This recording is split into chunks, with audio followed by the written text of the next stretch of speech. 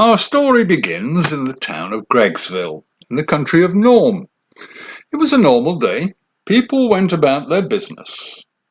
The carriages and wagons travelled through the town. Merchants shouted to passers-by in a desperate attempt to sell their wares and, hopefully, feed their families and themselves. One merchant shouted along, step right up, see if you can find the squirrel's treasure. This was Ulterion Silvertongue. He was a man of some fame, mostly infamy, for his, let's say, dealings. You would wonder, how does he make these dealings? Well, Ulterion isn't the only name he's used. In fact, his real name isn't Ulterion. But that is a story for another day. You, sir. Ulterion shouted to an old man who was passing by. The old man stopped and looked at Ulterion. Me? Yes, you, sir. Would you like to win the squirrel's treasure? The squirrel's treasure? Why, yes. I mean, surely a man of your years has heard of the squirrel's treasure. The old man looked a bit nervous, but would not be found out. Of course, but it's been a while, so I might need a refresher. Of course, sir. Ulterion brought the old man's attention to his counter, where there were 3 nutshells. I will be the squirrel, and my treasure is hidden under one of these nutshells. Ulterion lifted one of the nutshells to reveal a tiny golden ball.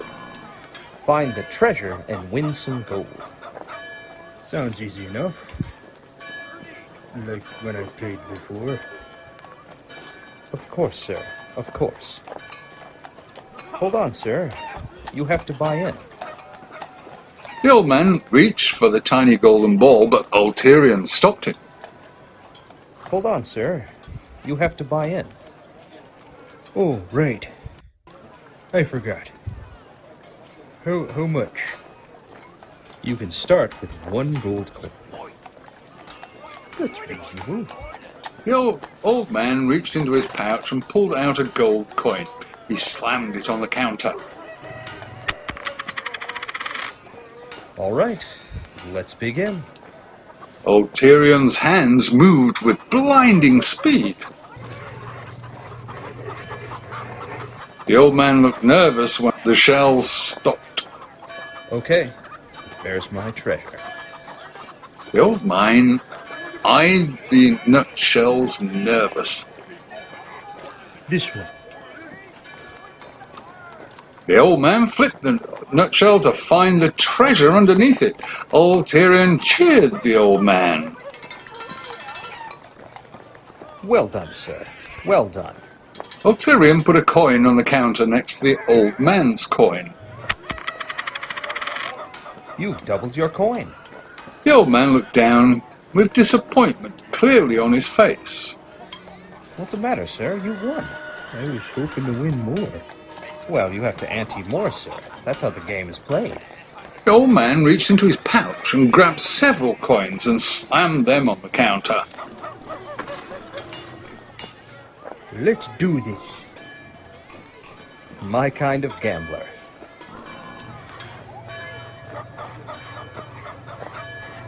Ulterion's hands moved at a blinding speed again.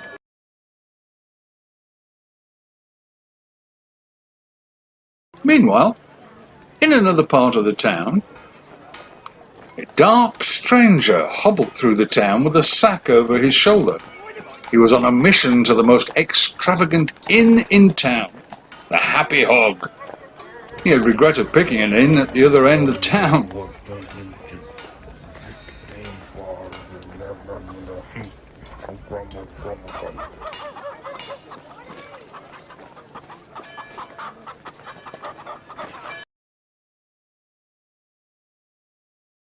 The old man had won a considerable pile of coins from Ulterion. Another win.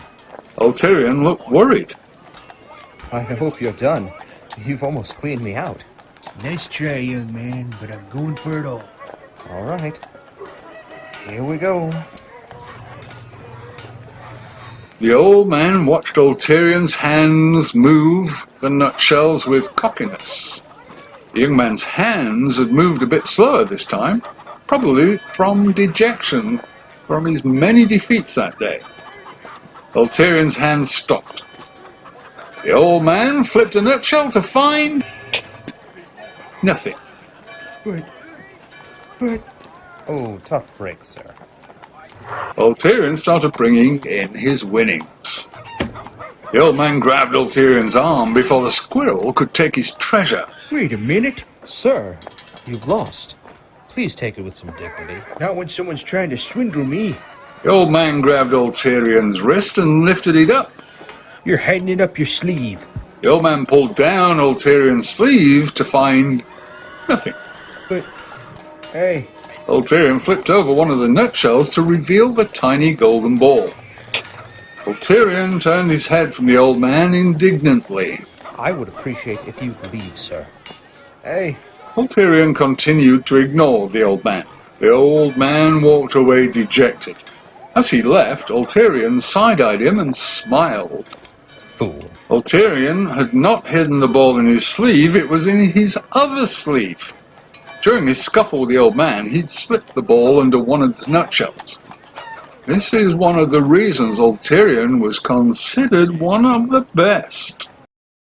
Meanwhile, the Dark Stranger continued his trek through the town. He was cursing himself for picking such a far location, but it had to be private. Also, meanwhile, Ulterion walked through the town counting his coins. 58, 59, 60.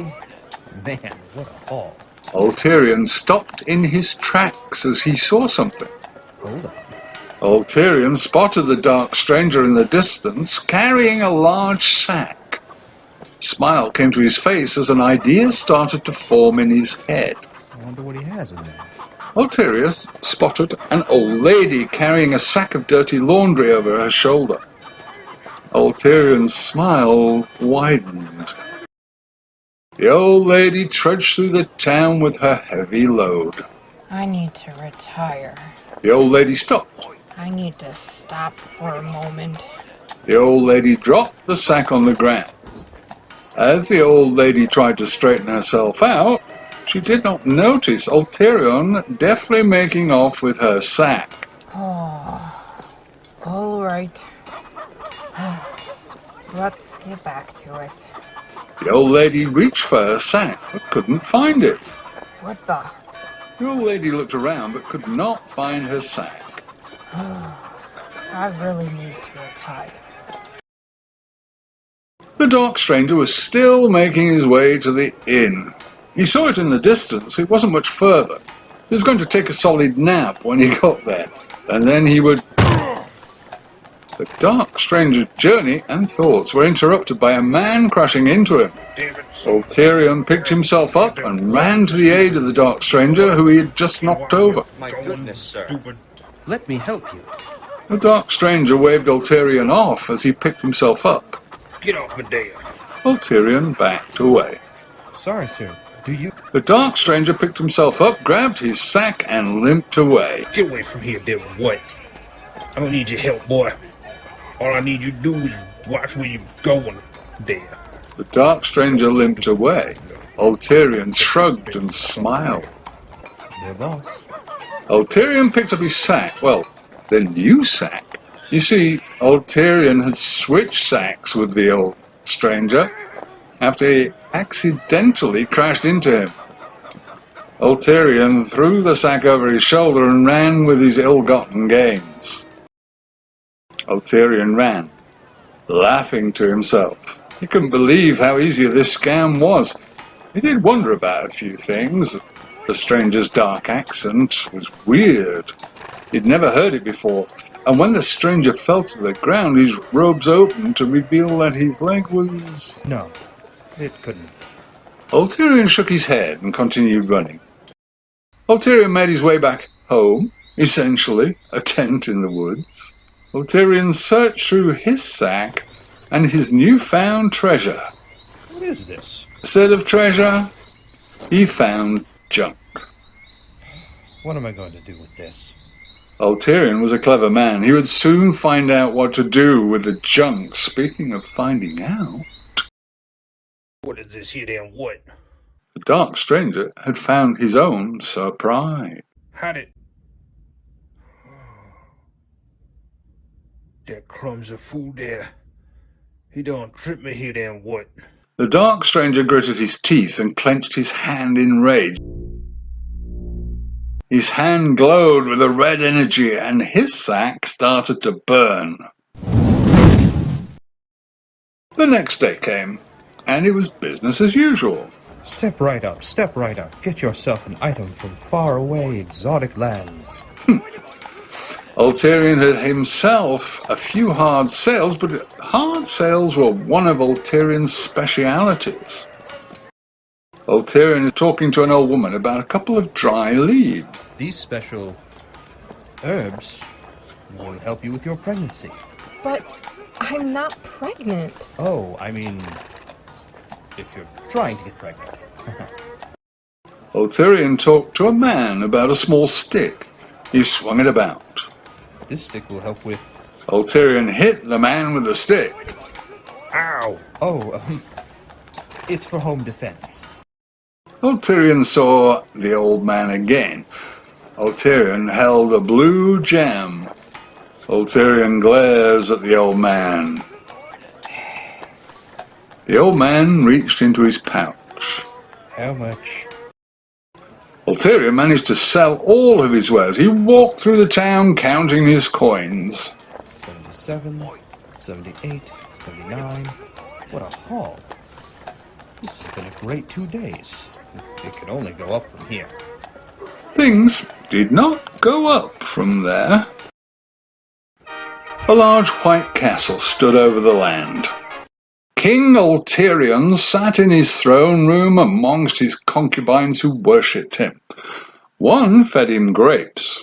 How are the grapes, my liege? Ulterion merely shrugged. They are satisfactory, I guess. Another concubine rubbed Ulterion's feet. How do your feet feel, master? Ulterion shrugged again. They are satisfactory, I guess. A concubine fans Ulterion with a giant fan. Is the temperature to your liking, your eminence?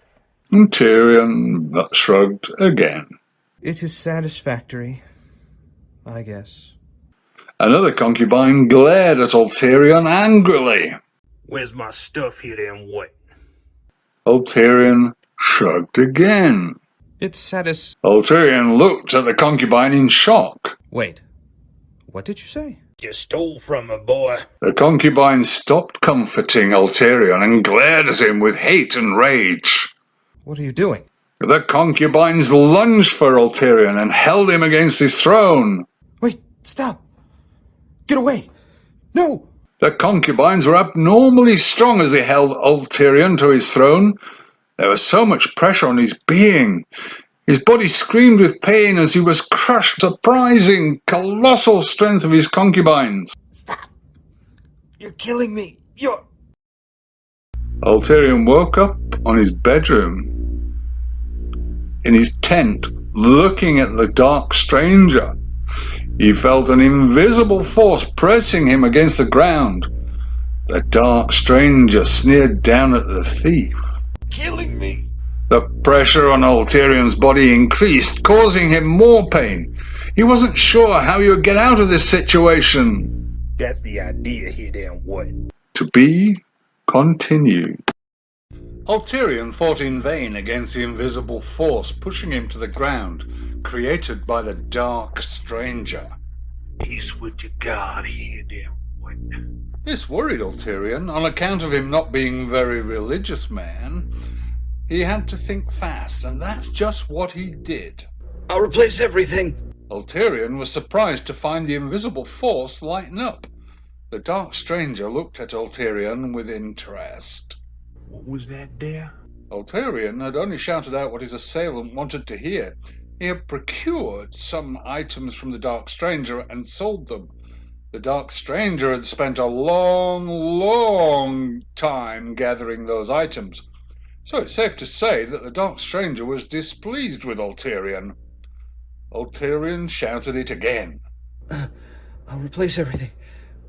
I swear. The Dark Stranger stood in silence for a moment. Ulterion laid in fear. He didn't have much choice in the matter. Before Ulterion could accept the inevitable, when the invisible force released its grip on him, he breathed a sigh of relief, until he remembered who was in his tent. Thanks. Ulterion and the Dark Stranger stared at each other in awkward silence.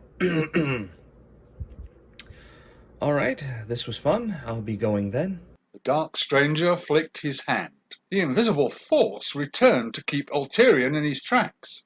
Let's try it and what? I thought so. The Dark Stranger flicked his hand around, and Ulterion was spun to face him. We need to discuss a deal here then what? I'm listening. It took me a long time to get them items you stole. Ulterion nodded, as best he could. I'm sorry for that.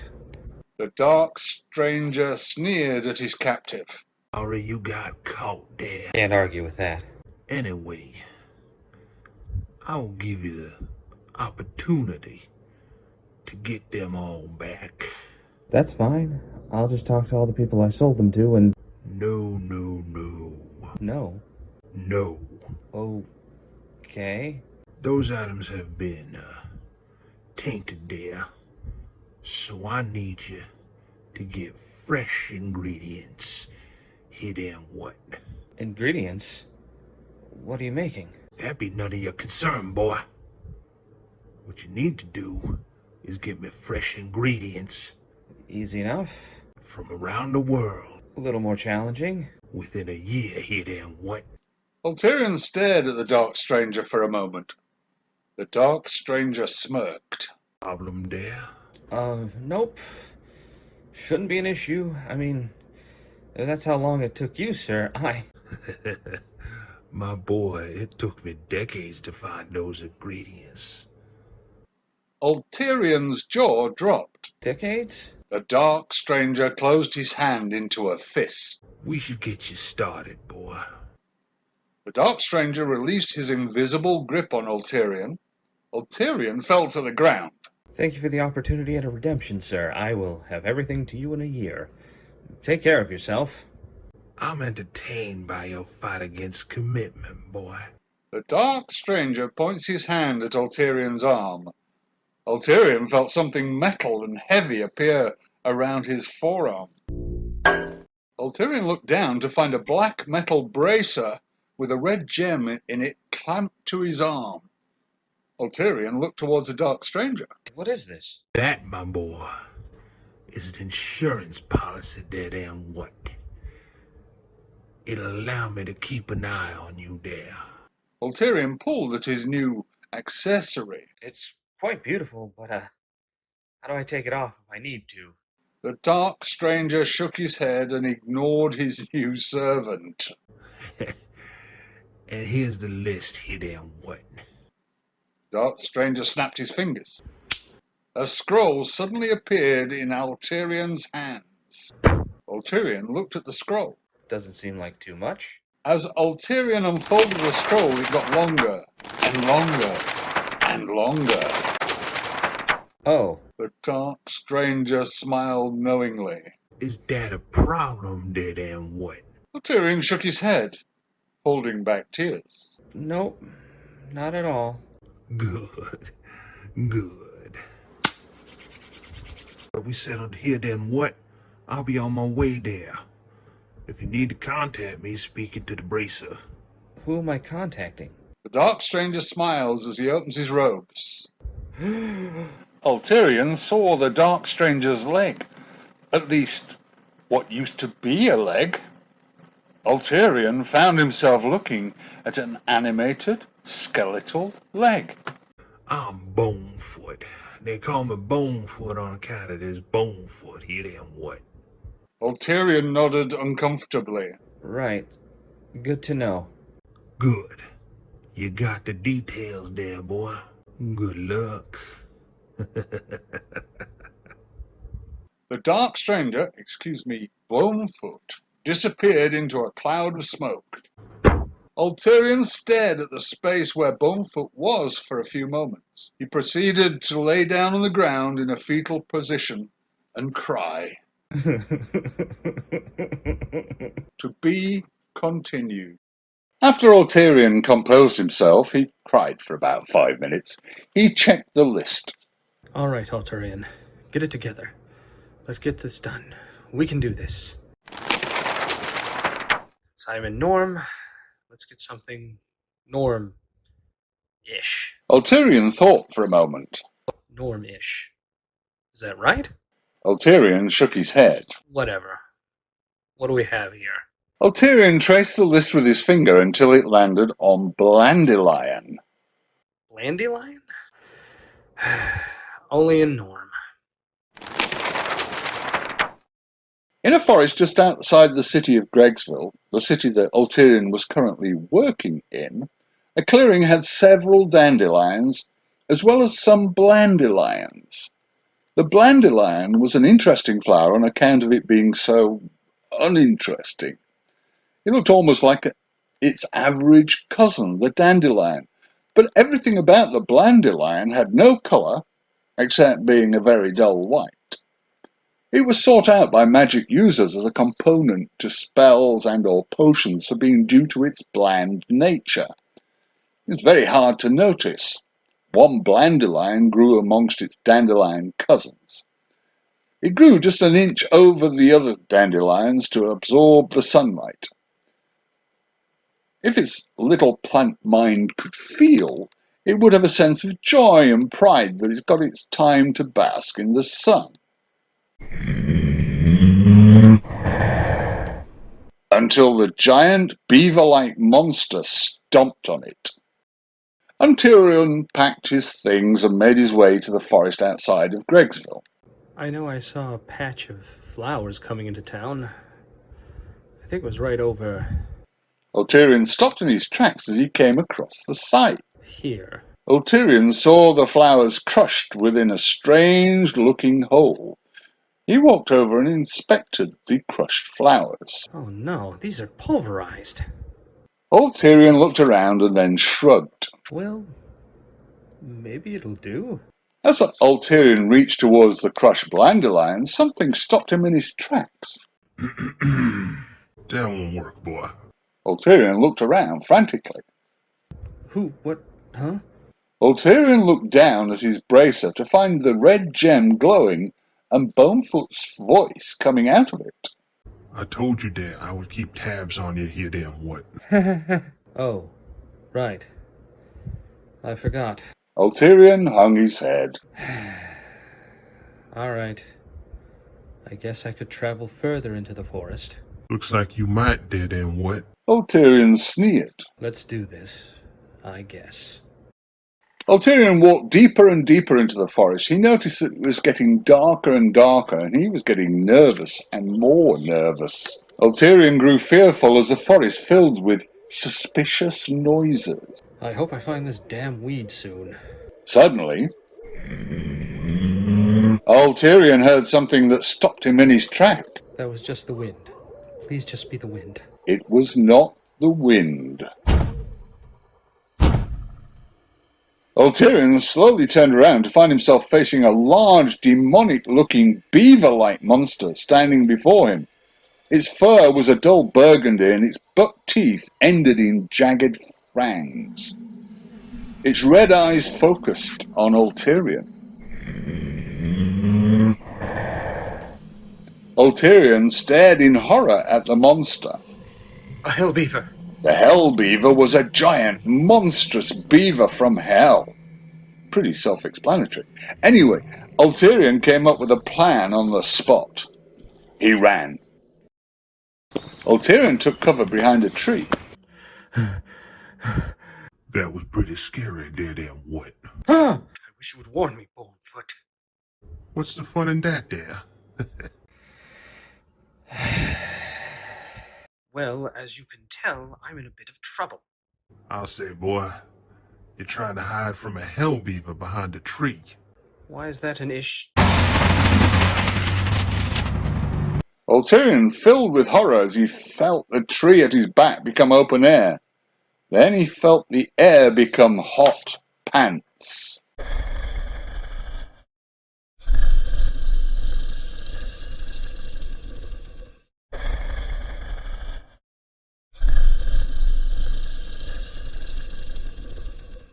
Ulterion slowly turned around to find himself face to face with the Hell Beaver. The Hell Beaver roared in Ulterion's face, blowing his hair back and covering him in slobber. The Hell Beaver swung one of its massive claws at Ulterion, who just barely ducked underneath it. Ulterion ran deeper into the forest. Ulterion ran, and ran, and ran, and ran, and ran, until he couldn't any more. He stopped to catch his breath. Ulterion, after he caught his breath, looked up and gasped in shock. Ulterion didn't know how he noticed it due to the nature of the plant, but there was before him the Blandelion. Finally, a break. Suddenly, the Hell Beaver's foot slammed on top of the Blandelion. Ulterion stared in silent horror and sadness. I should have expected that. The Hell Beaver hunkered down and took a deep breath.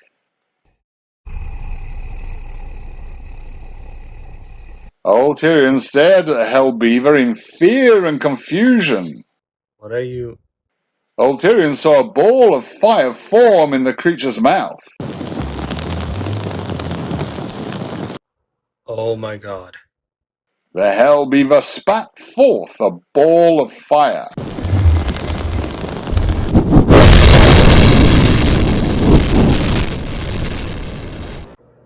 Oh shit. Ulterion fell to the ground, just barely dodging the fireball.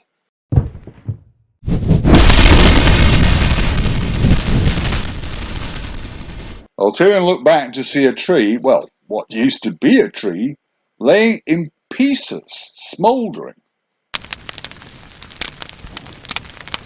Ulterion looked back at the Hell Beaver.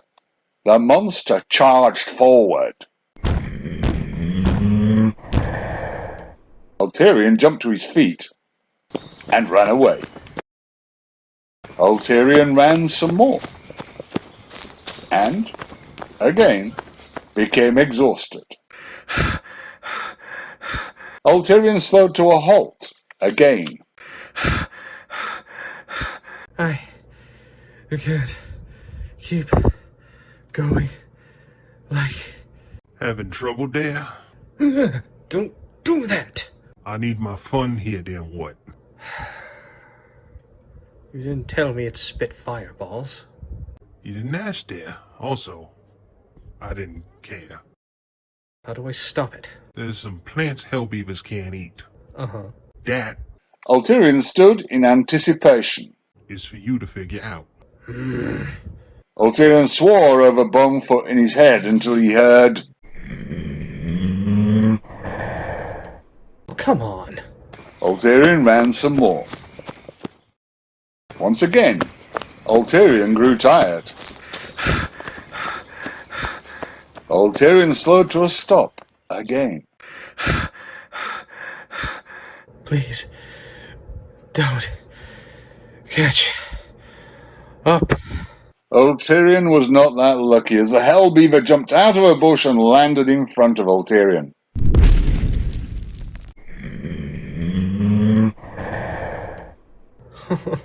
Come on now.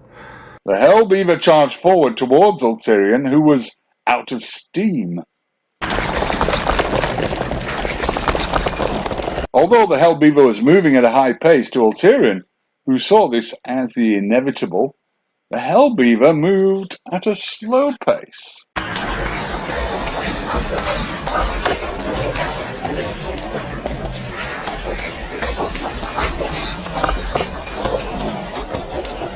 Ulterion looked away, not wanting to be a witness to his fate.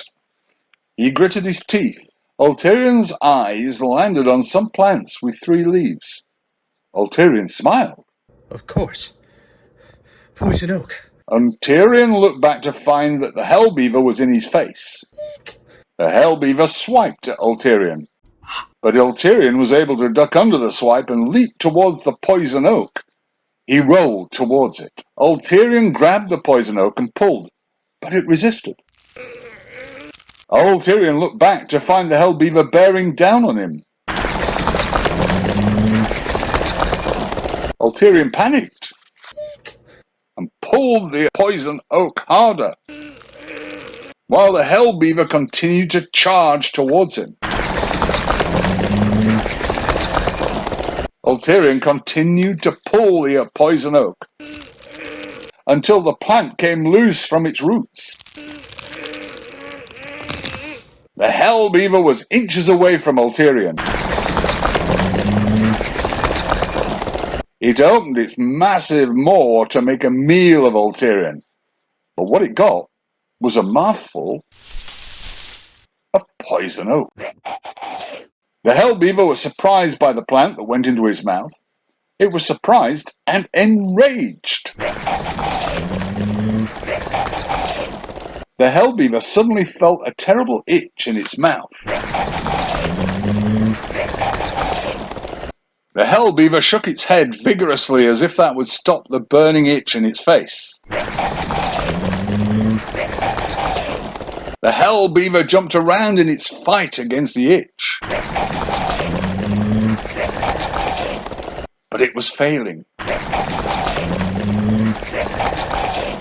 So it ran off, yelping in pain. Ulterion was satisfied with himself. That's taken care of. Good work, boy.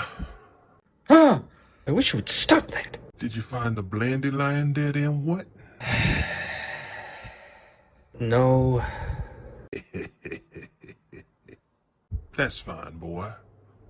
You still have a year here, then what? Yep. That's the spirit, dead and what? Oh, by the way there, you just handled poison oak, boy.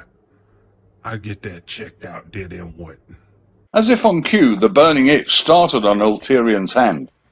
He started scratching himself furiously. I hate that guy.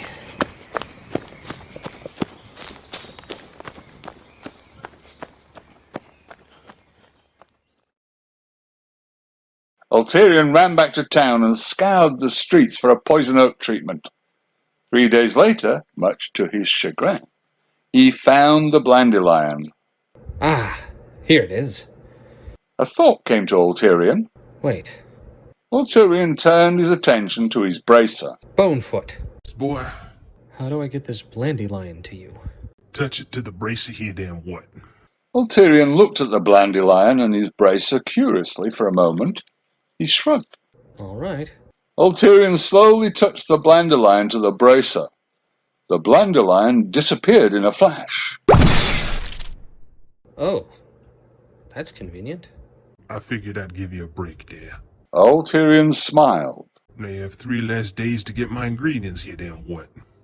Ulterion's smile disappeared. Thanks. Ulterion sighed and stepped his way back to town.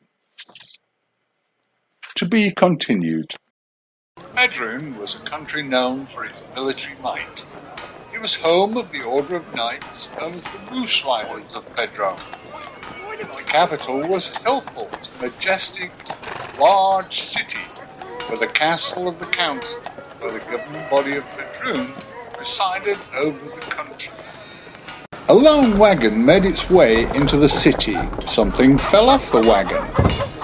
The stowaway, Ulterion, had stepped off his ride, which took his 3 days to procure, but that's a story for another day. He dusted himself off and looked around. Ulterion took out the scroll and unfolded it, but not all the way as the list was too long. What do we have in Drown? Ulterion scrolled through the scroll. I need to get Ulterion was filled with a sense of dread as he read the item. moose antler shavings? You see, the only moose antler Ulterion could use was from the mounts of the Moose Riders. He had done business with the Moose Riders before, and well, it made him less welcome to the Moose Riders. I need to be careful. Ulterion had scoured the city to find some Moose Riders. He was getting frustrated. Come on. I'm in Moose Rider capital, and I can't find one single... That's when Ulterion saw them. 2 moose, tied outside the local tavern. He smiled. Finally, break.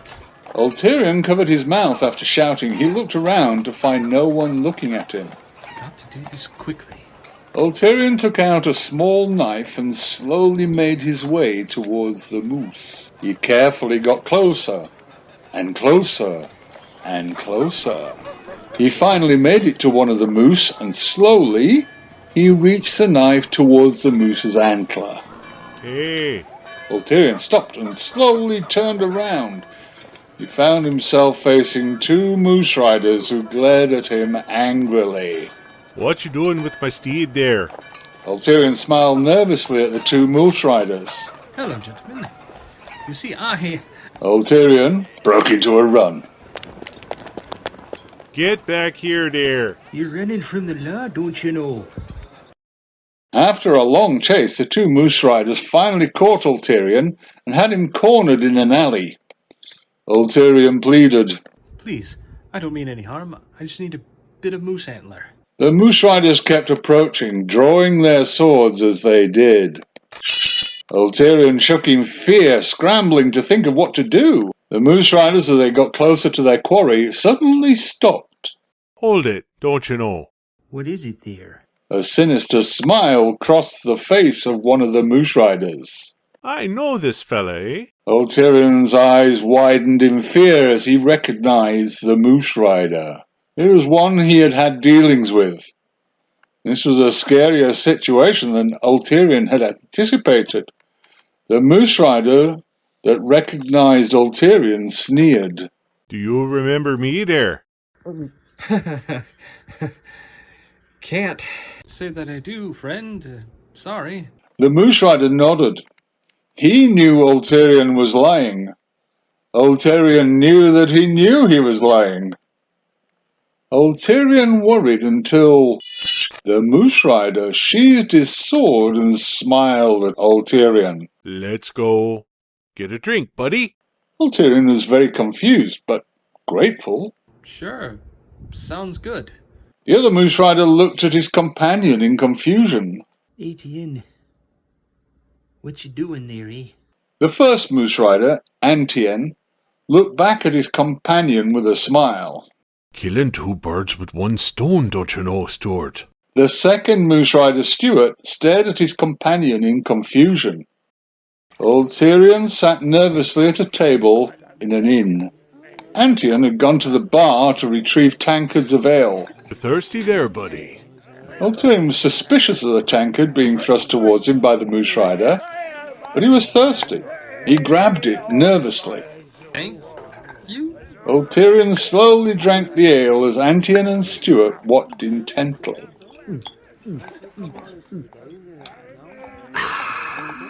Good stuff. Antien smiled and nodded. Good, eh?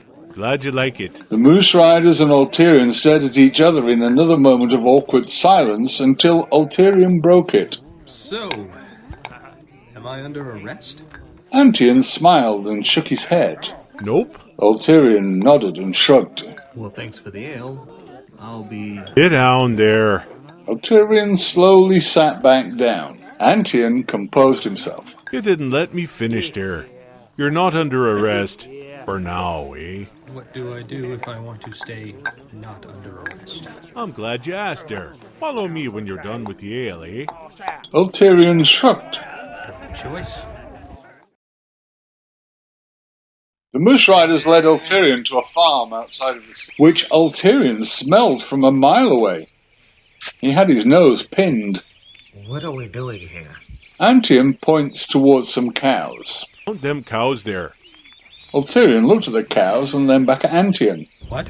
Just count 'em, don't you know? Ulterion shrugged and started counting. 1, 2, 3. Ulterion was puzzled. There are only 3. Antion somberly nods. That's the problem there. Someone's stealing livestock, don't you know? Ulterion was taken aback. Who could steal entire cows? It was Thessalak. He is a... Antion elbowed Stuart. A highly skilled thief there. Ulterion eyed Antion suspiciously. Okay. What does that have to do with me? I'm glad you asked, don't you know? You see, he's such a master criminal that we just can't seem to catch him there. So we figured an individual like yourself with certain experience could help us. That's understandable. I have to ask what's in it for me. Antion gave Ulterion a serious look. Freedom! Ulterion smiled nervously. Fair enough. We'll also give you the moose antler shavings there. Antion rolled his eyes. Yes, you can have the moose antler shavings, don't you know? Ulterion smiled. That sounded better. The Moose Riders and Ulterion stood in silence. You can get going there. Oh, right. Antion points. I hear he's in a cave to the west over there. There. Thanks. I'll be off. Antion and Stuart watched Ulterion run off. Why didn't you tell him the whole truth there? Because he always lied to us, don't you know? But what if Thessalak... You know... Stuart draws a finger across his throat. Whatever happens, we get rid of a problem, don't you know? Didn't take Ulterion long to find the cave, much to his surprise. He'd made a torch before he entered. Ulterion looked around as he entered deeper into the cave. He stopped as he ran into a carcass of a cow. Oh, God. What kind of thief would do this to a cow? Ulterion suddenly noticed something reflect the torchlight. What the... Ulterion found himself looking at mounds of gold and gems and other treasures. Wow. This is a lot of stuff for one guy to steal. A horrifying realization came to Ulterion. This cave doesn't belong to some thief. This is the lair of a... Ulterion heard some giant thing come up behind him. Its landing made the torch sputter. Ulterion slowly turned around to find himself facing a giant reptilian beast with large leathery bat-like wings on its back, midnight black scales all over its body, and 4 legs ending in razor-tipped claws. The massive legs supporting a massive body with a serpentine neck that ended with a horned head, complete with a toothy maw. Yellow reptilian eyes glared down at Ulterion. The dragon! The dragon snarled at his guest. Hi. Thassalok brought his massive head down so it was level with his guest. Well, I was roaming around and it felt like it was starting to get cold, so I ducked in here for shelter. I didn't know this was your home. The dragon looked down at an Ulterion dubiously. Ulterion nods his head furiously. Yep. Thassalok nodded while still looking dubious. Thassalok grabbed Ulterion suddenly and slammed him up against a wall. Thassalok brought his face closer to his pinned quarry. Ulterion struggled, but in vain. All right. You caught me. I was sent to stop you.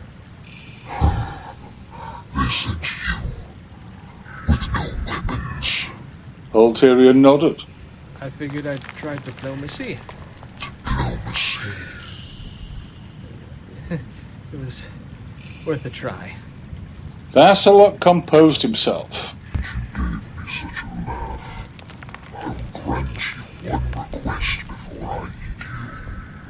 Ulterion scrambled to think of something. How merciful and wonderful of you, O great dragon of... Right. Anyway, why do you have so much treasure? Vassalok gave Ulterion a puzzled look. What? I said, why do you... I heard you. What a foolish question you asked. Ulterion shrugged. I was just asking because we know you don't pay for the cows you eat. Why should I? Trying to stop me from taking them. That's a valid point. But I still have to ask. Why the treasure trove? Is that all you really want to know? I mean, what do you buy? What? I said, what do you... Ulterion shrugged. You asked, so... Vassalok snorted at Ulterion in anger. Ulterion went quiet. Ulterion nodded. I can see why you don't need to. I mean, it's quite apparent. I would guess you don't have a profession. Of course I do. I'm the terror of the drow. Are you paid for it? No. No one commands me. That's not really a profession, then. Vassalok gave Ulterion a glare, but then thought for a moment. So you take the treasure from others? They could stop me. Well, eventually. Vassalok glared at Ulterion with hatred and anger. What? What I said... Vassalok gave Ulterion a low growl that stopped him in his tracks. You know what? Your ears have been working this whole time, so I won't repeat myself. What I was getting at is, I know the Moose Riders have been trying to chase you out. They certainly tried. Isn't that a problem? Don't you fear... Vassalok brought his massive face towards Ulterion with rage in his eyes.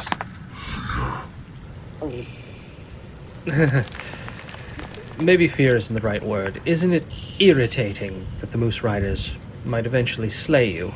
Vassalok thought to himself as he sneered. What hurts me? Vassalok glanced at Ulterion. Irritated. That's a lot of people to eat.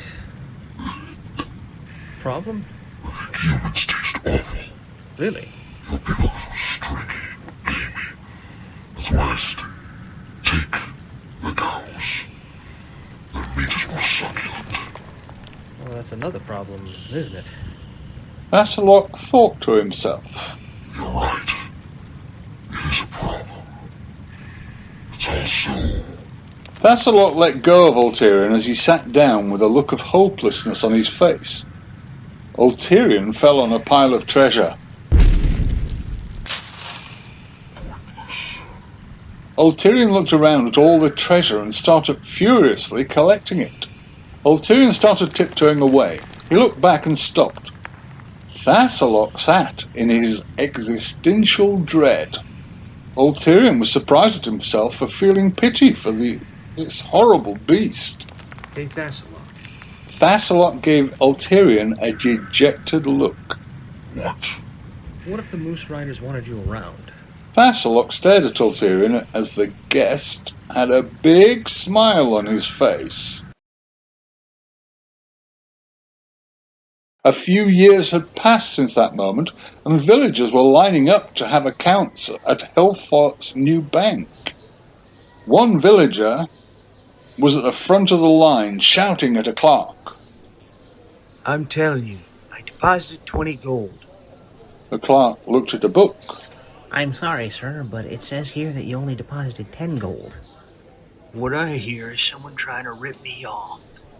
Sir, I want to help you, but I can't if you're going to yell. You've helped enough. I want to speak to your boss. Sir, I don't know if you want to. The villager glared at the clerk and talked through gritted teeth. Boss, now. All right. The clerk turned around and shouted. Boss, we have a disgruntled customer.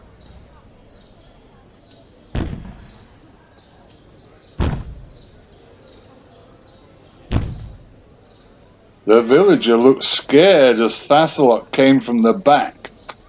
The dragon's giant head lowered so that it was in line with the villager. Actually, I'm fine. Vassalok smiled.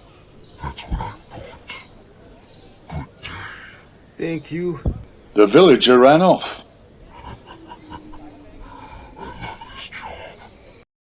Ulterion managed to get the moose antler shavings from the moose riders, Antion and Stuart, although they betrayed him and tried to shove him in the dungeon, but that's a story for another day. Ulterion walked across the field reading the list. The next thing is... Ulterion sneered and stopped in his tracks. numerical yak hair? What is this guy making? Ulterion shrugged. Whatever, it's a job. Ulterion looked around the field he was walking in. Ulterion wandered through the countryside of Lingland, home of the halflings. They were small people with big furry feet. Ulterion thought about going to the nearest town of Pint. Ulterion knew the halflings were friendly, but they were the ones that herded the numerical yaks, and he figured they would not appreciate him taking their fur. Luckily for Ulterion, there were a few wild numerical yaks. They were large, bovine creatures covered in thick, coarse fur, ranging from yellow to dark brown. They were known for their birthmarks that were always in the shape of numbers. Ulterion smiled upon seeing the herd. Yes. The numerical yak herd heard Ulterion and were spooked. No. The numerical yaks, to no one's surprise, did not heed Ulterion and ran off. No! Ulterion dropped onto his hindquarters. He realized it was going to be harder than he thought. After a while, Ulterion found another herd of numerical yaks. Ulterion smiled as he found his quarry. Yeah. Ulterion clapped his hands over his mouth. When he was sure he couldn't be heard, he had a quick, quiet celebration. Yes. Ulterion made his way slowly and silently towards the herd. His heart started beating faster. He got closer, and closer, and closer. The yaks did not seem to notice his presence. That's it. Keep grazing. Don't mind me. Ulterion came up to the hindquarters of a yak, slowly reaching towards it. And... Ulterion's hand shot forward and grabbed a tuft of the hair. got you. Ulterion realized his mistake too late as one of the yak's hooves came back and hit him, knocking him out of consciousness. Ulterion woke up from the darkness to find a little halfling's face, Father Seamus, staring down at him. Good morning, Boyle. What the? Ulterion jumped out of the bed, not taking into account how small the halfling's house was. He slammed his head against the ceiling. Ulterion went back into unconsciousness. Ulterion was in darkness. Boyle. Hey, Boyle. Ulterion woke to see Farmer Seamus standing over him again. Where Ulterion tried to sit up, but found he couldn't move his head. He looked up to find a rope tied around his head to the bed. Ulterion gave the farmer a confused and scared look. I had to tie you down so you didn't get another bump on your noggin. Ulterion shrugs. Fair enough. Ulterion and the farmer stared at each other. So, are you going to untie me? The farmer glared at Ulterion. That depends. Are you gonna harass me yaks again? Those are your yaks? But they were out in the open field. Aye, they be very self-sufficient. Oh. Well, here's a weird question, but... You need more numerical yak hair. Ulterion's jaw dropped. How did you... The farmer shrugged. I get a lot of spell-casting types around here. They say it's useful. They give me coin, so I agree. Ulterion hesitated to ask. How much do you want? After you've been knocked out by my yak for 5 days, I'll just give it out to you for some pity. 5 days? The farmer shrugged. Aye. Plus 2 more after you hit the ceiling. The farmer burst into laughter. The farmer looked at Ulterion as he left. Ulterion was aghast with how much time he'd wasted. The farmer composed himself. Anyway, let's get ye some yak hair. The farmer brought Ulterion to a field where there are some yaks. Ulterion smiled. Yes, thank you. Ulterion saw a baby numerical yak by itself. I'll just grab that one. The farmer watched Ulterion run towards the young numerical yak calf. Wait, don't! Ulterion did not hear the halfling's warning and grabbed at the yak calf. He was surprised to find that his hand went through the calf as if it wasn't there. He looked at his hand in shock. What the? Yeah, they could make illusionary copies of themselves. Great. Also, the mothers tend to be a bit very protective. Ulterion turned to see the calf's mother barreling towards him. The numerical yak mother slammed her head into Ulterion, sending him flying into a fence post.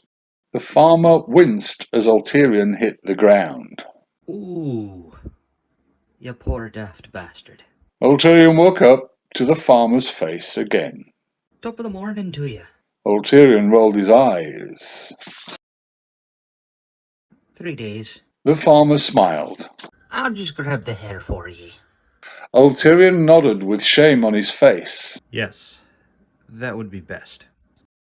Once Ulterion grabbed his numerical yak hair, he had to stop a band of mercenaries from conquering a small halfling town. But that's a story for another day. Ulterion found himself in a swamp in the country Gregg. Ulterion was worried, as he should, for Gregg wasn't part of the Tolerance Treaty. It was created after the last Flapjack War. Gregg was full of xenophobic humans who also didn't like other humans, with a military called the Conquerors by Dawn.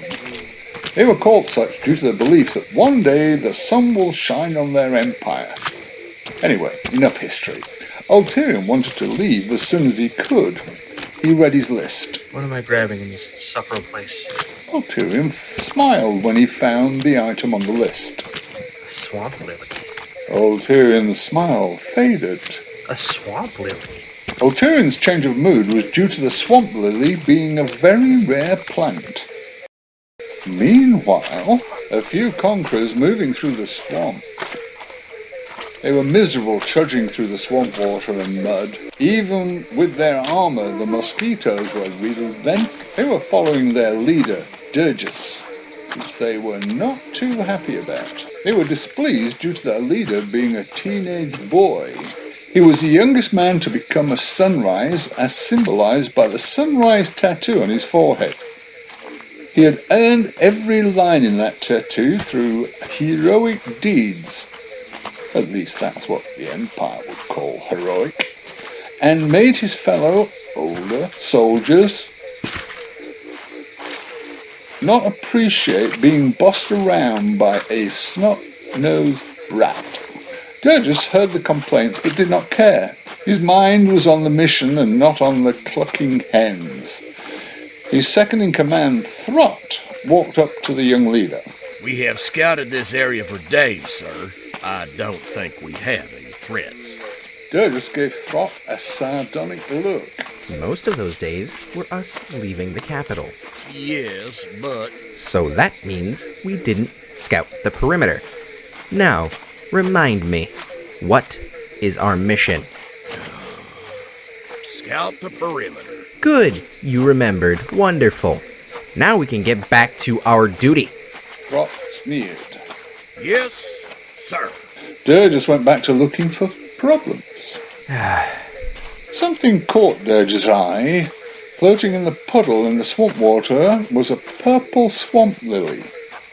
This made the hardened young warrior smile. Wow, a swamp lily. Must be my lucky day. Durgis placed the rare flower on his armor. Ulterion continued his seemingly endless trudge through the swamp. Night had fallen, and Ulterion was beginning to lose hope. I thought those damn yaks were a problem. The conquerors had set up camp. Throt was setting up his tent. He had noticed that Durgis was nowhere to be found. Where is he? Ulterion continued to trudge through the swamp. He stopped when he saw something in the distance. What's that? Ulterion squinted and found it was a conqueror. Oh, shit. Ulterion jumped into a bush.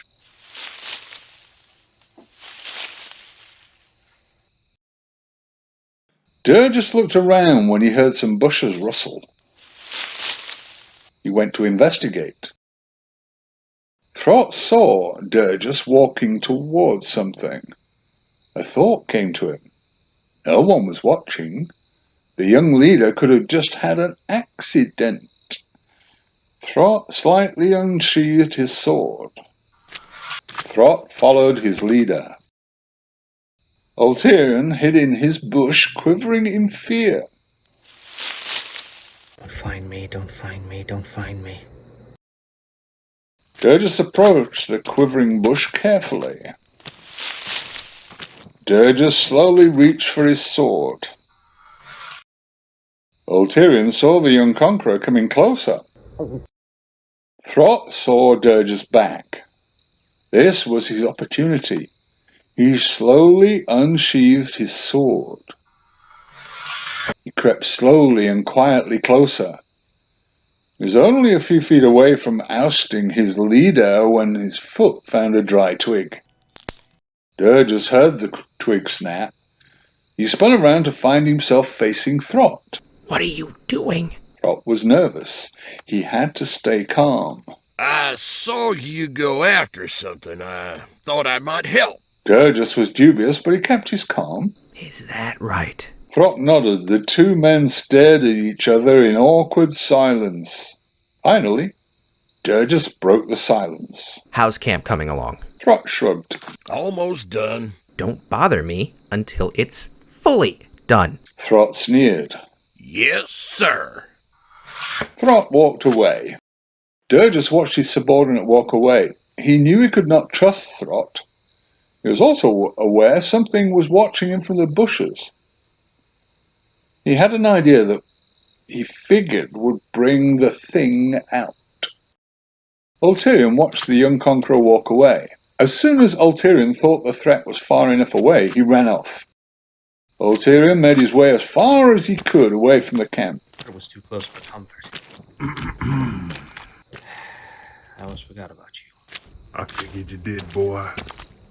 I figured you did. Hear them what? Did you notice something about that boy's armor? Hear them what? Ulterion thought for a moment. Ulterion stopped in his tracks as a realization came to him. He had a swamp lily on his armor. Ulterion ran back to where he encountered the young conqueror. Ulterion has found his way to the conqueror's camp. He thought his chances were good. There was only one conqueror on watch. And this particular conqueror was preoccupied with digging in his ear that he wouldn't notice much. Ulterion thought that this was his lucky day. He looked around and saw that one tent was bigger than the others. He figured that was the leader's tent. This shouldn't be too hard. Ulterion tiptoed around the other tents as quietly as possible. Ulterion checked to make sure he was not spotted by the guard. He looked over to see the guard stretching. Ulterion found his opening and quietly made his way to the big tent. Ulterion slowly opened the flap. The inside was illuminated by the campfire and moonlight. It was not much light, but it was enough to see the swamp lily on the table. Ulterion slowly crept towards the flower. He stopped as he heard a noise.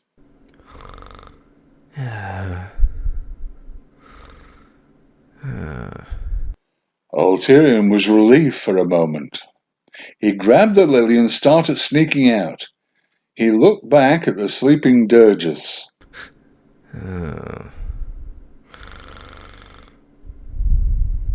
Yikes. Like the whole swamp, why don't you? As Ulterion went to leave, he heard something. Then Ulterion felt something on his back, something metal, and with a point that didn't break skin but was enough to hurt. Enough to convey the message of stop. You know what's funny? What's that?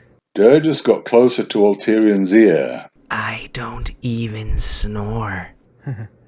Yeah. Pretty funny. As the sun came up that morning, Ulterion found himself down on his knees with his hands tied behind his back and one of Durgus' scimitars to his neck. Who sent you? Ulterion looked up in confusion at Durgus. What do you mean? Durgus pressed the sword harder to Ulterion's throat. Don't play coy with me. I honestly don't know what you're talking about. I swear. The young conqueror grabbed Ulterion by his collar and pulled him forward, and stared into his eyes fiercely. Ulterion had been interrogated before, so this shouldn't have been anything different, especially from someone who was so young. But there was something about staring into this young man's strong green eyes. Ulterion thought this silent, staring interrogation would go on forever, until Durgus let him go.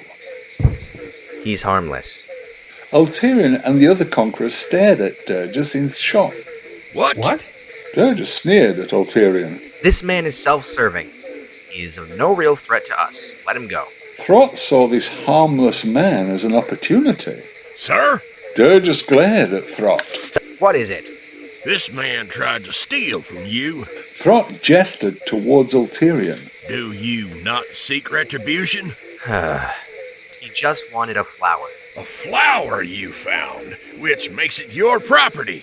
This man has disrespected you. Durgus rolled his eyes. There is no time for this.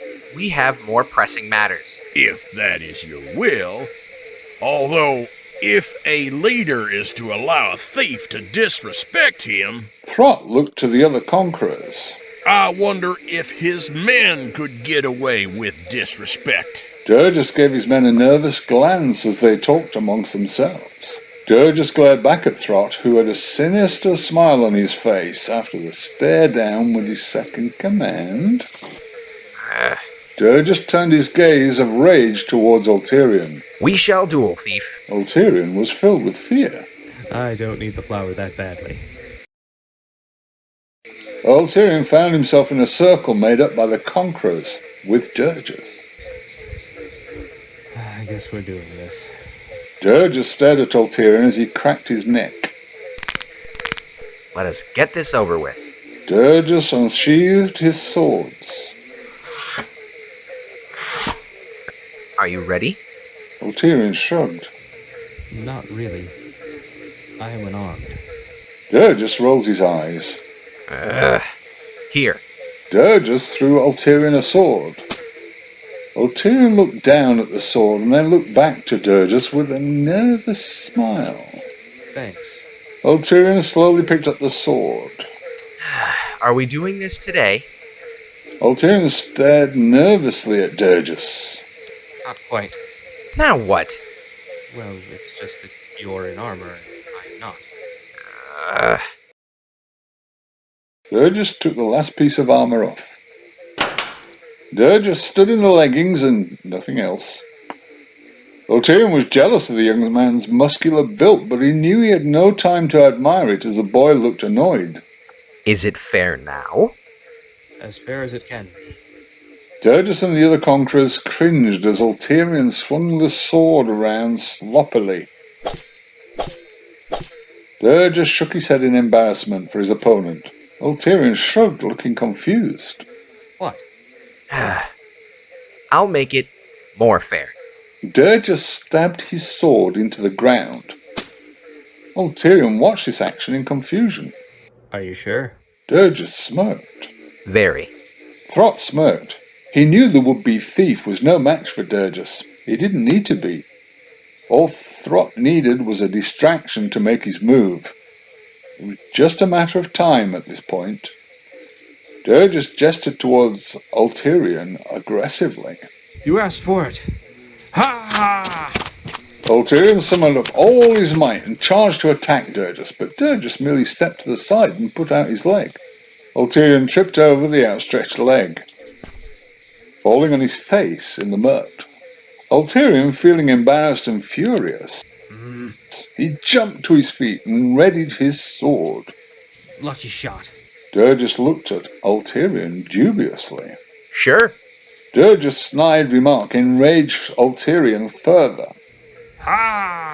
causing Ulterion to swing his sword wildly, which Durgis dodged easily. Ulterion raised the sword over his head, only to have the young conqueror catch his sword arm. Durgis glared at Ulterion. Are you done? Never. Durgis sneered at Ulterion's verbal riposte. He didn't believe Ulterion's bravado. To be fair, neither did Ulterion. Well, I am. Durgis punched Ulterion in the face, sending him spinning around. Once again, Ulterion hits the ground. Durgis walked towards his downed opponent. You fought valiantly. Well, you fought. Well, you tried. At least, I can give you that. Ulterion laid upon the ground, watching the young conqueror coming to end him. Ulterion looked away as he waited for the inevitable. His gaze happened upon the flower of the young conqueror's armor. He had a thought. The flower was all he wanted. He didn't have to fight, let's be real, lose to this honourable man. I mean, one of them had to be honourable. Certainly wasn't going to be Ulterion. Ulterion hooked the sword at Durgis, who was surprised by the act, but not that surprised, as he caught it between his hands. Did you really think that was going to work? Ulterion shook his head with a smile. No, I think this will. Durgis looked puzzled. What are you... Durgis was interrupted by a clump of mud hitting his face. Ah, damn it. As Durgis was distracted by the mud in his eye, Son of a bitch, I'm gonna... Ulterion saw his opening. He jumped up, ran for the flower, grabbed it, and started running. Two conquerors tried to stop him. Where are you going? Away!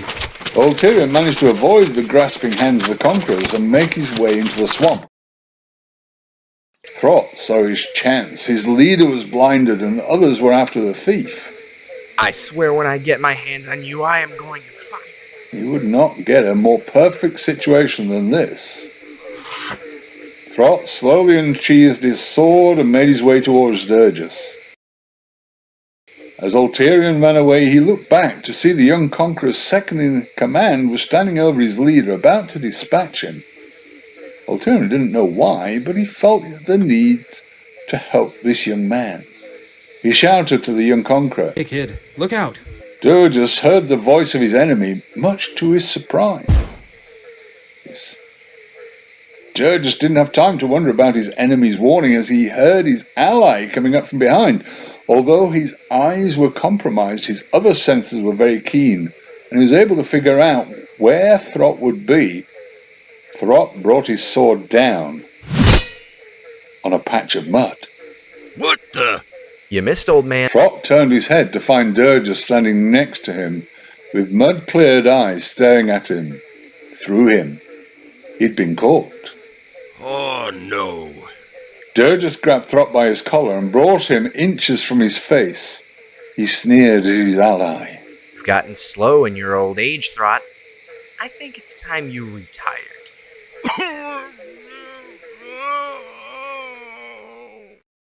Ulterion managed to make his way through the swamp of the Scaly. He'd encountered a band of lizard folk. He managed to seduce their leader, who he was sure was a woman, at least 90% sure, and after a night of passion and crying, Ulterion made his way to the country of Brogue. Ulterion found himself in the town of Blondeclan. Ulterion looked around to find several of the Minotaur denizens glaring at him. You see, the Minotaurs of Brogue were fairly isolationist, only dealing with lesser races during trade agreements. Ulterion knew he was in dangerous territory.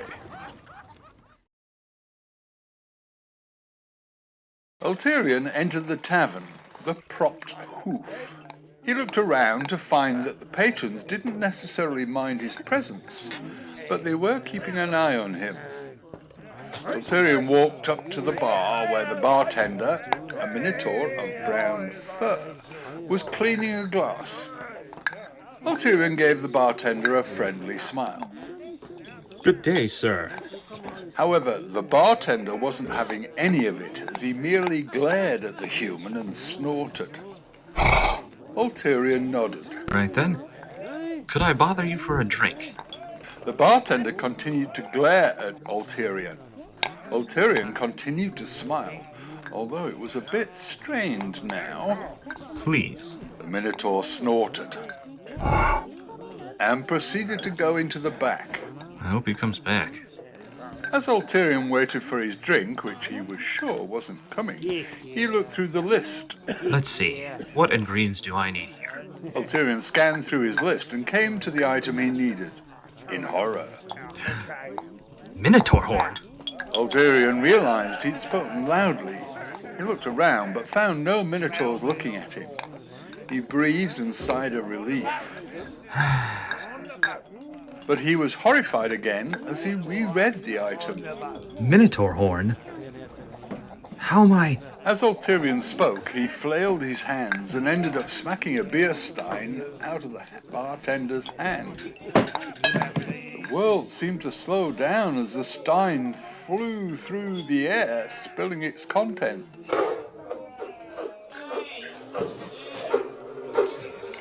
All over the bartender. The bartender stared at the stain on his shirt in shock, while Ulterion stared at him in fear. Soap and water will get that out. I'm sure of it. The bartender sneered at Ulterion. The bartender drags Ulterion through the town. Ulterion did his best to negotiate with the angry minotaur. Wait, I can get you a new shirt.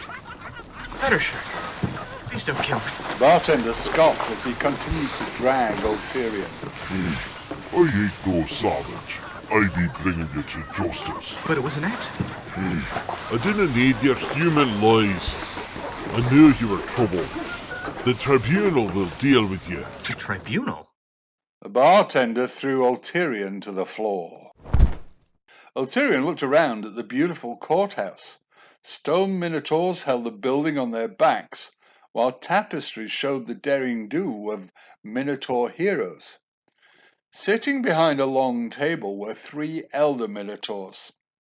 Sat behind it in black robes. The middle elder minotaur cleared his throat.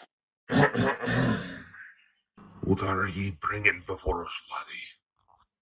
The bartender pointed an angry finger at Ulterion. This disgusting human sprayed and wasted beer on me. Ulterion shrugged. It was an accident. Another elder minotaur hit their gavel on the table. Silence, human! Ulterion quieted immediately. The last elder minotaur put up a hand to his pierce. No, let's calm ourselves down. We have to be fair. Another elder minotaur scoffed. Are you kidding? It's a human! That don't mean he's unworthy of a fair trial. The middle elder minotaur hit his gavel on the table. The middle elder minotaur addressed the bartender and Ulterion. We'll settle this through trial by combat. Ulterion was terrified by the suggestion as he looked at the bartender who was much bigger than he was. Could we just have a debate? Ulterion and the bartender are led to a dock by Minotaur guards. They're followed by the Minotaur elders. Ulterion was scared and confused, but mostly scared. Ulterion and the bartender have found themselves at the end of the dock. The first elder Minotaur shouted. The battle shall take place here. And the weapons will be... Ulterion and the bartender are given fishing poles. Ulterion looked at his weapon in confusion. Huh? The first elder minotaur raised his hand into the air as he shouted, "Let the battle begin." The bartender raised his pole into the air. Ulterion looked up in fright, but Ulterion's fears went away as the bartender's hook hit the water.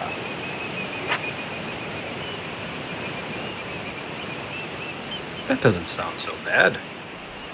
If ye lose, ye will be the bartender's servant. Ulterion cringed. I better get started. Ulterion cast his line into the water.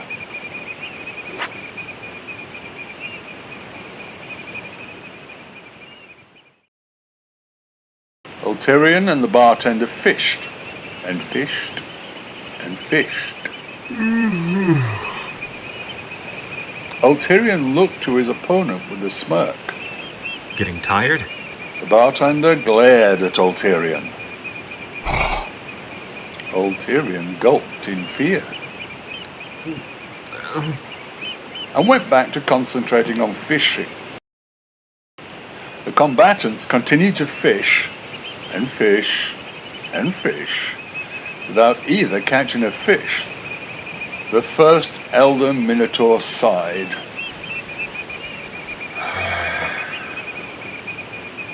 Should have really chosen some other challenge.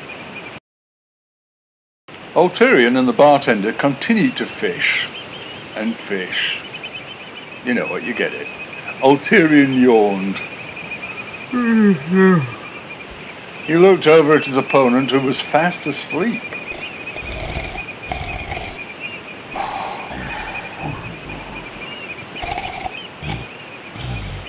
Ulterion turned his attention to the elder minotaur, who was also asleep.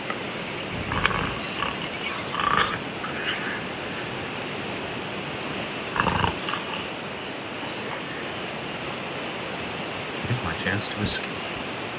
Ulterion tried to set his fishing pole down, but found something tugging at the line. He growled in frustration. I can't believe I caught something. Ulterion gasped in shock and realization. Oh my god, I caught something. Ulterion's shouts awoke everybody in attendance.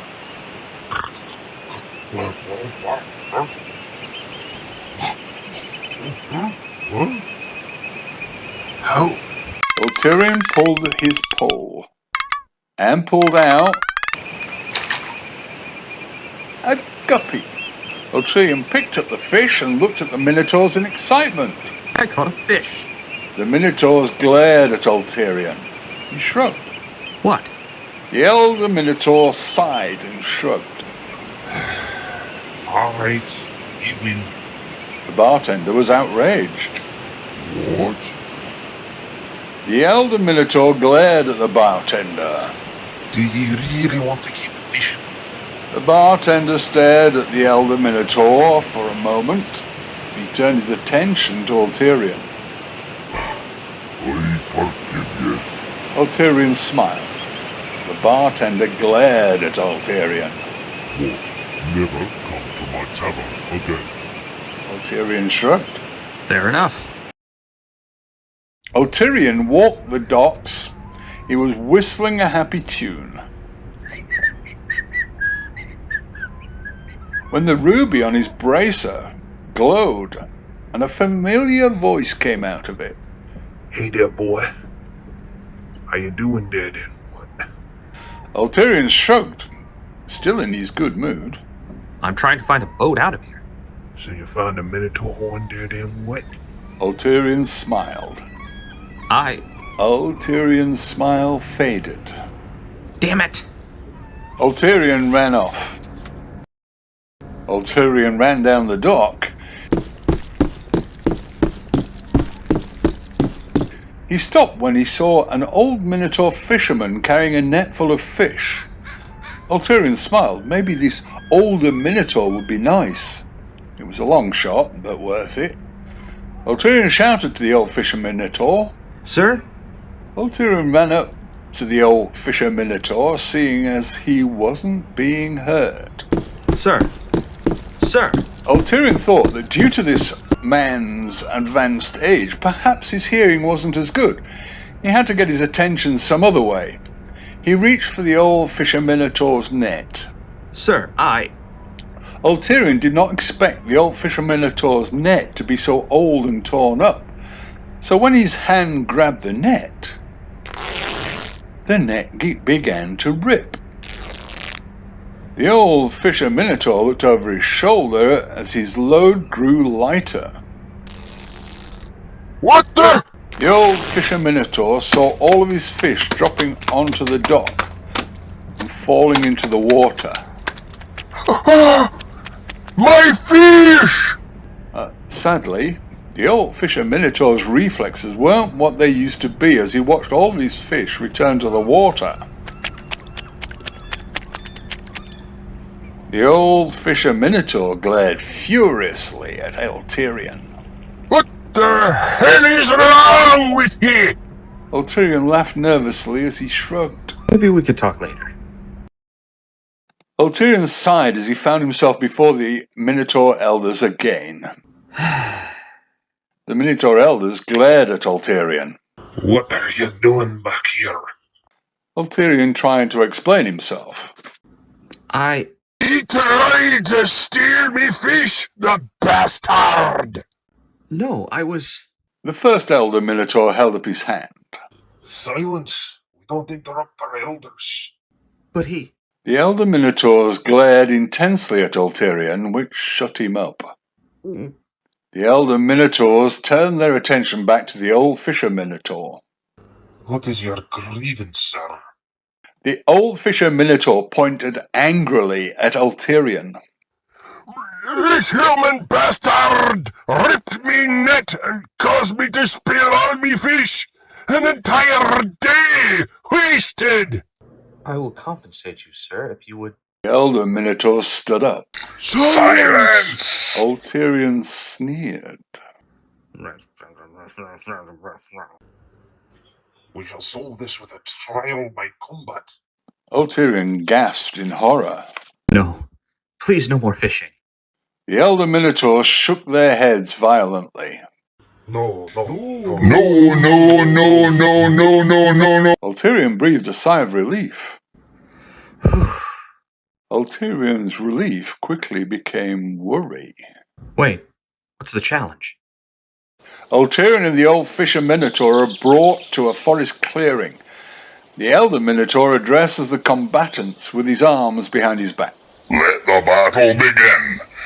The weapon of choice is... The elder Minotaur pulled out 2 axes from behind their back. Axes. The elder Minotaur throws one of the axes. Ulterion looked scared as the axe flew through the air. Ulterion breathed a sigh of relief as the axe hit a log. For woodcutting. Ulterion and the old fisher Minotaur held their axes and stood before their own respective stumps, with logs on top of them. The elder Minotaur held their hand in the air. Ready? The old fisher Minotaur gripped his axe tighter. He glared at Ulterion with hate. I'm gonna destroy you! Sit! Ulterion gripped his axe tighter, but more out of fear. He tried to intimidate his opponent back. Yeah, well, you're wrong. And failed miserably. The elder Minotaur brought their hand down. Oh! Ulterion raised his axe over his head and gave a battle cry. Ah! He brought the axe down. It bit into the log. Just not very far. This is in the bag. The old fisher Minotaur lifted his axe over his head and with a battle cry, Hey! brought the axe down and hit the log, just as impressively as Ulterion had. He looked around nervously. Guess I lost some strength this past few years. The combatants continued to chop for hours.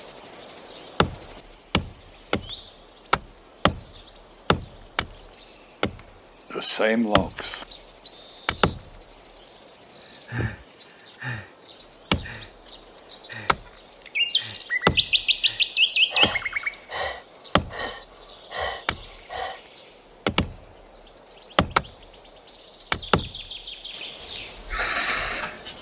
We really need to work on these trails.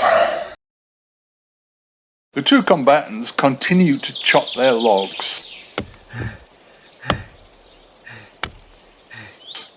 Still cutting the same logs, well, Ulterion found he was cutting alone. He looked up to find the old fisher Minotaur was asleep.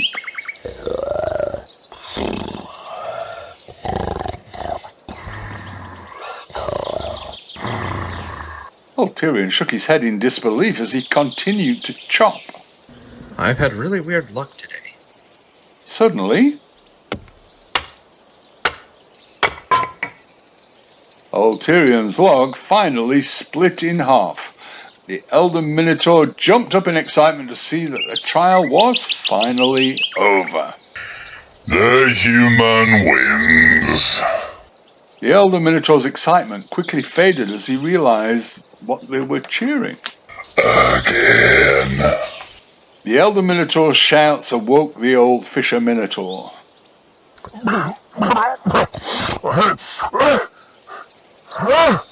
What? The old fisher Minotaur watched as Ulterion cheered his victory. Woohoo! The old fisher Minotaur waved off Ulterion.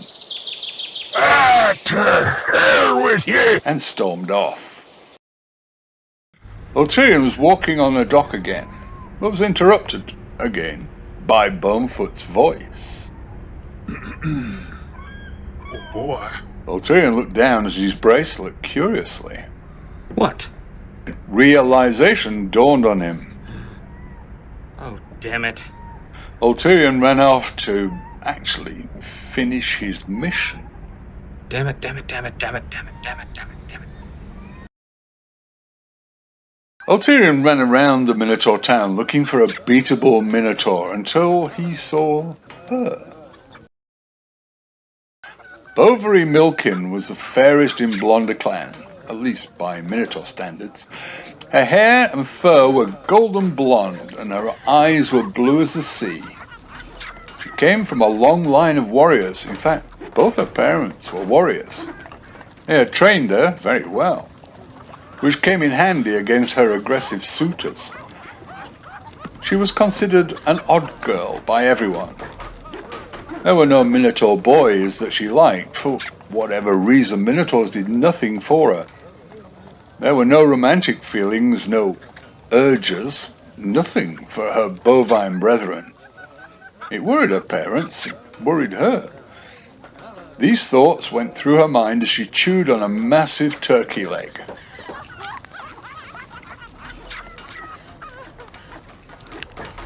Her jaw dropped, and some turkey fell out as she saw him coming towards her. Ulterion walked towards the Minotaur woman with a big smile on his face. He was sure his plan would work. Bovary couldn't believe such a handsome creature was walking towards her. She couldn't believe this human was about to come up and talk to her.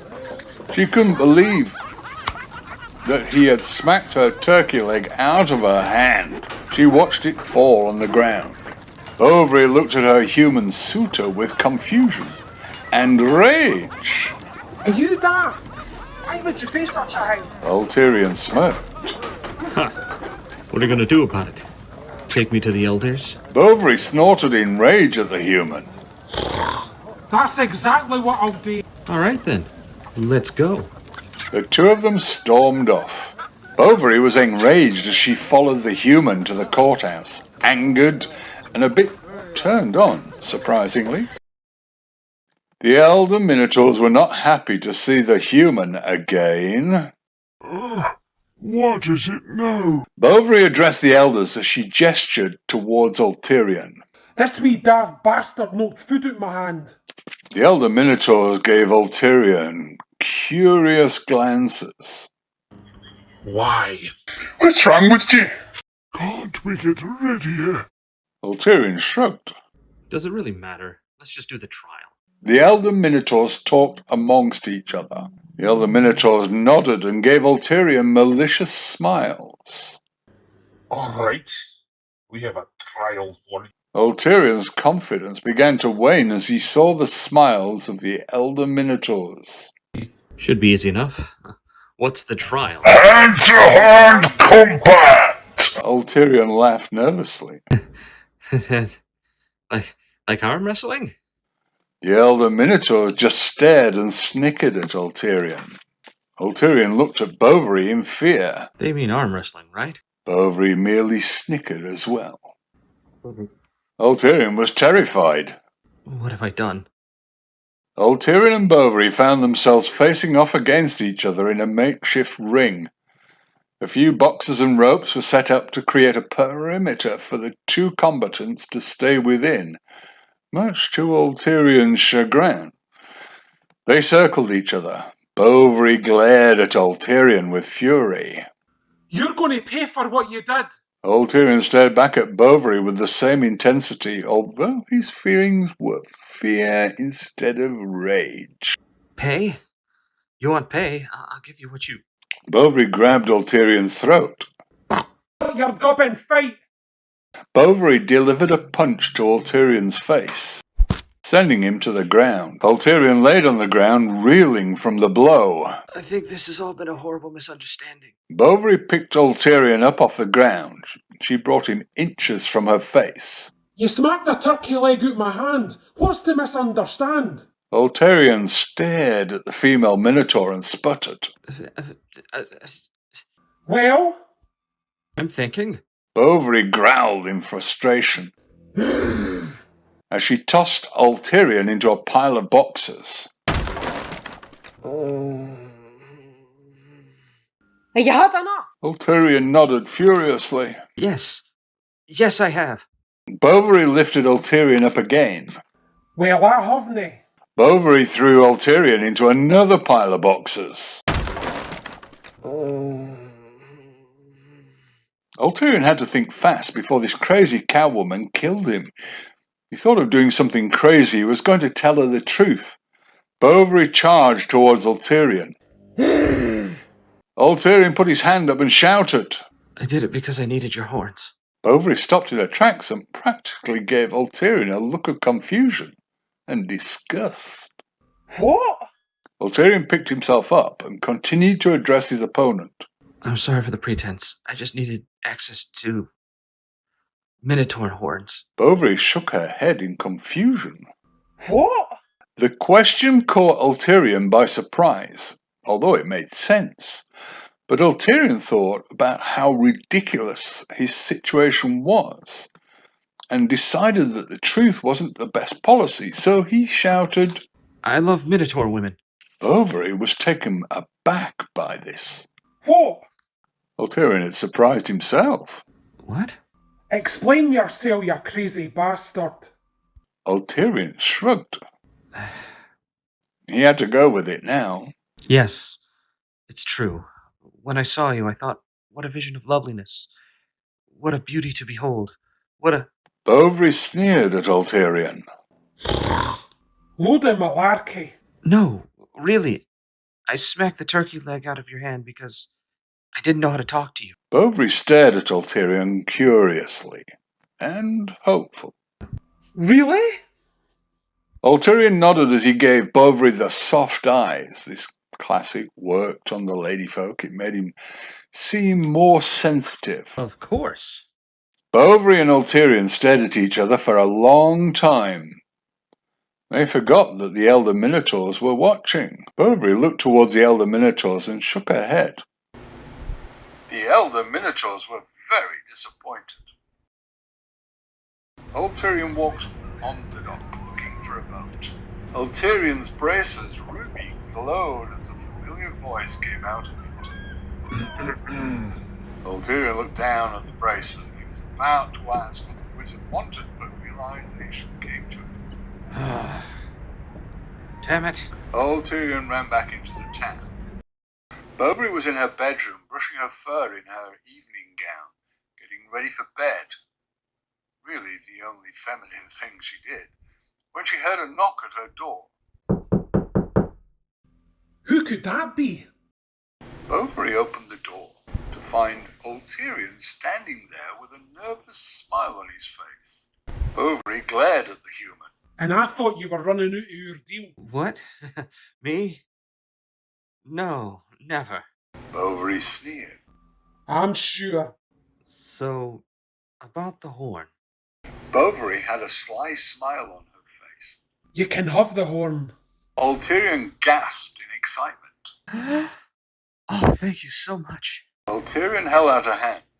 I can't believe. Bovary shook her head. Oh no, I'm not giving it to you. Ulterion was confused. But you said... Bovary opened her door further, revealing herself in her bedroom, which didn't hide much. You need to come in here and take it. Ulterion was nervous. He knew what he had to do, but he didn't really want to do it. Ulterion eventually found a fisherman who would sail him over to the continent of Thier. During the voyage, Ulterion discovered that his captain was a were-octopus. But that's a story for another day. The tide hit the beach, bringing rocks, seaweed, and Ulterion, waterlogged Ulterion. Ulterion woke up gasping and spitting out salt water. Ulterion looked up to take in his surroundings.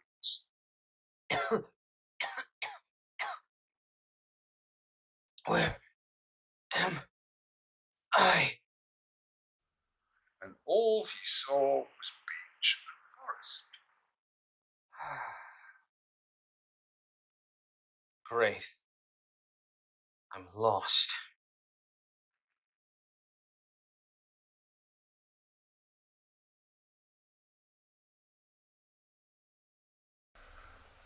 After drying off a bit and a quick cry, Ulterion made his way through the forest. All right. I can find a high enough vantage point. Get an idea where I am. Ulterion heard a few suspicious forest noises. And I better find out soon.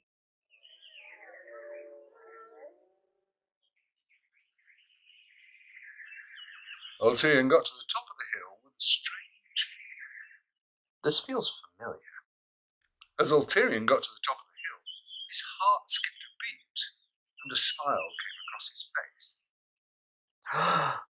Civilization! In the distance, Ulterion could see a few buildings, although he was too far to make them out. Finally, a break.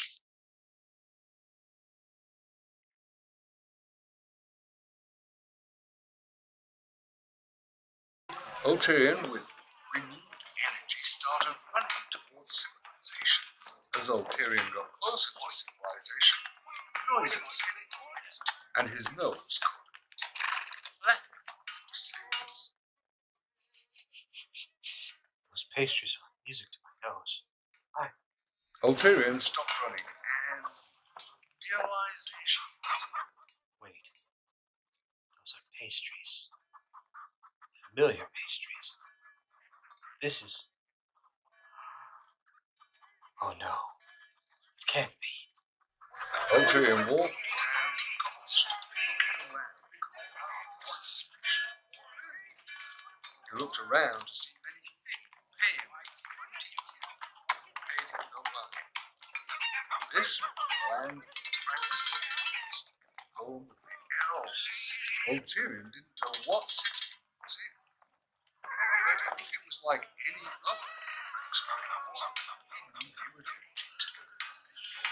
He remembered his youth in the city of La Capitale as a son of a rich elven family.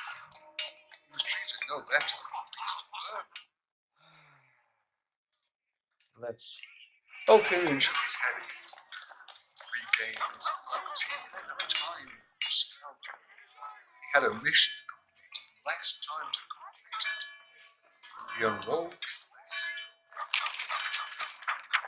Ulterion perused his list. What am I getting from here? Here it is. Elfberry wine. Finally. Easy.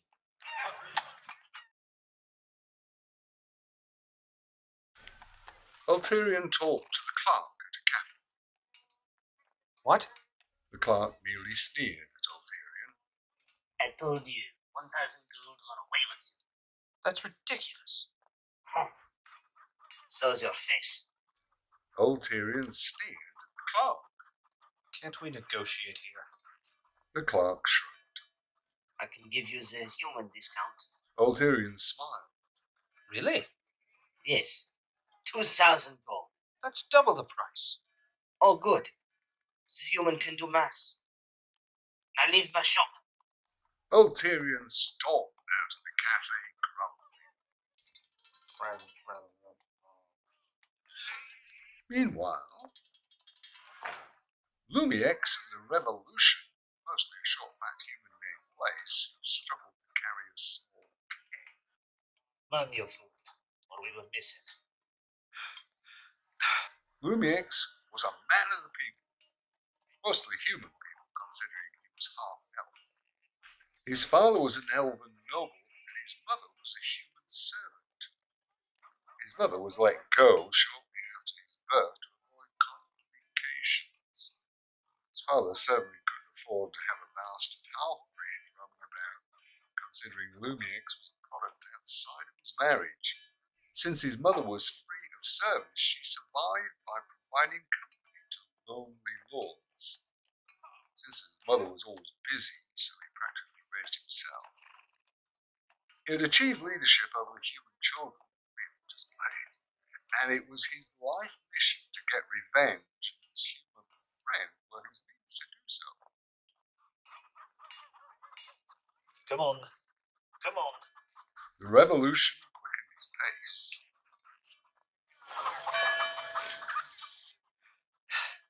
I am going as fast as I can.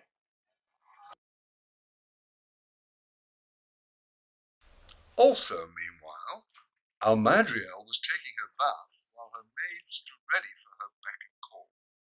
She played with a duck toy. Almadriel lived a life of no cares, no responsibilities. No fun. Marie, pass me my towel. I'm so bored of the night. Also, meanwhile, Ulterion continued his trek through the city, still unsuccessful in his quest. Where can I get this damn wine? Almadriel was being dressed by her maids, Marie having her dress. They told me they had the carriage ready. Almadriel was bored. Yay! Mademoiselle, I thought you loved the carriage rides. When I was a little girl, I've seen this city. More of it than I care about.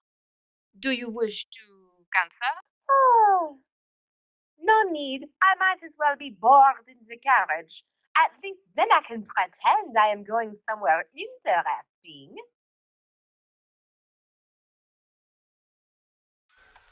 Lumiex and his revolution brought their bow to a carriage where the carriage driver was asleep.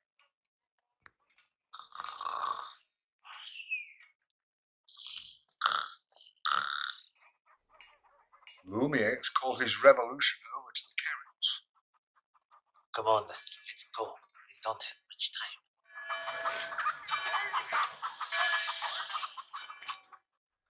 The revolution popped the keg next to the carriage.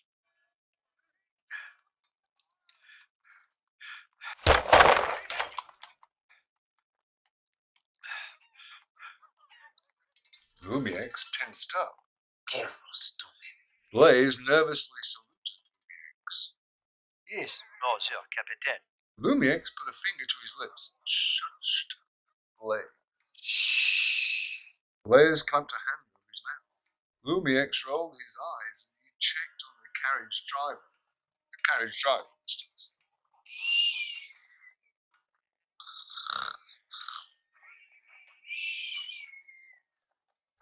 Lumiek shook his head. It's a good thing they hire useless people.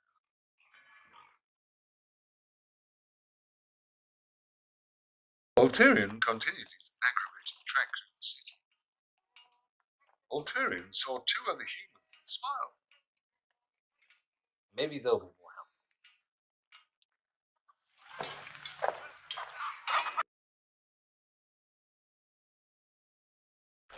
Almadriel was led through the hall by her maids and guards. Marie smiled at Almadriel. Cheer up, mademoiselle. Maybe something interesting will happen. Ah, Jacquie.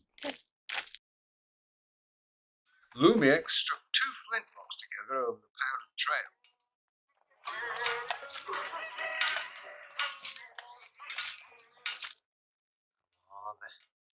Come on.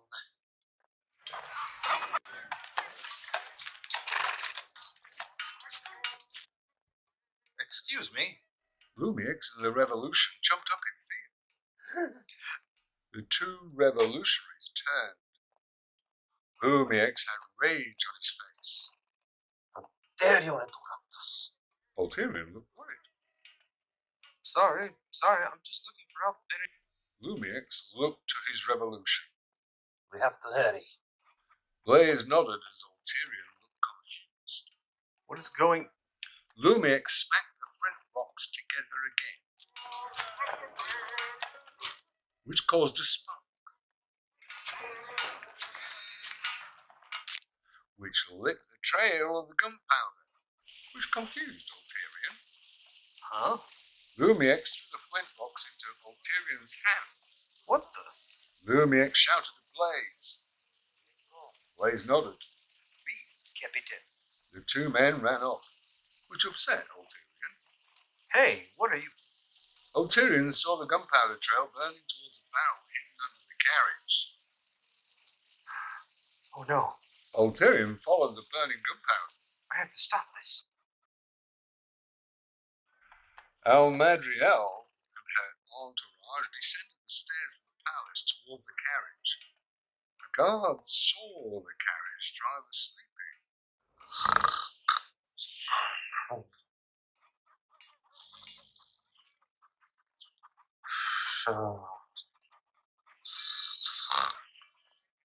Get up, lazy pig swine. The carriage driver is startled awake. Oh, what? The lady wishes to take a carriage ride. Oh, so sorry, mademoiselle. I will. Does anyone here is?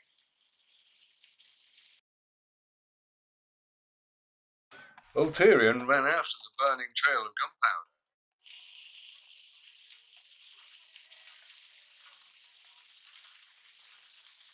Ulterion looked ahead towards the carriage. He saw elves walking towards the carriage.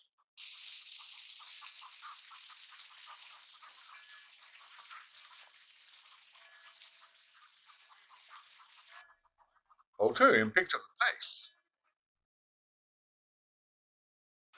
Almadriel and her entourage stood at the steps while her guards shouted at the carriage driver. Don't change the subject, lazy swine.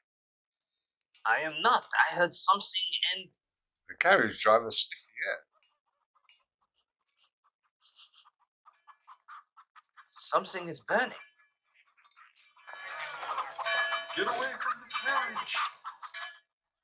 Everyone looked towards a crazy human charging towards them. Who is that? Probably one of those revolutionaries. The guards signaled to some archers on the palace walls behind him. Archers, ready your bows. Ulterion ran towards the carriage, screaming. Get away from the carriage. Ulterion stopped in his tracks as he saw the archers on the palace aim their bows at him. Ulterion waved his hands furiously. Wait! You don't understand. You're in danger. Fuck. The carriage exploded before the guard could give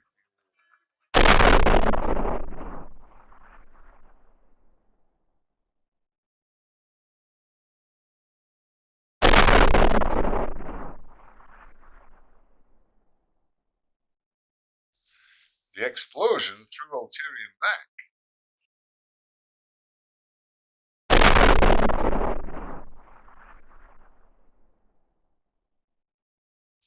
The explosion sent Almadriel and her entourage flying backwards.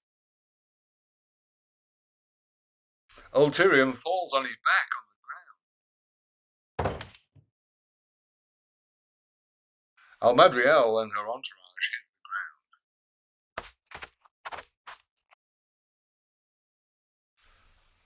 ground. Ulterion tried to get up, but unconsciousness overcame him. Lumiex and the Revolution watched everything play out. Lumiex was angry. Damn it, you were supposed to kill her. Captain? Lumiex shot an angry glare at the Revolution. Go on. You could look like a hero. Lumiex was curious. Ulterion came into consciousness. To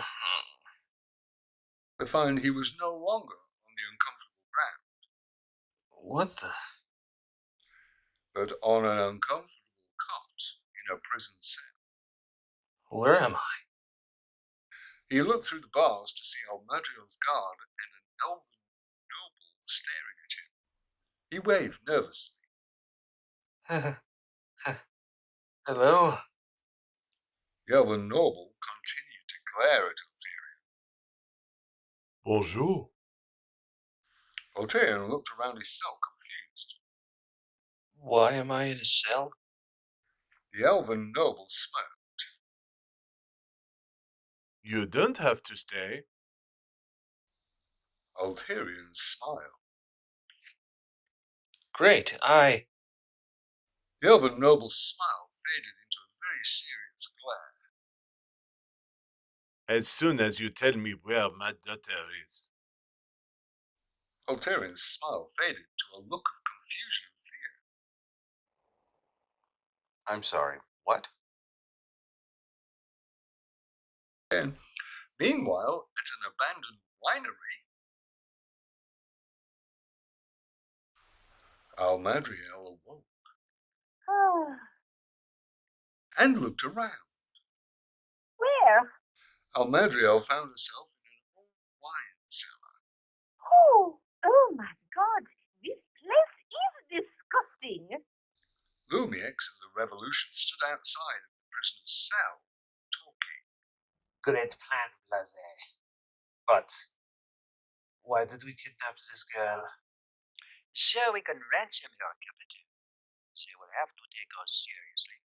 Lumiex nodded. That is brilliant. Glad I thought of it. Blaze sneered. Of course, monsieur. Lumiex scratched his chin as a thought came to him. The question is, what do we do with her when they meet our demands? Blaze shrugged. We could kill her. Lumiex nodded and shrugged. Sounds good to me. Little did the two conspirators know that they had an audience as Almadriel listened with her ear to the door of her cell. Oh my God! A plan started to form in her mind. Lord Jakes, an elven noble and Almadriel's father, sat across from Ulterion with a bucket of water between them.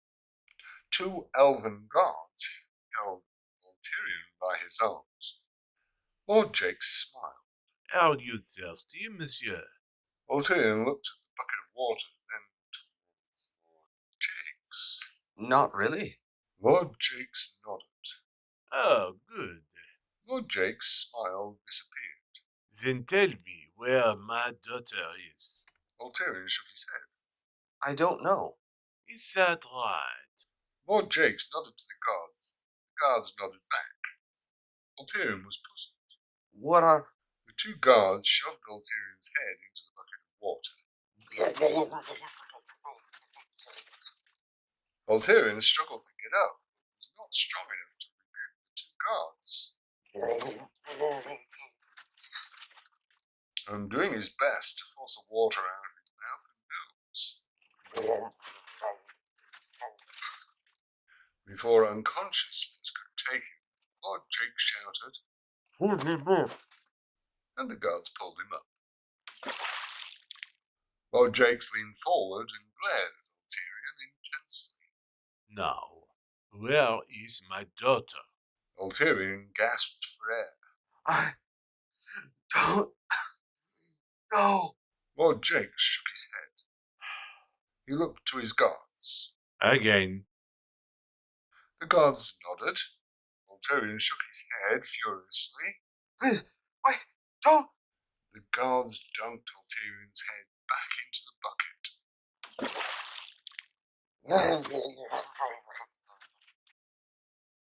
Blaze entered the cell to feed the prisoner. He had acquired some fancy bread and some water. Mademoiselle, I have breakfast for you.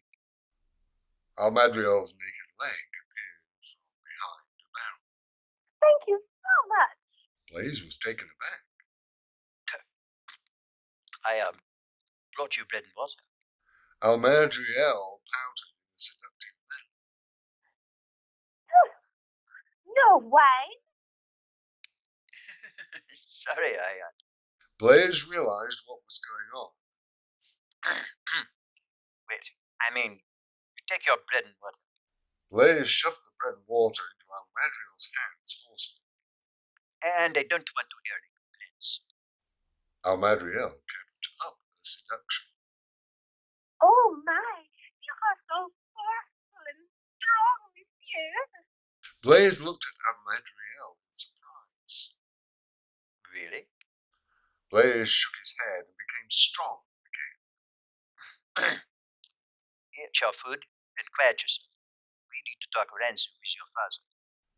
Blaze turned to walk away, but was cut off by Almadriel, who started feeling him up. What do you mean by these? What do you mean by... What do you mean? Almadriel kissed Blaze's neck whilst hiding an iron. Why do you need that, Zamak? Lumet. What? His name is Lumet. Almadriel looked at Blaze in confusion and annoyance. What? Almadriel shook her head. Oh, never mind. Almadriel went back to seduction. Anyway, what I was getting at is why don't you talk to my father? Blaze pointed to himself. Me? By myself? But of course, imagine with me. Almadriel pulled Blaze close to her so that their cheeks were touching.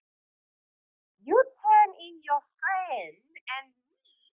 She pointed between the two of them. We'll have an alliance.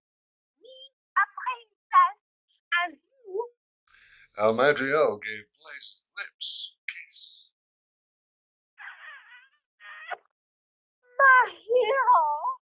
Blaze stared into Almadriel's eyes. What would be my prize? Almadriel laughed demurely as she gave Blaze a kiss.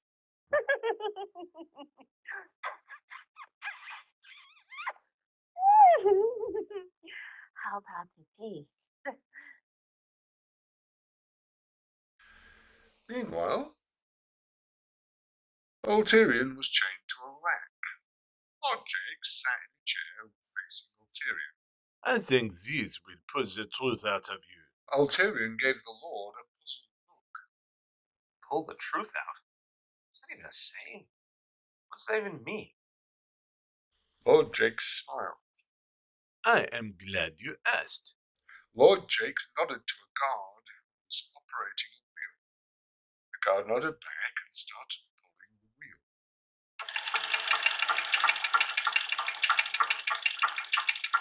And Ulterion felt himself being stretched. I get it now. I am glad you did. Now, where is my daughter? The rack continued to stretch Ulterion. I don't know. Is that right? Lord Jakes nodded to the guards again. The guard pulled the wheel again. Blaze and Almadriel lay together on the floor after some love making. at least for one of them. Wow, it was amazing. Almadriel rolled her eyes. Yes, it was amazing. Laissez. Did you feed the prisoner?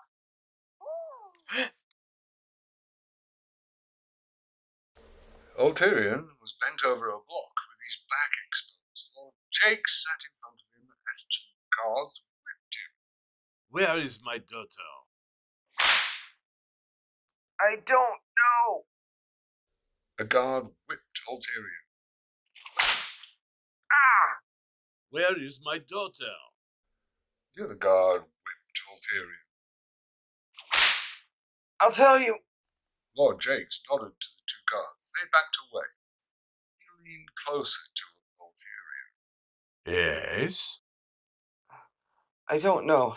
I just wanted them to stop whipping me. Lord Jakes just glared at Ulterion. Then nodded to the guards who nodded back and went back to whipping Ulterion. Ah! Ah! Blaze managed to sneak out of the cell before Lumiex entered it. Lumiex shouted, Princess, come here. Almadriel came out of her hiding place, much surprised Lumiex. She gave him an innocent yet seductive look. Yes? Lumiex's eyes wandered over Almadriel's body. She smirked as she caught him doing so. He shook his head to compose himself. I am going to open discussions with your father. Is there a message you wish me to convey? Almadriel came closer to Lumiex. You should tell him about the man I desire. What? Almadriel embraced Lumiex. I am attracted to power and a man who could take me in broad daylight. Mostly powerful indeed. Almadriel started caressing Lumiex. I am very attracted to power. Almadriel whispered into Lumiex's ear. So is my father. Lumiex looked at Almadriel with concern and interest. Is that right? Almadriel started kissing Lumiex's neck. Something concerns me. Lumiex slowly gave in to her. Oh? Your partner. Lumiex sneered. My subordinate? Almadriel nodded nervously. Of course. What concerns me about your subordinate doesn't seem too loyal. You think so? Almadriel looked around. I wasn't going to say anything, but he tried to take advantage of me. Lumiex was shocked. What? I'll kill him. Then what should I do? Almadriel went back to kissing Lumiex's neck. When you return me to my father, we can take care of him here. And you will be taking care of me? Let me give you a taste. Almadriel kissed Lumiex passionately. Ulterion is thrown back into his cell. As Lord Jakes glared at Ulterion. I have some good news for you. Ulterion painfully picked himself up off the floor to face Lord Jakes. Good. I could use some good news. We are done with interrogations. Ulterion smiled. That's great. Because you are to be executed tomorrow. Ulterion's smile faded as fast as it came.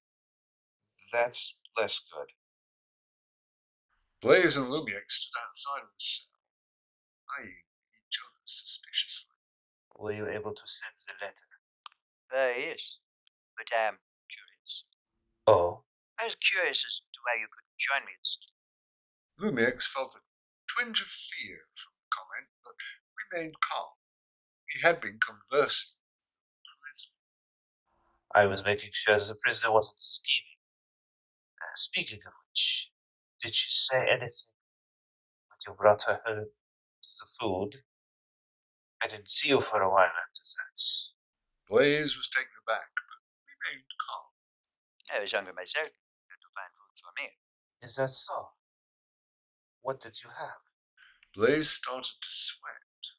I had a bit of cheese. Lumiax nodded with a sneer. Fascinating. The two men stood in uncomfortable silence. Lord Jakes was getting ready for bed when there was a knock on his door. Lord Jakes was annoyed. What is it? You have a letter, monsieur. What?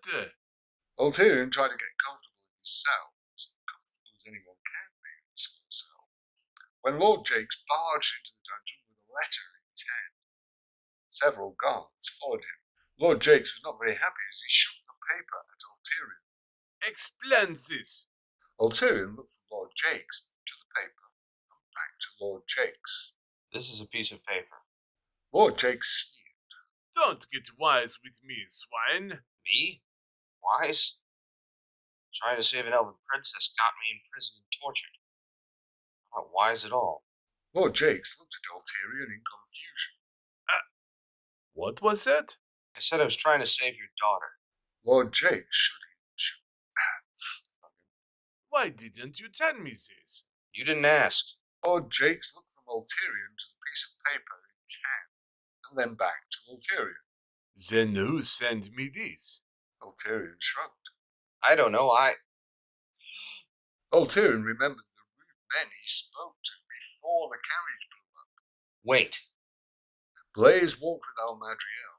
He had a dagger to her throat. He glared at Lumiax, who walked before them. What do you plan to say? Lumiax was nervous, but kept. I was thinking that I go. She's cool. I'm sure you have. What was that? Blaze panicked. I said, I'm sure you have, because you are so smart. Lumiax sneered at Blaze. I'm sure you did. They continued to walk in silence. Lord Jakes, Ulterion, and several guards marched down to the road. In the middle of the night, Lord Jakes turned to talk to Ulterion. You had better be right about this. Ulterion was upset. I didn't suggest anything. The paper told you to meet them. Lord Jakes sneered at Ulterion. Silence. Ulterion shrank away. Did. Lord Jakes' group met Lumiax's group in a back alley. On looking on the Lord, Lumiax's eyes widened. Father? Almadriel looked towards Lumiax in shock and disgust. Blaze looked at Lumiax in shock. Father? Lord Jakes shook his head in disbelief. Father?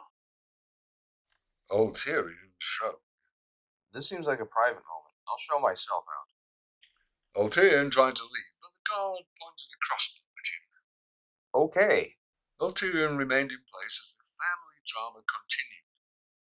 Lumiax pointed his dagger at Lord Jakes. Told me all about you. See the portrait of you that I mesmerized. I knew that one day we would meet. I would have the pleasure of killing you myself. I've been waiting for this day. Hold it right there. Lumiax was surprised to find his friend pointing a dagger to his throat. Blase, how dare you? How dare I? How dare I? You convinced me you had a mission for those hurt by the system. All I was to you was a childish revenge plot. How dare you? You traitorous swine. You light pig. Both men stabbed each other in the stomach. I'm sorry. Me too. Both men fell over, dead. Everyone stared at the two dead men in awkward silence. Is there any chance I can get some elfberry wine? Everyone glared at Ulterion. You know what? It can wait.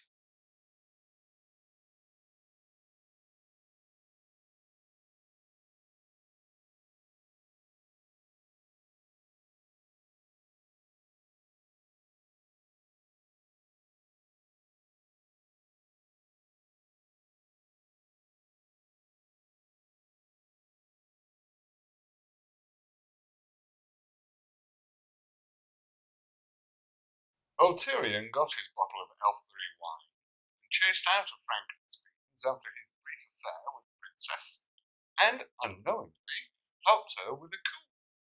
But that's a story for another day. Ulterion found himself going down a deep, dark cave. He had checked his list and decided to go for the psychosis stem. The psychosis stem was a mushroom with mind-altering properties. The only place it could be found was deep underground, near the country of Grand Guidan de Oscuridad, home of the Drautino. The Drautino were elves that had a dark purple skin compared to their elven brethren, who generally had paler features. Long ago, two elves lived together, but due to the high elves' intolerance of the lesser elves, and they were banished underground, the lesser elves, known as the Drautino, despite being exiles themselves, didn't take too kindly to the upper folk. Ulterion was going to have to be careful. Ulterion had managed to make a torch. He made his way slowly through the cave, looking around in fear. It was quiet. Too quiet. I hope this mushroom is close. Ulterion's bracelet jewel flashed with a red light. Not likely, did he? What?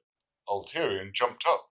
Ah! Would you stop? We both know the answer, dear. Did you want something? Nope. Just haven't checked in for a while, dear. Ulterion sneered. Thanks. Alright, boy. I'll throw you a bone here, then. What? Ulterion was excited. Really? Yeah. The mushroom you're looking for, dear, can only be found in the outskirts of the Drautino city near them. What? You don't have even entered there. Great. Finally. An easy ingredient. Just watch for the giant spiders, dear. What? Wait, what? The bracelet went silent. I should have figured. Ulterion continued his trek deep underground. How far is the city? Ulterion heard something in the distance.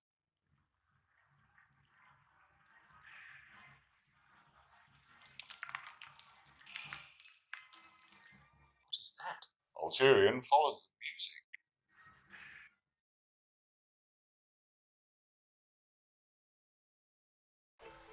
Ulterion followed the music until he found himself in the outskirts of Grand Guidan de Oscuridad. Ulterion was taken aback by how beautiful the city looked. He looked around. It can't hurt for me to check it out. Ulterion made his way towards the large city.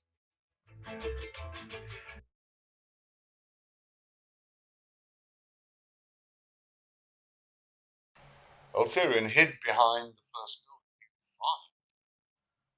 He peeked around the corner to find an amazing sight. As beautiful Drautino women danced through the streets in multicolored flowing dresses, and handsome Drautino men played lutes, drums, and horned instruments in dark clothes with bright stones. Everyone was wearing ornate masks that showed various monsters, but in a surprisingly beautiful way. Ulterion smiled. Wow. Ulterion found himself walking towards a parade and caught himself. Wait. What am I doing? Ulterion went back to hide behind the building. The Drautino hates surface people. They would kill me on sight. Ulterion peeked around the corner again. I need to find a disguise. Ulterion saw a Drautino man on the side of the road, a stand full of costume pieces. Costume pieces. Get your costume pieces. Ulterion smiled. There we go.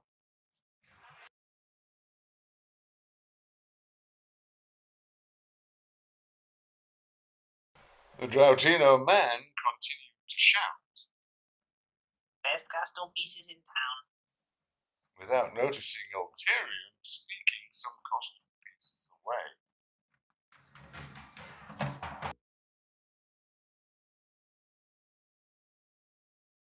As the Droutino partygoers enjoyed themselves,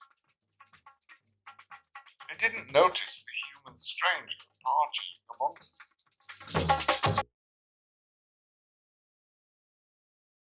Ulterion danced amongst the Droutino. He wasn't much of a dancer, but nobody seemed to notice or care. He was having a great time. Until he bumped into a Droutino dancer. Ulterion found himself looking at one of the most beautiful women he had ever seen. She wore makeup in the form of a skull, but instead of all of it being white, there were sections of blue, red, and green. The light from the fluorescent stones and fungus used to light up the city reflected off her makeup, and the hints of her dark purple skin underneath. Her dress made golds and silver sparkled like stars. She glared at Ulterion. Who are you? Ulterion shook his head to get out of his stupor. What? The Droutino continued to glare at Ulterion. I said, are you Mr. Ogre? Ulterion stared at her in confusion. Mr. Ogre? The Droutino rolled her eyes as she pointed at Ulterion's mask. He touched it to find that it was, indeed, an ogre mask. Oh, so I am. The Droutino continued to glare at Ulterion. Oh, right. My name. It's Ulterion. Ulterion caught himself. Eo. Ulterion Eo. The Droutino sneered. Ulterion? Ulterion nodded with a smile, screwing his head about how stupid was covered in the secret. Well, Ulterion, you should watch what you are doing. Ulterion shrugged. Sorry. It's just so crowded tonight. The Droutino shook her head. Oh no, that won't do, senor. Ulterion looked concerned. It's not? No. The Droutino smiled demurely. You need to make it up to me.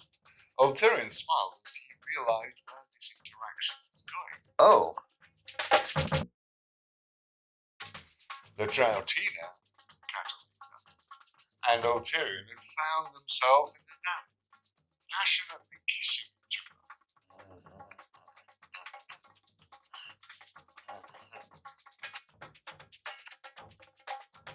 During their passionate exchange, Catalina knocked off Ulterion's mask, revealing his human face. Catalina was shocked. A criminal! Ulterion smiled. Did I forget to mention that? Catalina went into a panic. Guards! Guards! Ulterion sighed. Damn it. And ran off.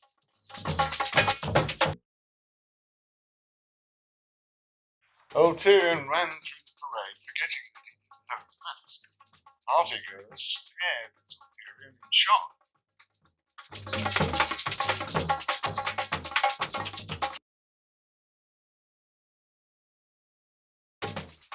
Ulterion ran into a nearby alley.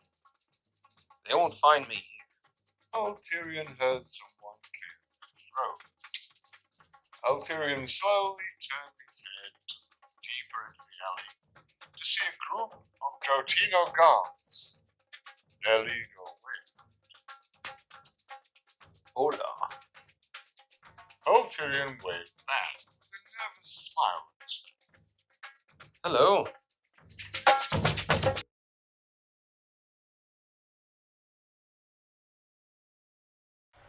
Ulterion ran down the cave corridor, with the Droutino guards running after him.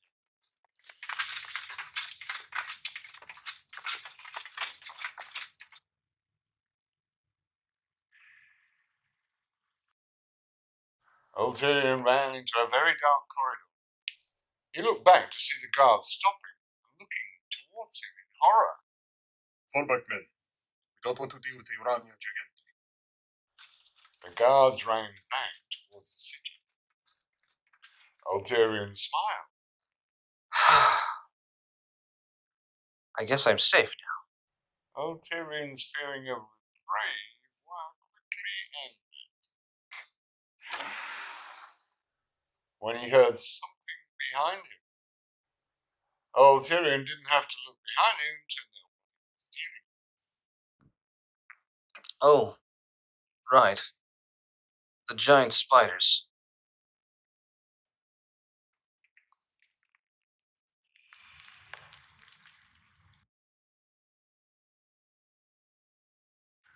Ulterion ran from the giant spider.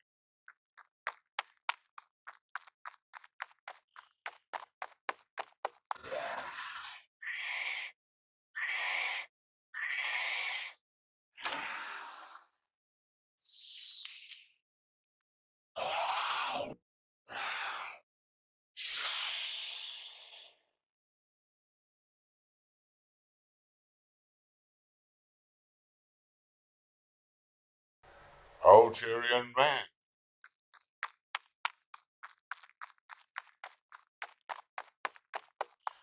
But stopped when he almost fell into a chasm. Ulterion looked down into the dark chasm with seemingly no bottom. He looked back to see the giant spider still coming after him. Oh no.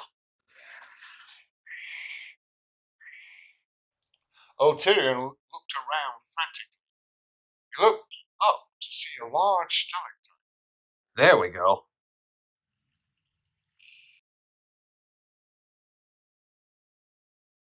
The giant spider came up to the chasm.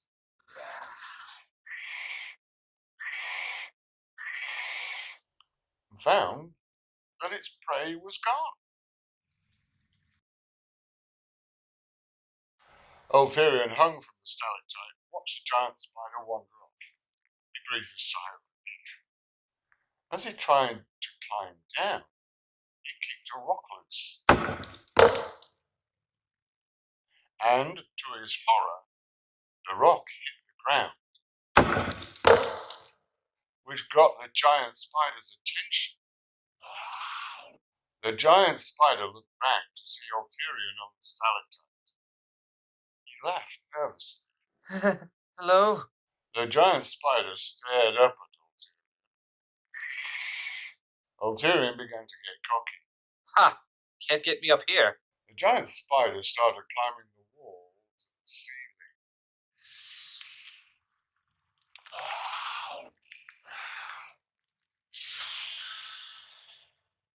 Much to the renewed horror of Ulterion. Oh, right. It's a spider. The giant spider climbed to the ceiling and charged towards Ulterion. Who whimpered as he faced his demise. Until a gargantuan tongue shot up out from the darkness and slammed into the giant spider,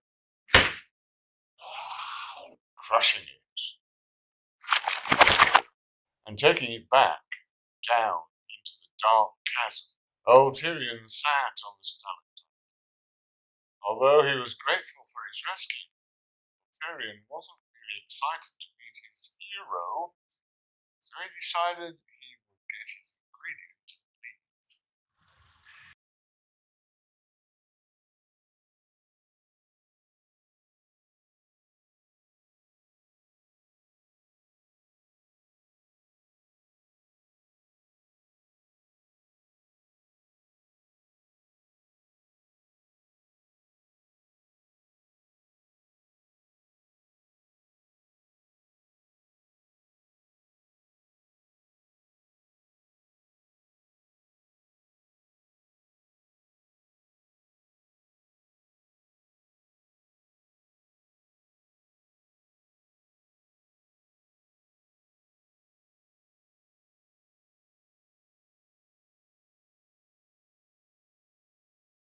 Ulterion had accidentally sampled the last ingredient and hallucinated.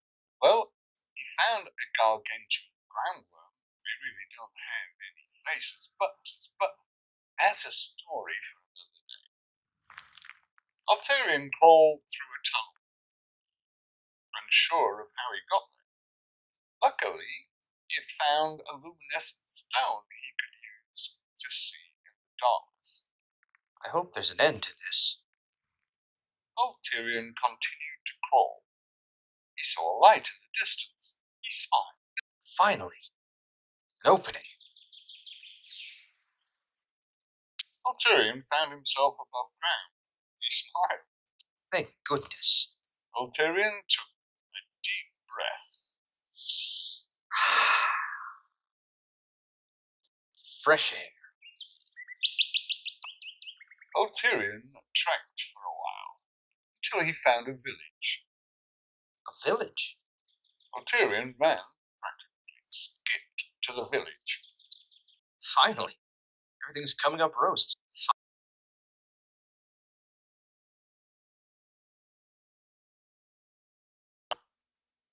Ulterion ran into the town with a big smile on his face, which faded as he found no one.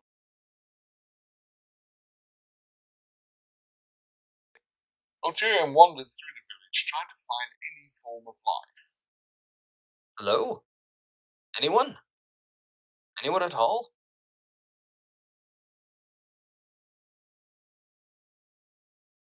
Ulterion wandered into an inn and found nobody. He scratched his head. Can't believe no one is in here. Having an ale. Hell, I could use some ale. Ulterion looked around. Guess I could help myself. Ulterion had helped himself to a few ales and was about to have one more. He drank.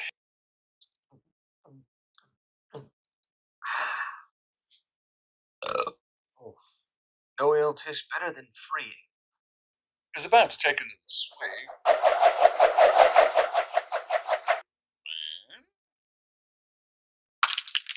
An axe cut through his mug and embedded itself in the wall next to him. He put up his hands in fear. Whoa. I'm sorry.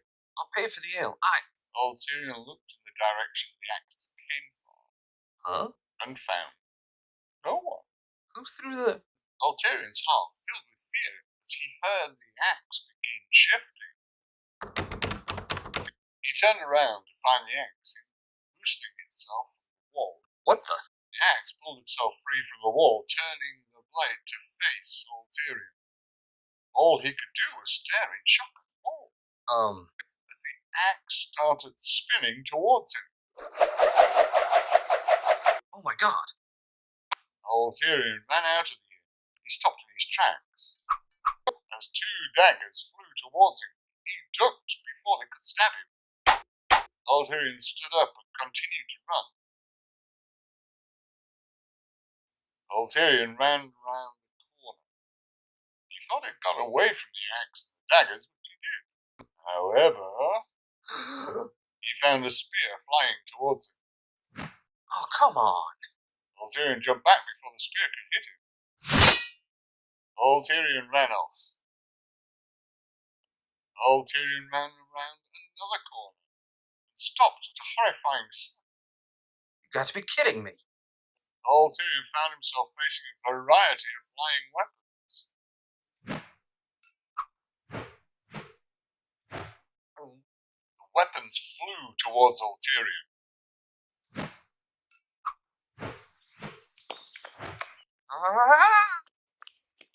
Ulterion ran through the town. But all the running was taking its toll. And Ulterion wouldn't be able to keep going. Comrade! Ulterion looked around for the source of the voice. Who said that? Ulterion looked over to see a dwarf peeking his head out of the ground. He shook his head in disbelief. Now I'm hallucinating. The dwarf gestured angrily. Get over here! Ulterion shrugged. Hallucination or no? Ulterion looked back to see the weapon still flying after him. It's better than dealing with those. Ulterion ran towards the hallucination. Ulterion jumped into the hole. It started crawling frantically as the dwarf shouted. Go! Go! Get in! The dwarf poked his head out of the hole. He looked on in horror as the weapons flew towards him. The dwarf quickly pulled the hatch closed. Just before the weapons could hit him, Ulterion and the dwarf continued to crawl into the tunnel. Ulterion looked back at the dwarf. Thanks for helping me. The dwarf smiled. It was nothing, really. Ulterion and the dwarf continued to crawl through the tunnel, and the silence was driving Ulterion crazy. So, what is your name? Dimitri. Nice to meet you. Ulterion was a bit disappointed to not get a conversation. After some crawling, Ulterion asked the obvious question. So why are the weapons alive? Dimitri looked ashamed. It is a shameful thing that I do not wish to discuss. That's fun. It started 20 years ago. Oh, okay. I was the village's weaponsmith. And it was a normal day until...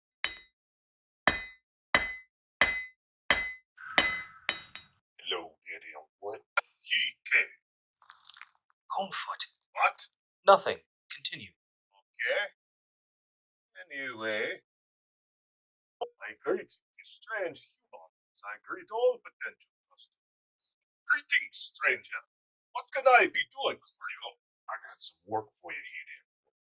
This stranger gave me a feeling, stranger. Gave me a... So you didn't make the axe? Actually, I did. What? Why? The dark stranger pulled out this dark metal from his robes. Can you make it out of this, Gideon? What? And once my eyes were seeing the dark metal, I knew I had to work with it. I composed myself. I can work with that. You took the job. I'm afraid I did. As a metalsmith, you jump at the chance for hammering the metal. Watching it heat up. Quenching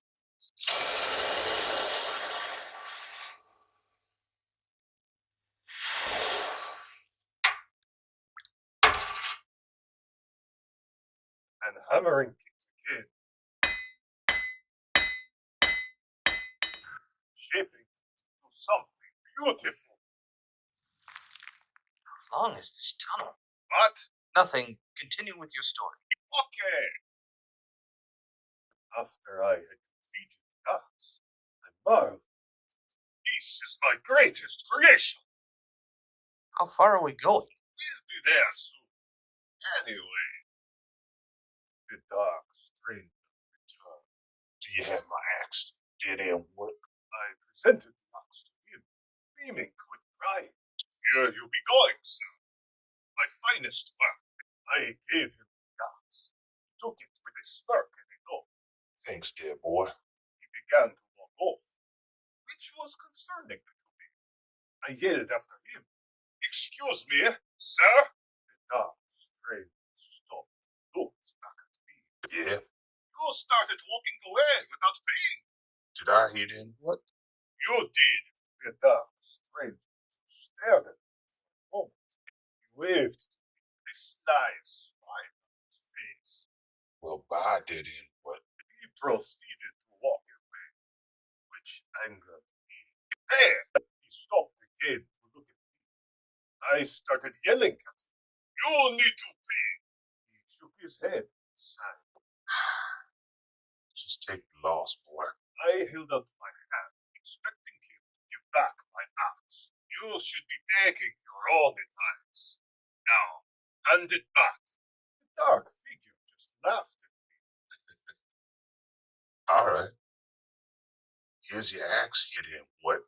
He snapped his fingers and let go of the axe.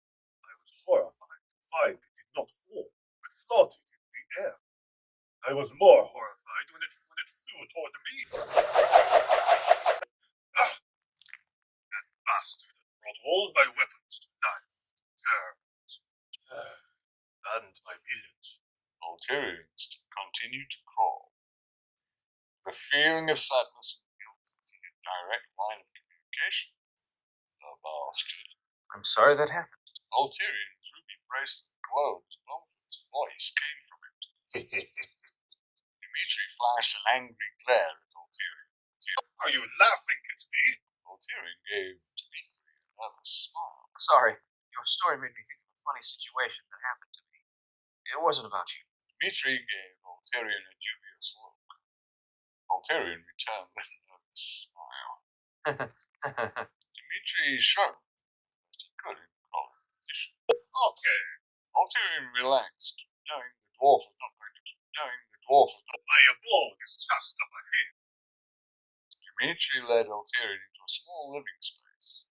Ulterion was excited. Dimitri smiled at his guest as he stood up. We are home. Feel free to be stretching your legs. Finally. Ulterion stood up and proceeded to hit his head on the ceiling. Dimitri winced. Right. I forgot how tall you was. Sorry. Ulterion crouched as he rubbed his painful head. It's fine. Dimitri led Ulterion to a small bedroom. Here is the guest. Ulterion stared at the room that seemed too small for him. He stared at a bed that was really too small for him. He forced a smile. It looks comfortable. Dimitri shrugged. Again, I used to dwarven guests. Ulterion tried his best to sleep in a tiny dwarf bed, but to little avail. Ulterion stared at the ceiling when a realization came to him. Of course. Why didn't I think of it before? Ulterion addressed his bracelet. Bonefoot. Ulterion waited for a moment, and another moment, and another moment. Ulterion didn't know how much time passed, but he gathered it was quite a bit.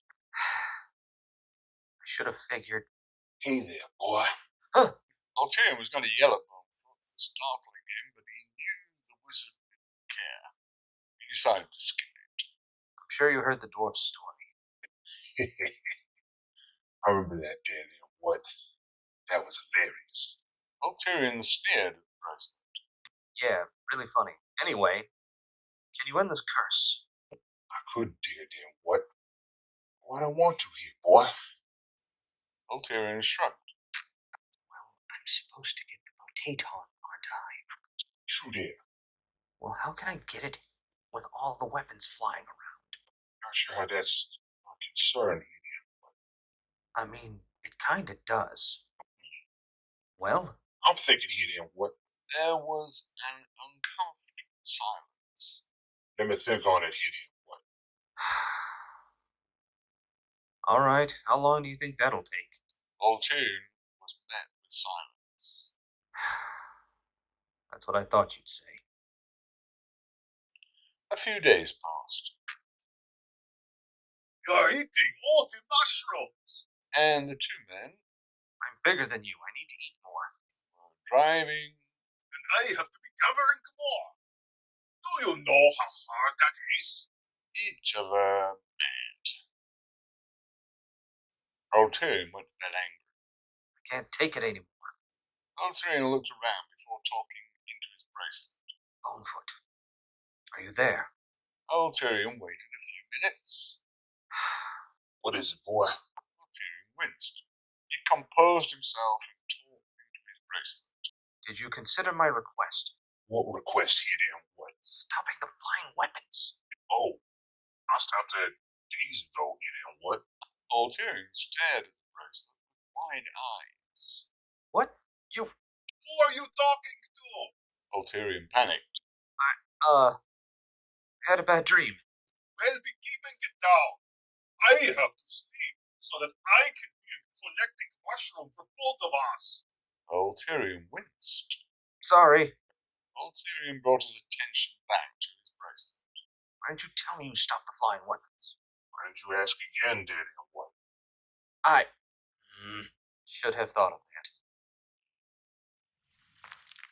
The next day, Ulterion led Dimitri through the tunnel. What are you showing? Come on, I have to show you something. It's a surprise. Ulterion lifted up the hatch, popped his head out of the ground. Dimitri panicked. What are you doing? You'll lose your head! Ulterion shouted back to Dimitri. It's fine. I have it on good authority that I will be safe. Ulterion looked around nervously. I hope you didn't lie to me, Bonefoot. Dimitri looked at Ulterion, at least his backside, suspiciously. What authority is telling you this? Ulterion panicked. I'm going to explore. Ulterion slowly tiptoed around the town.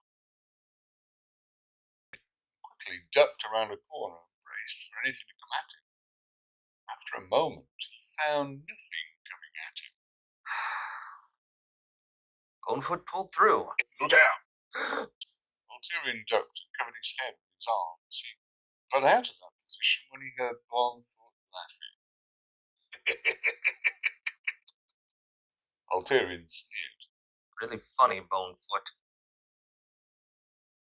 Ulterion continued to investigate the village. Everything seems to be fine.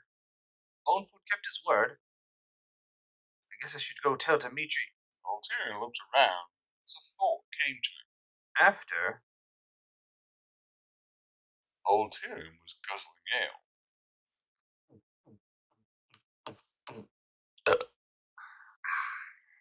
Nothing tastes better than free ale.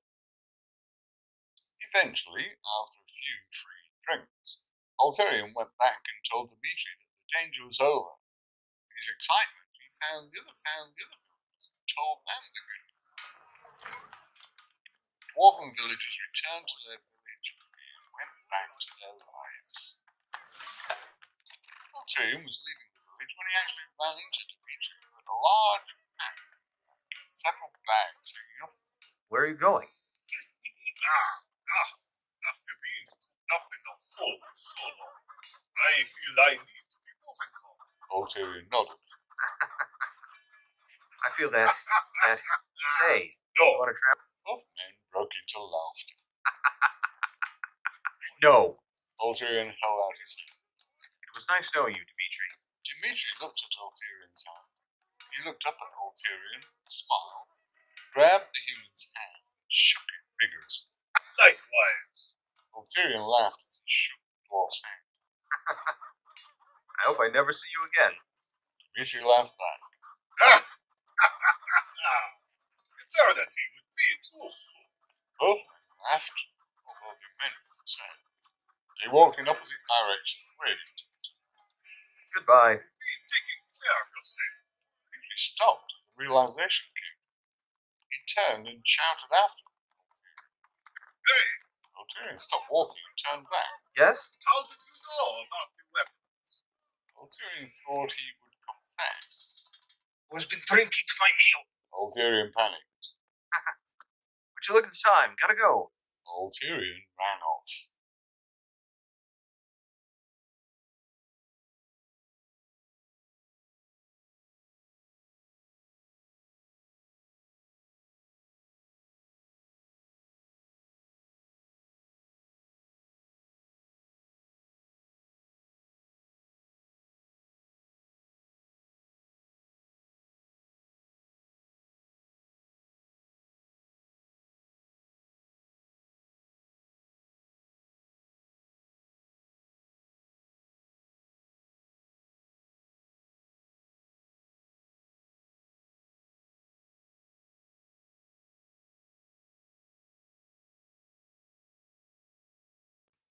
Ulterion had forgotten to grab the potato when he left Pintor, land of the hill dwarves. On his journey back, he did find the potato and a party of orc bandits, but that's a story for now.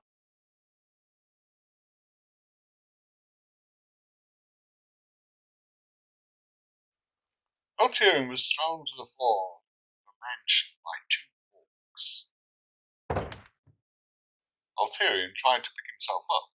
Listen, I don't know what you were doing in Pimville, and I don't. But the orc boot caught him in the back and pushed him into a kneeling position. Kneel before the dawn. Ulterion looked up to find himself staring at a familiar face.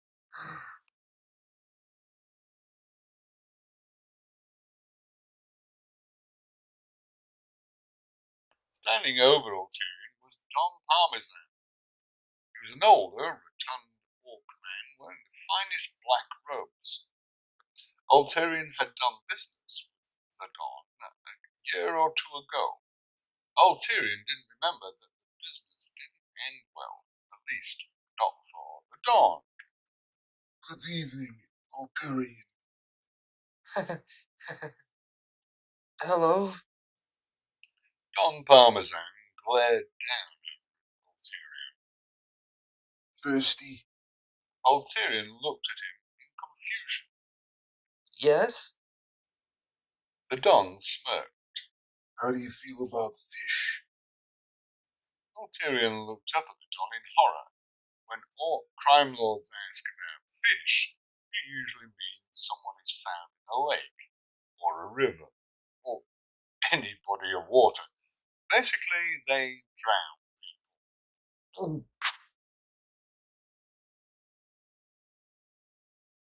Ulterion was pleasantly surprised to find himself at a table eating a fish dinner instead of sleeping with the fishers.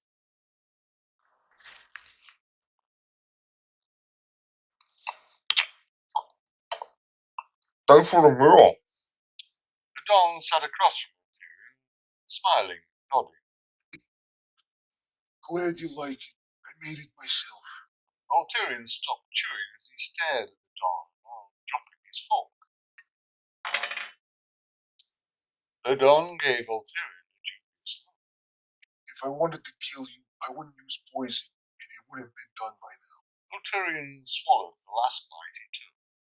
Ulterion smiled nervously, not thinking about the fish in his teeth. Thanks, but I have to ask, why the hospitality? The Don's face became serious. Not that I don't appreciate it, of course. The last time I used your services, you caused me a lot of gold. Ulterion nodded. I have to repeat my question. I'm getting there. Don't interrupt. Ulterion silenced himself. Despite our misunderstandings, you're one of the best negotiators I know. That's why I have a job for you. Ulterion was taken aback. Really? How much? The Don glared at Ulterion. Forgiveness of transgressions. That sounds like a good payment. The Don smiled. I thought it might be. Ulterion went out into the orcish city of Randal, one of Waterley's major cities. His job was to send a message to Don Parmesan's rival, Don Ravioli. They had been fighting for years. Don Parmesan wanted a broken peace. At least that's what he told Ulterion. Ulterion didn't really care. He wanted to finish his courier job half his day and get the orc rules. Big item on his list. Ulterion made his way through the crowded streets. Ulterion, getting tired of getting bumped by civilians, civil would be the last word to describe it, so he ducked into a nearby alley. He figured it was a shortcut. Ulterion walked down the dark alley. He was taken aback about how silent it got. I'm regretting my choice. There was a sudden noise. It got Ulterion's attention. He spun round to see.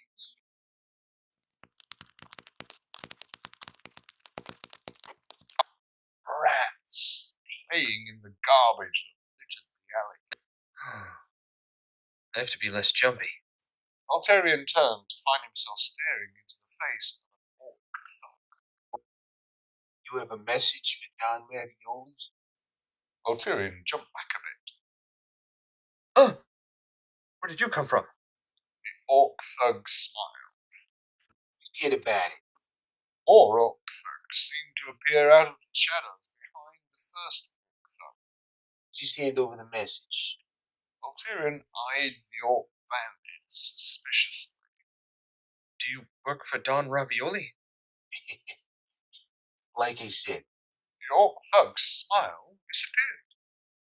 Forget about it. Ulterion continued to back away. I think I'm supposed to deliver this letter to Don myself. Thank you for your help, though. Goodbye. Ulterion turned to run, but ran into another. Where are all of you coming from? The orc thug leader reached out his hand. Hand over the message.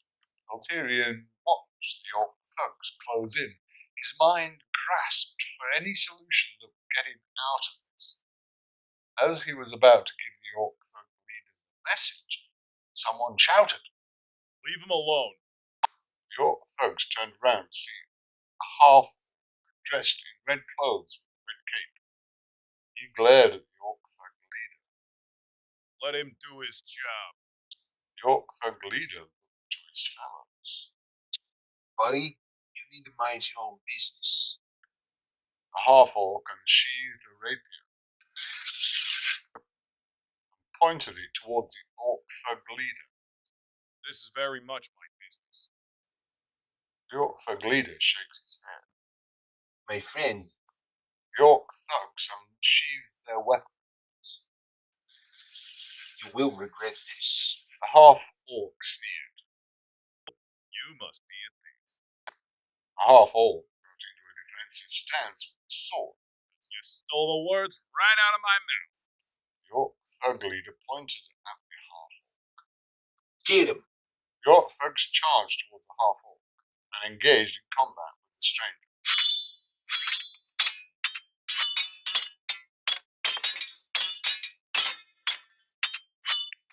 Since no one was paying attention to Ulterion, he slowly backed away. I'll see myself out. Ulterion ran down the street. He didn't know where he was going, but he knew he needed to get far away. Ulterion ran into an alley and leaned against a wall like a spider. I think I lost them. Ulterion turned to find a muscular orc man standing in front of him. Who are... The orc clamped his hand on Ulterion's mouth. Quiet! Ulterion tried to talk, but he couldn't through the orc's meaty hand. The orc looked around, then whispered to Ulterion. I'm here to help you. The orc grabbed Ulterion's arm and dragged him away. Let's go. The orc and Ulterion found their way to an abandoned restaurant. After they entered, the orc slammed the door behind them. We should be safe here. Ulterion fights to catch his breath. Thanks, by the way. Who are you? Ulterion's new orc friend moved old furniture against the windows.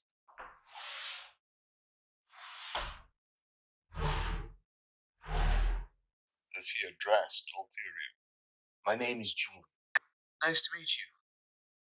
Do you know the half-orc? His name is Rotoni. We're working together. So he's your friend? Julian looked a bit nervous. Something like that. Ulterion plopped himself into an old chair. So, what's the plan now? Julian shrugged. We wait. Ulterion shrugged. Sounds good. I could use the rest. Ulterion was about to close his eyes, then a thought came to him. Say, I don't know why you're helping me, but I'm going to take a nap. Could you not kill me while I sleep? Julian smirked. Now while you sleep. Ulterion smiled. Thanks. Ulterion's look went from a smile to a suspicious glare. I think. Ulterion delivered the letter to Don Ravioli. Thank you, my boy. Hey! Don Ravioli suddenly grasped his chest. Ulterion looked on with concern. Sir, are you? Don Ravioli sank to his knees.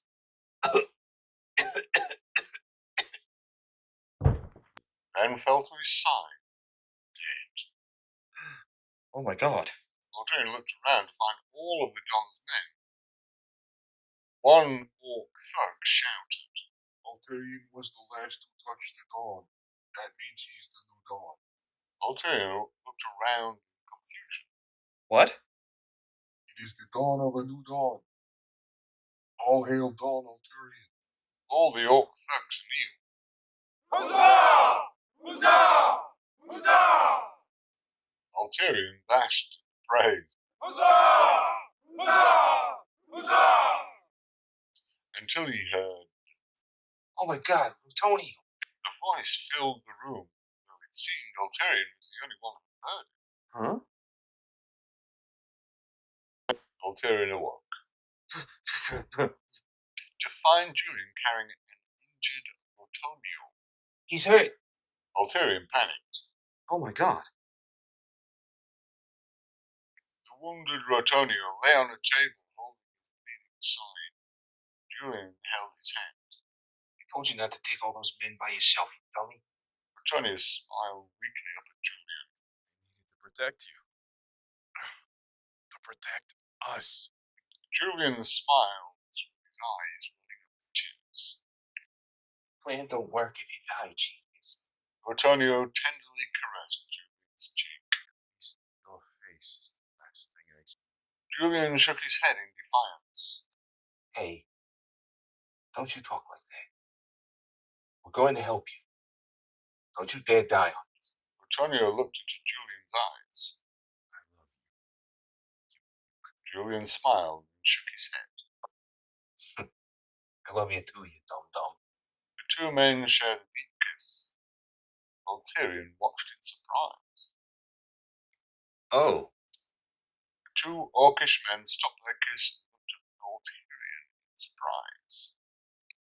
I've seen close friendships, but nothing like that. Julian smiled nervously. To be honest, you were here. Ulterion shrugged and nodded. Understandable. You were distracted.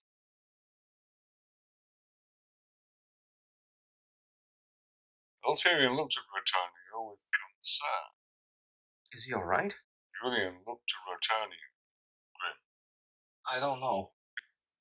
Julian looked to Ulterion in desperation.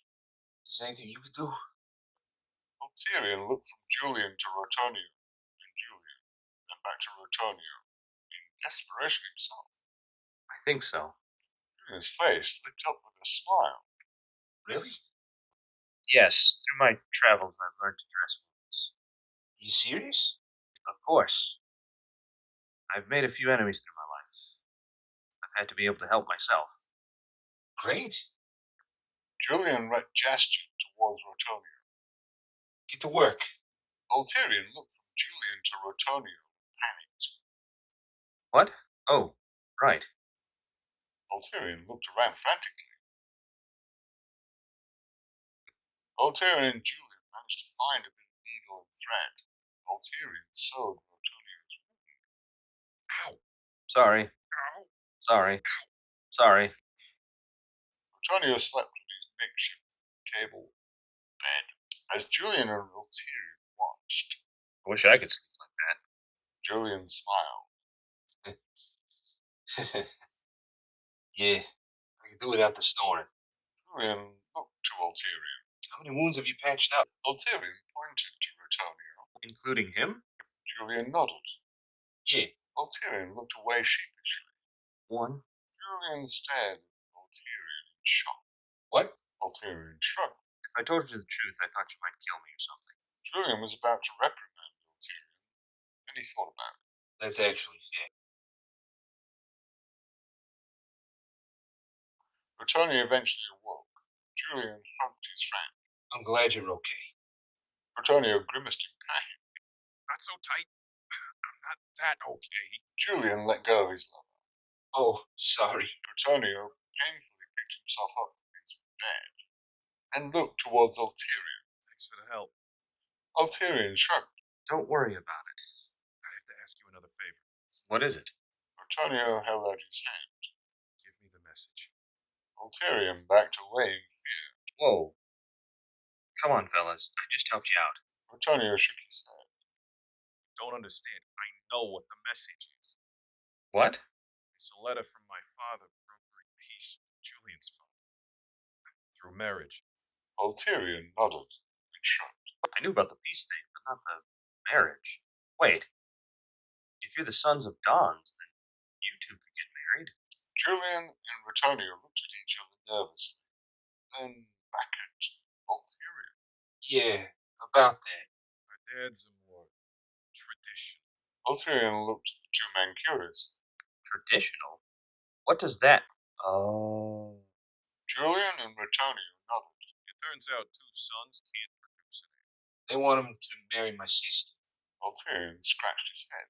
Couldn't you just fake the wedding? We thought about that, but I couldn't do that to my sister. She deserves someone she actually loves. Plus, we want to leave this life. Who are the orc thugs trying to kill you? Those were Don Aoli's men. They want our families to keep fighting while he slowly takes over under our father's noses. I see. Ulterion rubbed his chin as he thought. He smiled as the plan came to him. And I guess you two have to die. Julian and Rotonio looked at each other in shock. Don Ravioli sat at his dinner table eating pasta.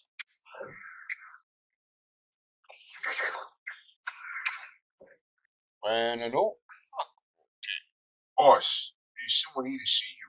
Don Ravioli rolled his eyes. Can I wait till I'm done eating? Ulterion burst into the room,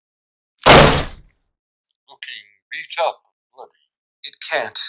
Ulterion fell to the floor unconscious. Ulterion woke up in a luxury bed. Looked around the luxury room with a smile. This place is great. Almost worth the beating I had those two give me. Ulterion was assisted into Don Ravioli's meeting room. Don was in a somber mood. Thank you for bringing me this message. It is a shame that you couldn't save my son. I'm sorry I couldn't save Don Parmesan's son either. There are only two things I can do for my late son now. I will broker peace between me and Don Parmesan. Don Ravioli looked to the ceiling and shook his fist. I will get my revenge on Don Aoli. Ulterion smiled nervously. Sounds good, Don Ravioli. Quick question. Can I get some orc noodles? Don Ravioli gave Ulterion a puzzled look. Huh? Ulterion walked through a street in the city. When he was sure no one was watching, he ducked into an alley. Ulterion walked through the alley until he heard someone call for him. Hey! Two hooded figures came towards Ulterion. He laughed nervously. Fellows, let's relax. The hooded figures drew closer. Don't worry, no one saw me. Both hooded figures gave signs of relief as they took off their hoods, revealing them to be Julian and Rotonio. Thank goodness. Julian grabbed Ulterion's hand and shook it furiously. I can't thank you enough. Ulterion pulled his hand away and rubbed his shoulders. Careful. You guys did a number on me. Both orcish men laughed nervously. We had to make it believable. I know. Ulterion rubbed his bruised chin. But you didn't have to make it that believable. I'm sad that my father isn't dead. Ulterion shrugged. That is sad, but you two can start a new life and be together. Rotonio and Julian held each other's hands and looked deep into each other's eyes. We must have died. And gone to heaven. The orcish men kissed each other passionately on the mouth. Ulterion watched with a smile. Aww, that's so cute. The orcish men's kiss grew more passionate, which made Ulterion uncomfortable. I'll leave you two alone. Ulterion backed away.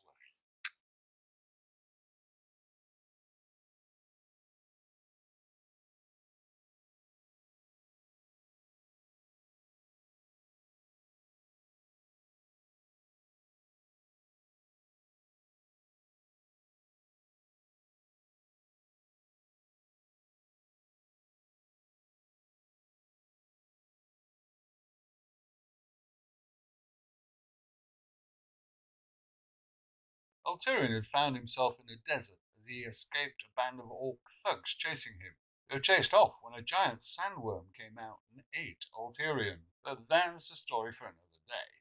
Sir? Sir? Ulterion's eyes opened. As the world came into focus, he saw a small face staring down at him. It was a small woman.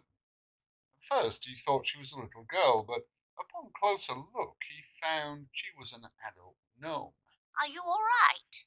Ulterion looked around, confused. Yes, surprisingly, for someone eaten by a sandworm. Where am... Ulterion tried to get up, but found he was chained to the ground. What is this? The gnomish girl, woman, laughed nervously. Well, you're a tall person, so we didn't want you getting up too fast and hitting your head on the ceiling. Ulterion nodded and shrugged as well as someone chained down could shrug. Makes sense. The gnomish woman looked away sheepishly. Also, you're our prisoner. Ulterion tried to get up as the news shocked him. What? But quickly remembered the chains. It's nothing personal, it's just that you're human. That doesn't make it better. The gnomish woman reached for a sword at her side. She struggled with her poorly put-on armor as she did so. Don't harm me or I will have to put you down. Ulterion brandished his chains. How? The gnome woman was frantic. I have to check on something. I will bring you food. The gnome woman ran off. Ulterion yelled after the gnome woman. Wait! I have so many questions. Where am I? Who are you? What's going... Ulterion tried fighting his bonds. But to no avail. I keep getting myself in these situations. Ulterion schemed and planned and thought of any possible thing he could do. What he decided on was a nap. The gnome woman, Harriet, was in the kitchen. Stress cooking. Do I have enough eggs? It's all she could think of to do. She was hired as cook, not a guard after all. But there were no guards left because she shook her head to get the thought out of her mind. I hope he likes eggs. Ulterion was sleeping until the scent hit his nostrils. He awoke with a smile on his face. Is that eggs? Harriet made her way down a corridor with a plate of food shaking in her hands. Her armor was uncomfortable, probably due to it not being her armor. She had taken it off a dead guard. One of the victims of... She shook her head as if that would rid her of the grisly memory. No, we're not going to think about that. Harriet continued to walk while trying to compose herself, and failing. Ulterion propped his head up as best he could, with a smile on his face. Smells like breakfast. Or lunch. Or dinner. Ulterion shook his head. Whatever, I'm hungry. Suddenly, Ulterion heard a noise. Huh? Ulterion looked up as best he could. Hello? Ulterion could only make out a small, dark figure in the corner of his cell. Hi there. Say, do you work with the gnome lady? The shadowy figure just stared. Okay. Well, could you take these chains off me? They seem excessive. The shadowy figure just continued to stare at Ulterion. Ulterion was getting uncomfortable. Not a talkative fellow, are you? The shadowy figure started to move forward. Ulterion grew more uncomfortable. His discomfort was becoming fear as the dark figure moved closer. Hey! What are you doing? Get away! Harriet continued her trek down the corridor, thinking that it was getting longer every day. I need to exercise more. She heard something in the distance. Oh no! They've got him. Harriet dropped the plate, drew her sword, and charged towards her prisoner. Leave him alone, you monsters! Ulterion stared in horror as the figure drew closer. Ulterion fought against his chains as hard as he could, but it was useless. Go away! Leave me alone! Stop! The dark figure reached a claw towards Ulterion. Get away from him! The figure looked towards something Ulterion couldn't see. It hissed and snarled before running off. The gnome guard ran into Ulterion's vision, giving him a look of concern. Are you all right? Ulterion shrugged. Me? I'm fine. Ulterion grew angry. Just covered in chains and had to deal with something trying to eat me. Harriet sighed Oh, and sheathed her sword. are you hungry? Ulterion stared at Harriet in shock. However, he was hungry. Ulterion leaned over the kitchen, eating voraciously. Some of the leaning was due to the cramped space and him being incredibly hungry. He barely heard Harriet talking. There was 50 of us to run this thing. Ulterion looked at Harriet curiously. Where's everyone? Harriet wiped away the wayward bit of egg that Ulterion spit onto her forehead. Many are dead. The others? Well, I don't know what happened, but they are not where they should be. Ulterion looked around as he swallowed. Not to offend, but why didn't you prevent it? Aren't you a guard? Oh, I would be offended if I was a guard, but no. I am the cook. Ulterion looked surprised. I'm surprised a cook is running this whole facility. Here's a question.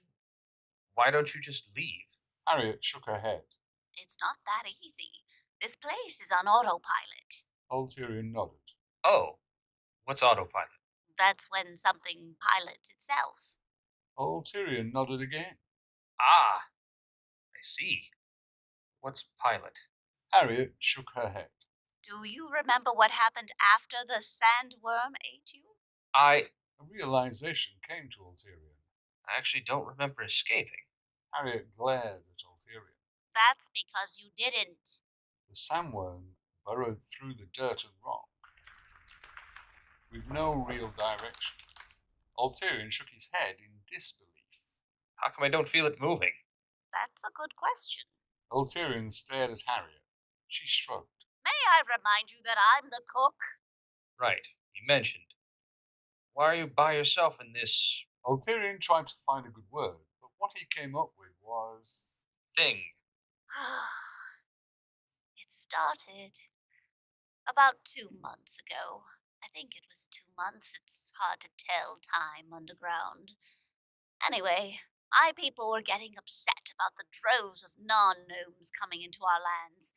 My people didn't know what to do, until they heard of a giant creature roaming the desert outside our land, the sandworm.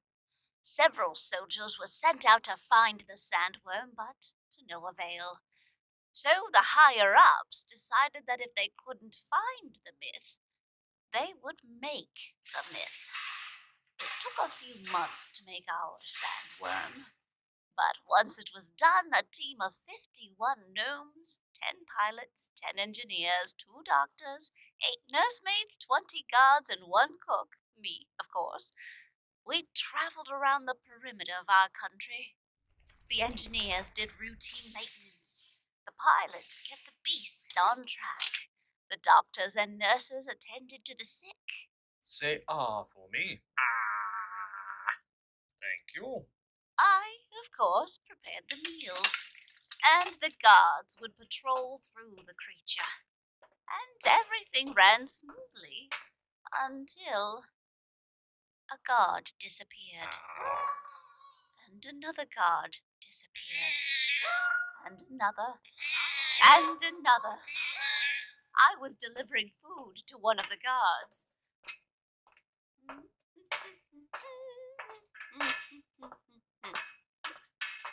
When I found her, at least what was left of her,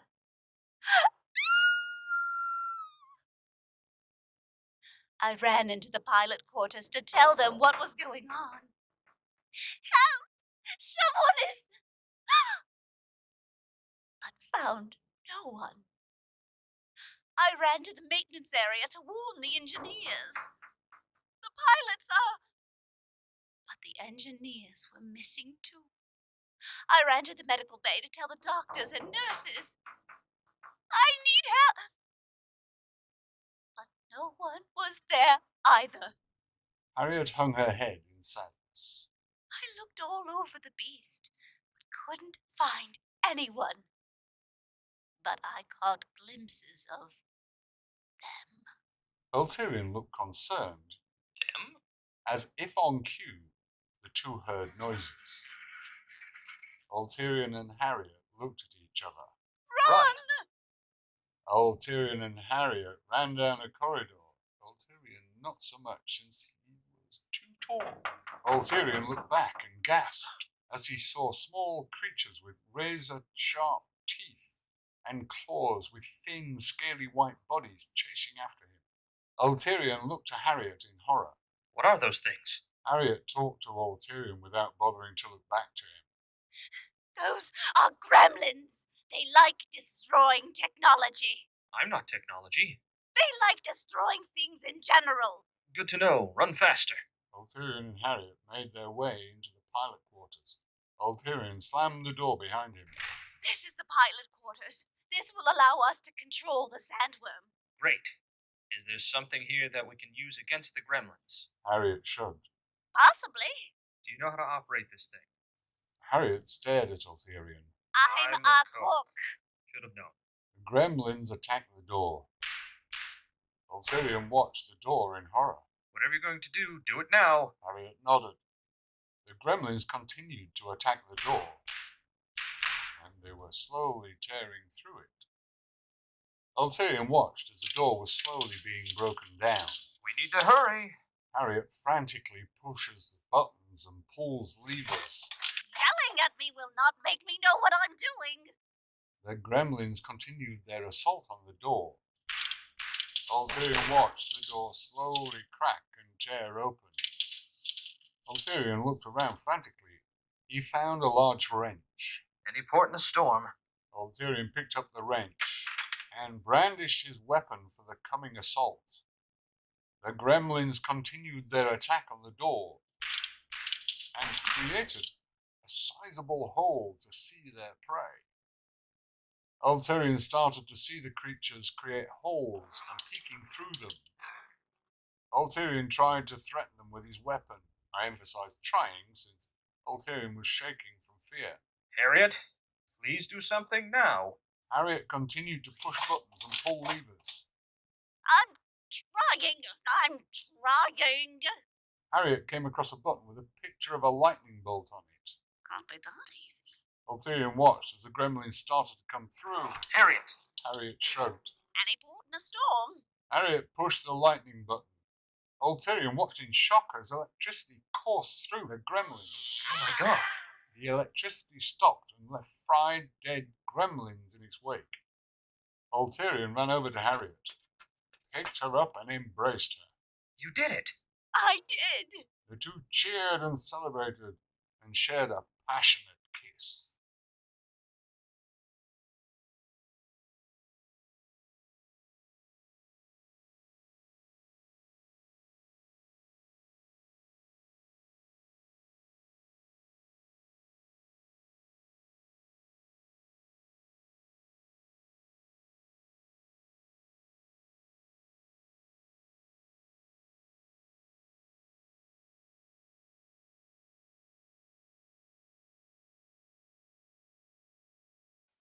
Ulterion and Harriet had steered the sandworm towards Evans-Polancih, which displeased the gnomes. After a forced agreement, Ulterion was sent away on a flybox, but that's a story for another day. Ulterion thought he was lucky that his flybox hit a large mound of snow on the mountain. However,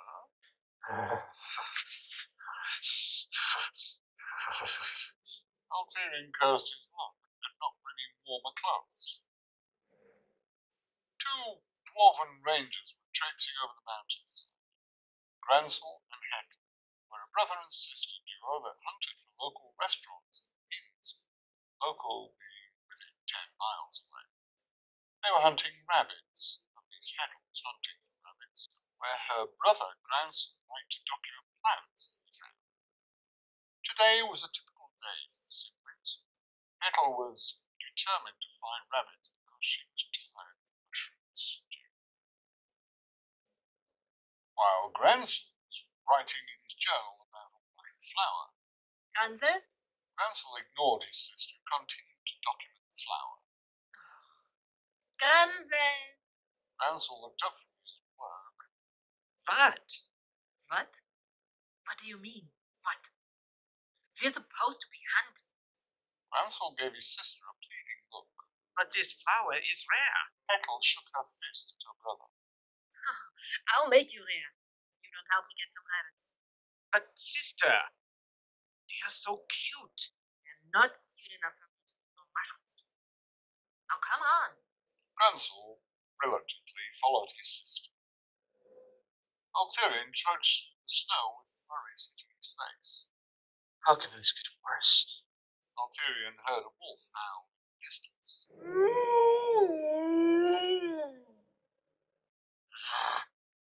Shut up, Ulterion. Just shut up. Randal and Ethel trudged through the snow when they heard a wolf howl.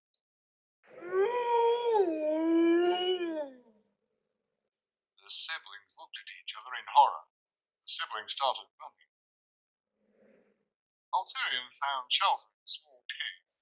Shelter enough. It was still cold.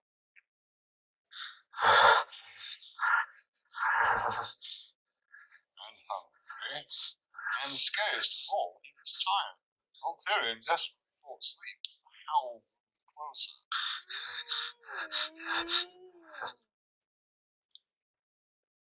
Randal and Hettle continued to run. The howls sounded as if they were growing closer. Randal turned to look at his sister. They're getting closer. I know. Don't try to come and sit at me. Ulterion laid on the cave floor, shivering. Ulterion heard the wolf howl very close. Please don't find me. Please don't find me.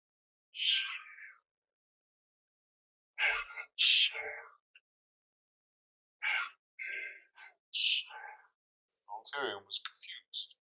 What? Ulterion stepped outside of the cave and gasped in horror. As he looked up into a giant wolf's face, the wolf was indeed outside, for his mass took up all of Ulterion's vision. Ulterion could only stare up and shake in fear.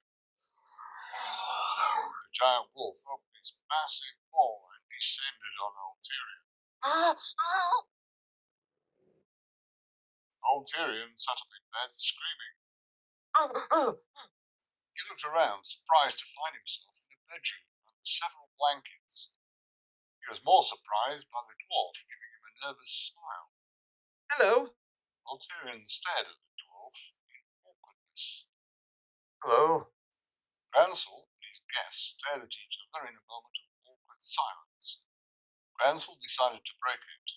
Would you like something to eat? Ulterion smiled and nodded. That sounds wonderful.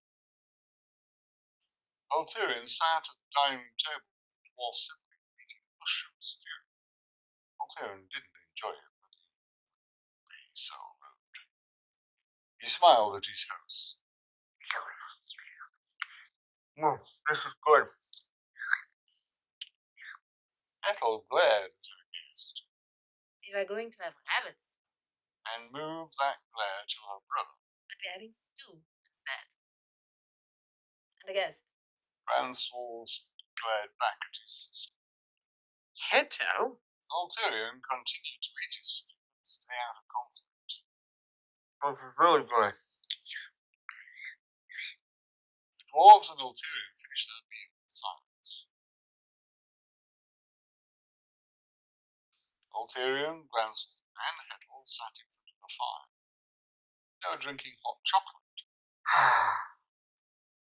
Thank you so much for bringing me into your home. I didn't want to deal with those wolves. There's no wolves in this mountain. Ulterion looked at Hettle in shock. What was all the howling I heard? Randal shook his head. You don't want to know. I'm sure I don't want to know, but I should know. Let me tell you a tale. It was centuries ago.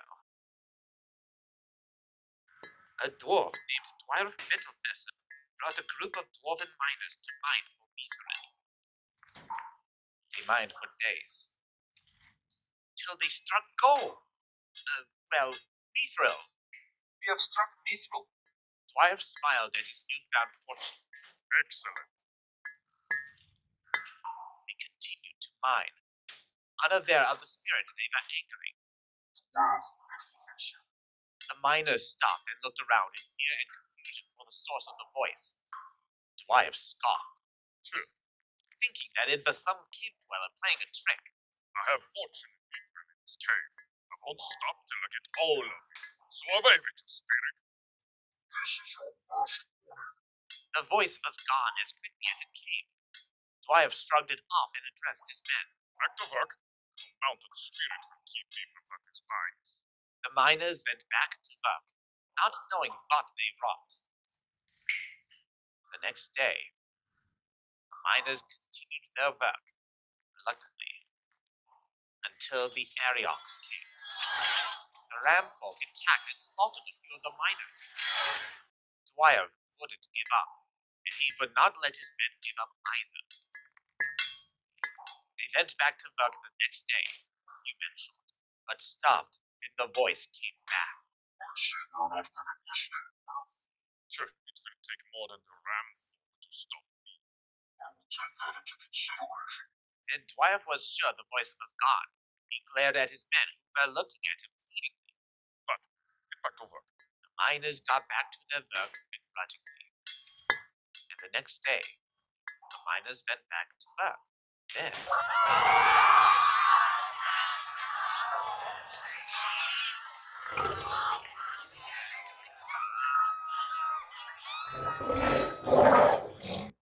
miners were attacked by coal cats.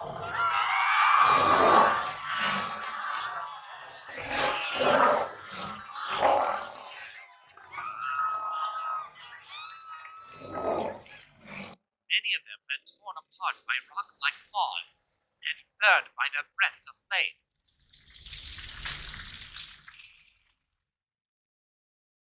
And the next day, Dwyer got his men back to work, with many shouts and threats. Then the voice returned. Dwyer glared at the voice. As well as one could glare at a disembodied voice. No, you don't learn. I will never stop till I get my medal. There was a dead silence that the miners waited in with fear. Dwyer smirked, thinking he defeated the voice, until it said... Dwyer suddenly felt a dull pain all over his body. The miners cried out in agony. Dwyer watched his miners' bodies contort and change. Oh, what is... Dwyer's dull pain became sharp agony. He felt his body start to contort and change. He felt his legs extend into the lower half of a wolf. And his head became that of a wolf.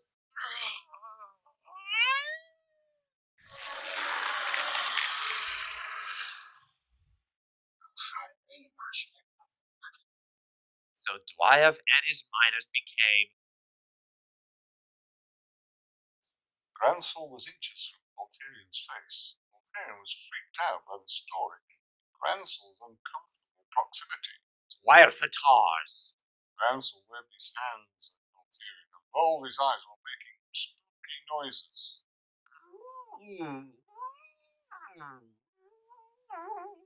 Ulterion looked terrified. After 2 days of Kettle's insistence, Ulterion made his way down the mountain. Ulterion read his list as he walked down the mountain. Let's see. I need... Ulterion's heart sank as he read the words out loud. Dwyer fatar teeth. Ulterion tracked back up the mountain. I've read this so stupid. I can't believe. Oh. Cursing both his mission and, well, his life in general. He walked slowly through the cave. I think this is where it came from. As if to confirm, Ulterion heard howls.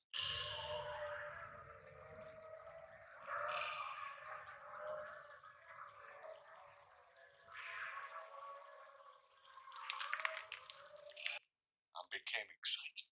Yes, I found them. His excitement disappeared and was replaced with horrifying realization as he heard more howls.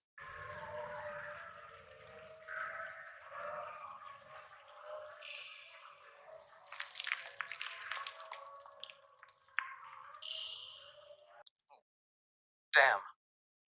I found them. Ulterion walked into a large cavern deep in the cave. He managed to make a torch despite the cold. Although its warmth and light was little comfort.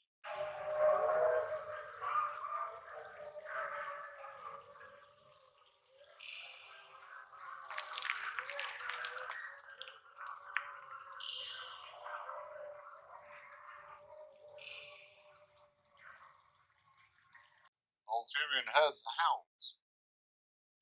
They were closer. His brain desperately tried to come up with a plan of action, but nothing was satisfactory.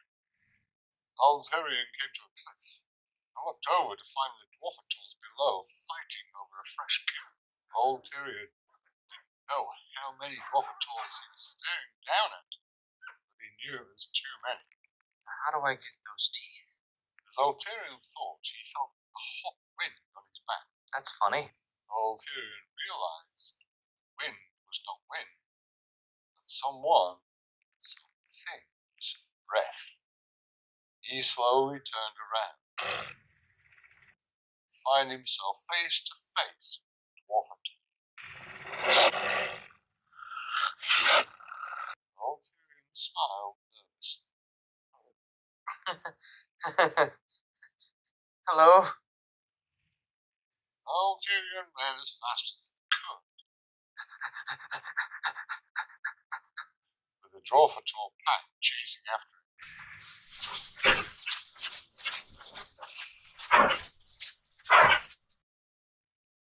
Ulterion saw a small cave up ahead.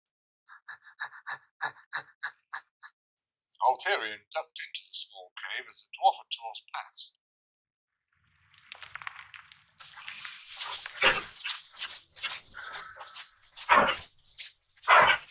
Ulterion waited.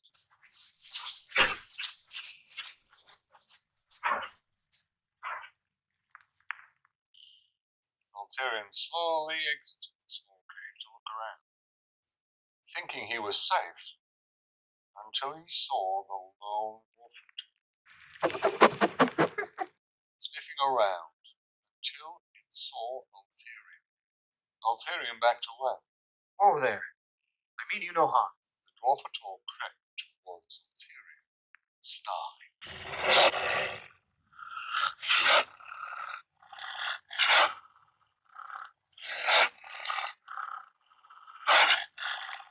Clearly that won't prevent you from harming me. Ulterion suddenly realized he had a dagger in his boot. He had brought from what he couldn't remember. The point was, he had a dagger. He pulled it out and brandished it at the Dwarfator. Stand back. Don't make me use this. The Dwarfator seemed unfazed by Ulterion's threat as he continued to growl.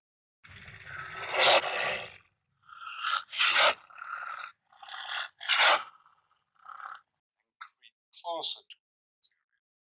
Ulterion shrugged and readied his weapon. All right. You asked for it. Ulterion charged towards the Dwarfator. Ah! And brought his dagger towards its chest as the dagger hit and broke. Ulterion remembered that Grandson had told him about the Dwarfator's immunity. Damn it. The Dwarfator punched Ulterion in the stomach, knocking him to the ground. Ulterion laid on the ground, holding his sore stomach. The Dwarfator leapt towards Ulterion. Ulterion looked around frantically, and he found a large rock. He grabbed it, put it before him as the Dwarfator snapped at him, but ended up biting the rock. Blood and pain flooded the creature's mouth, causing it to back away. As the creature was distracted by its pained mouth, Ulterion found a few teeth in the ground. He smiled. Yes. Finally! A break! Ulterion's exuberance and smile faded as he heard growling behind him. Ulterion turned around to find other dwarf-toads glaring and growling at him. Oh, come on. Ulterion ran, with the dwarf-toads chasing him again.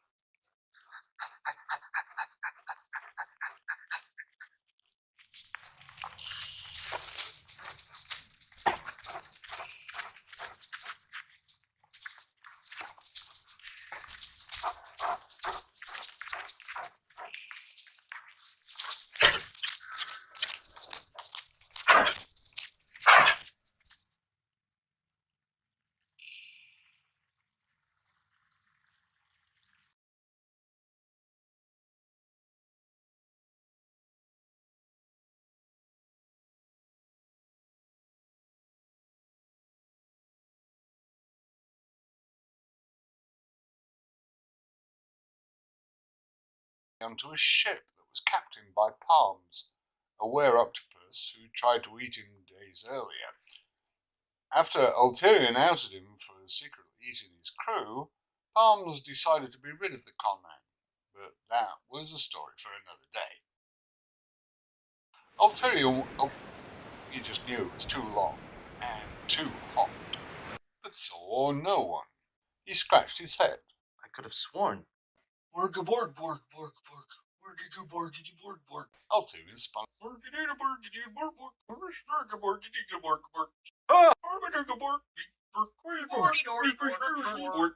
Ulterion smiled nervously at his audience. Hello? The rabbit people led Ulterion through the town. Excuse me, but I don't really speak your tongue. Ulterion sneered. I noticed. If you get away, Ulterion managed to steal more chocolate and his things back. He travelled through the desert for a while until he found an oasis. He thought he was safe until he was caught in the middle of a property dispute between some koala people, koalians, and some kangaroo people, kangaroogenese. But that's a story for a different day. Ulterion wandered the desert.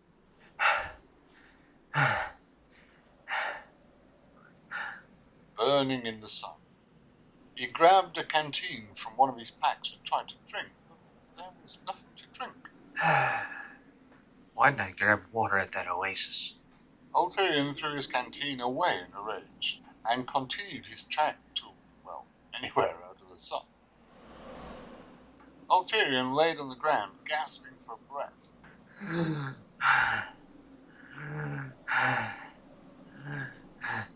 As he succumbed to the heat. Just a little nap. And fell unconscious. Ulterion awoke and looked around at nothing but desert, and more desert. Ulterion breathed heavily, with no moisture on his face. Help! Anybody? But Ulterion saw no one, and there was no response.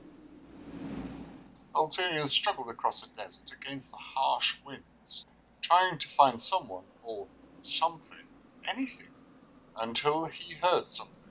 Huh? In the distance, Ulterion heard water crashing on the beach. Ulterion smiled. Water! Ulterion started running. Ulterion ran and ran, despite the strong desert winds. Ulterion needed to get to that beach. Water! Water! Water! Water! Ulterion ran across the desert with hope in his heart, as he heard the beach getting closer.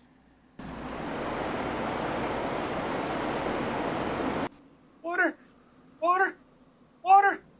Ulterion stopped running when he saw a horrifying sight. Water? A gargantuan tidal wave loomed over Ulterion.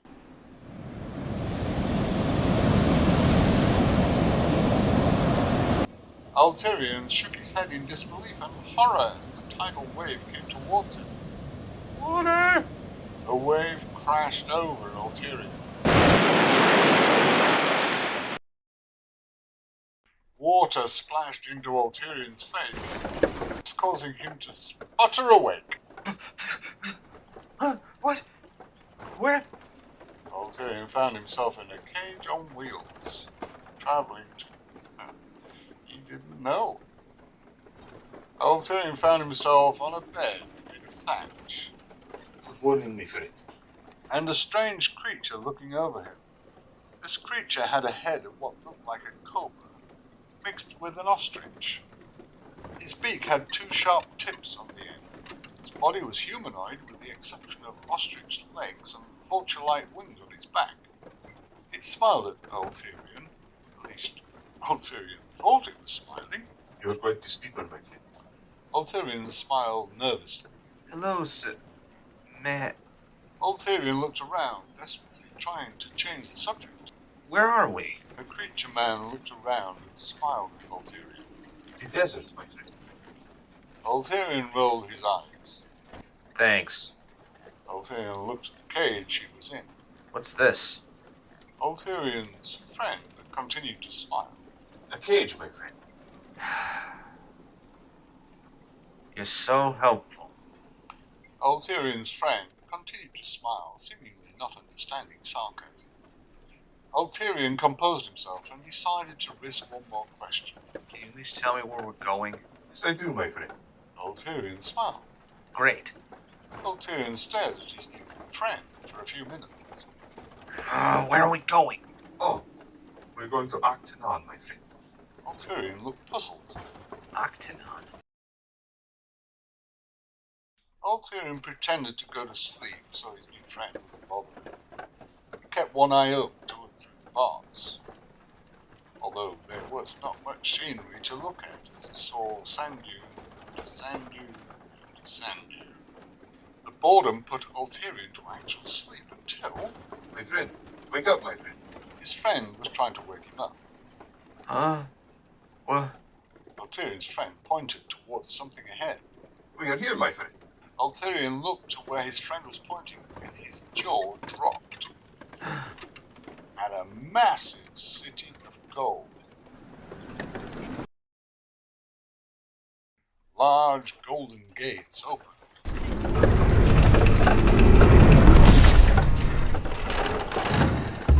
Letting the wagon train into the bustling city. Ulterion looked around in wonder. This place is made of gold. Ulterion's friend laughed. Of course, my friend. Octanon is known as the city of gold, my friend. Did you not know that, my friend? Ulterion sneered at his friend. I'm not from around here. That's a parent, my friend. Ulterion rolled his eyes. He couldn't wait to get away from his new friend. The wagon rode through the city until it came to a large tent. Ulterion looked at the tent with worry. What's going on? What's with this tent? That's our new home, my friend. Ulterion looked nervous. Are there more tents?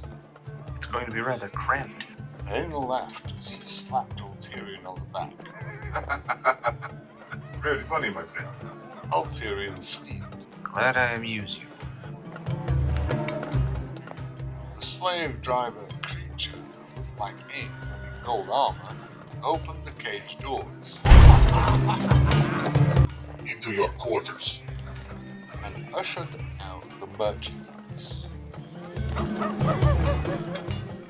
Night fell over Octanon, and a few slave traders guarded the tent, while the merchandise slept in cages that were way too small. I wouldn't think I would miss the wagon. Ulterion's friend was kept in a cage next to Ulterion, lucky for him. It will be better in the morning, my friend. Ulterion sneered as sleep slowly took him. Yeah, sure it will. Ulterion managed to fall asleep in his current lodgings. Wake up, my friend. Ulterion awoke to see his friend kneeling outside his cage. Ulterion waved off his friend. We need to leave, my friend. A few more minutes. Realization came to Ulterion. Wait. Ulterion grabbed the bars of his cage. How did... Ulterion's friend put a finger to his lips. Shh. Ulterion's friend started picking the lock of his cage. Let's get you out of here, my friend. Ulterion and his friend, whose name was Ain, by the way, managed to crawl under the tent and make their way into the city. Ulterion and Ain made their way through the alleys and marketplace at night, until they found a safe alley to rest in. Ain smiled at Ulterion. Freedom is nice, isn't it, my friend? Ulterion nodded. Indeed, my friend. Damn it, now you have me doing it. Sorry, my friend. I have a speech impediment that makes me end my sentences. My friend. My friend. Ulterion nodded, looking puzzled. I see. That's very interesting and specific problem. Ain shrugged. Makes me who I am, my friend. Ulterion told me to acquire some supplies. He had acquired some clothes from the washing line to hide that he wasn't a Kaniuth, the race of Ain and Ulterion's captors. He targeted a food stand and a sleeping merchant. Since I am shopping, Ulterion brought out his list. Next ingredient is... Ulterion read through the list curiously. Smat saliva. Ulterion thought to himself. It's a smat. Ulterion managed to acquire several apples he had been feasting. This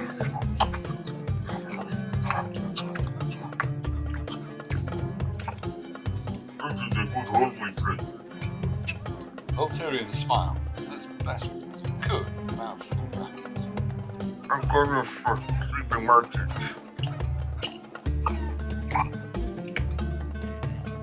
Ain swallowed a big piece of apple before talking to Ulterion again. So what are your plans, my friend? Ulterion swallowed a big piece of apple before talking to Ain. I have to get my hands on something called smat saliva. But after that, I'm leaving. Ain stared at Ulterion in shock, which confused the comrade. What? Ain looked away from Ulterion. I need to show you something, my friend. Ulterion and Ain made their way through the city to a coliseum. Ulterion and Ain managed to sneak their way into the coliseum through a secret tunnel. I will take you to see this mat, but I must warn you, my friend. You may want to quit your journey, my friend. I'm already there. What was that, my friend? Ulterion shook his head. Nothing. Let's go. Ain and Ulterion lifted a crate into the stables. Ain brought Ulterion to a stable. All right, my friend. Here it is, my friend. Ulterion looked into the stable and was surprised to see a rabbit on a rock. Ulterion looked at Ain in surprise. Really? Ain stared towards the stable in fear. Be careful, my friend. Ulterion rolled his eyes and climbed into the stable. My friend. Ulterion dropped into a pile of hay and was afraid that he would spook the rabbit. When the rabbit didn't do anything, Ulterion breathed a sigh of relief. Ulterion slowly made his way towards the rabbit, reaching towards it, also very slowly, towards its mouth. It's gonna be gross. Ulterion touched the rabbit's mouth. Huh? And found no mouth. He looked closer and found that the rabbit had no eyes, or nostrils, or fur even. This wasn't a rabbit at all, but some fleshy mass in the shape of a rabbit. Ulterion pulled his hand away in disgust. Is this the smat? Ulterion heard Ain behind him. That's part of the smat, my friend. Ulterion looked at the rabbit in shock and horror. Part of the smat. Ulterion looked down as he heard a low growl. The rock the rabbit is standing on opened a yellow reptilian eye that glared up at Ulterion. Ulterion backed away in horror as the rock started to unfold itself into what looked like a horse-crocodile hybrid. Its maw, that looked like a fleshy fish hanging from its lower jaw, opened into rows of razor-sharp teeth.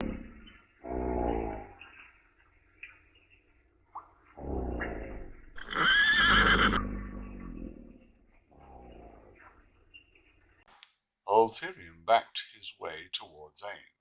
Ein, go get help. Ain panicked. But just go. Ain ran off. Ain ran through the stable shouting, Help my friend! Help my friend! Ulterion ran around the stable with the smack chasing.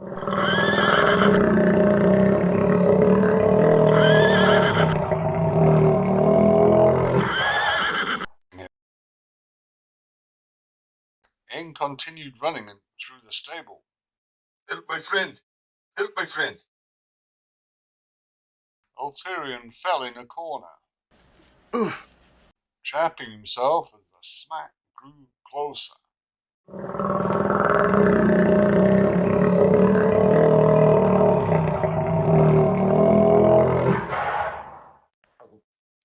Nice smat. Good smat. Please don't eat me. As the smack came closer,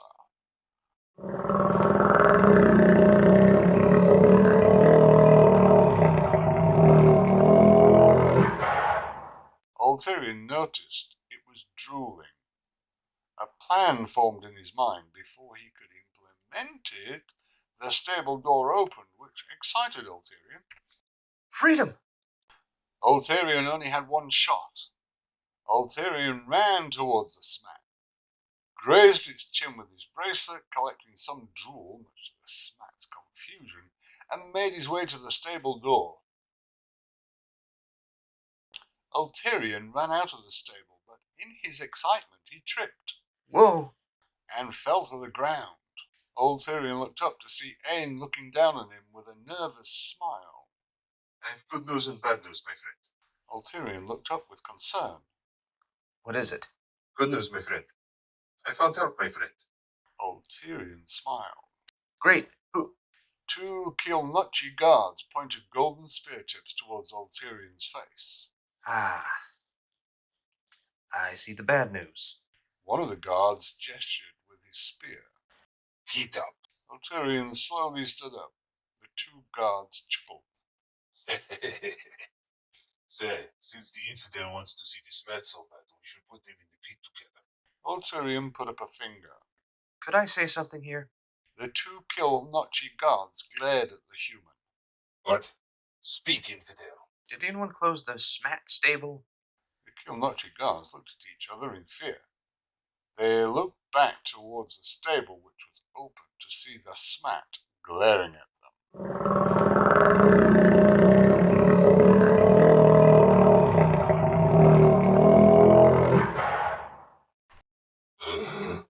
Ulterion managed to run past the guards while giving them a reassuring pat on the back.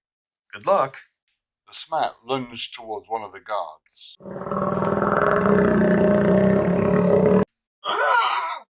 Knocking one of them down.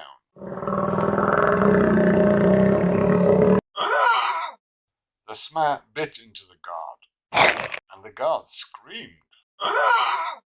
Until his screams were stopped as he turned into corn. Ulterion looked back as he ran, watching in horror and confusion. He looked at Ain. Did that guy just turn into corn? Ain nodded. Ulterion shook his head in disbelief. This place is weird.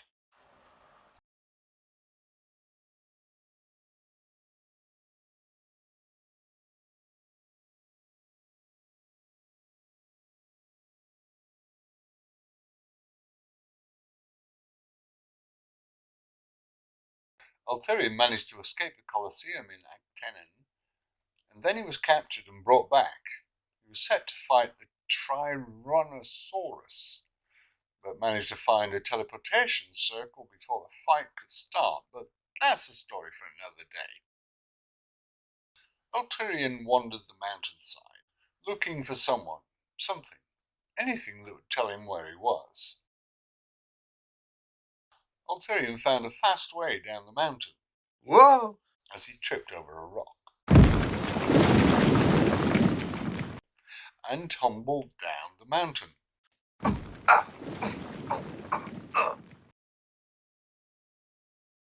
Ulterion found his way to the bottom of the mountain. Ulterion dusted himself off as he got up. He heard voices.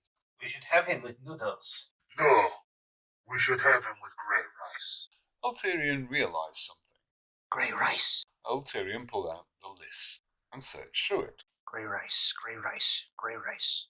Ulterion was shocked when he found the item he was looking for. Grey rice. From Pong. Ulterion smiled. I'm in Pong. Ulterion's smile faded as the realization came to him. I'm in Pong. Ulterion had been to Pong before. It was another place where he had business dealings with the denizens of this land, known as the Onaga. The Onaga were said to be the cousins of ogres. Although they weren't as big, they were still pretty imposing. There were 12 variations based on various different creatures, but you can do your own research on that. Ulterion slowly and silently made his way towards the voices he heard. Are you baka? Noodles will add a hearty texture to the meat. You are the one who is baka. The texture is too thick and will hide the flavor. The grey rice will highlight it. Ulterion peeked over a cliff to see 2 Onaga thugs sitting by a campfire. One Onaga thug was a rat Onaga with 2 sharp buck teeth, some whiskers and a long but tiny nose.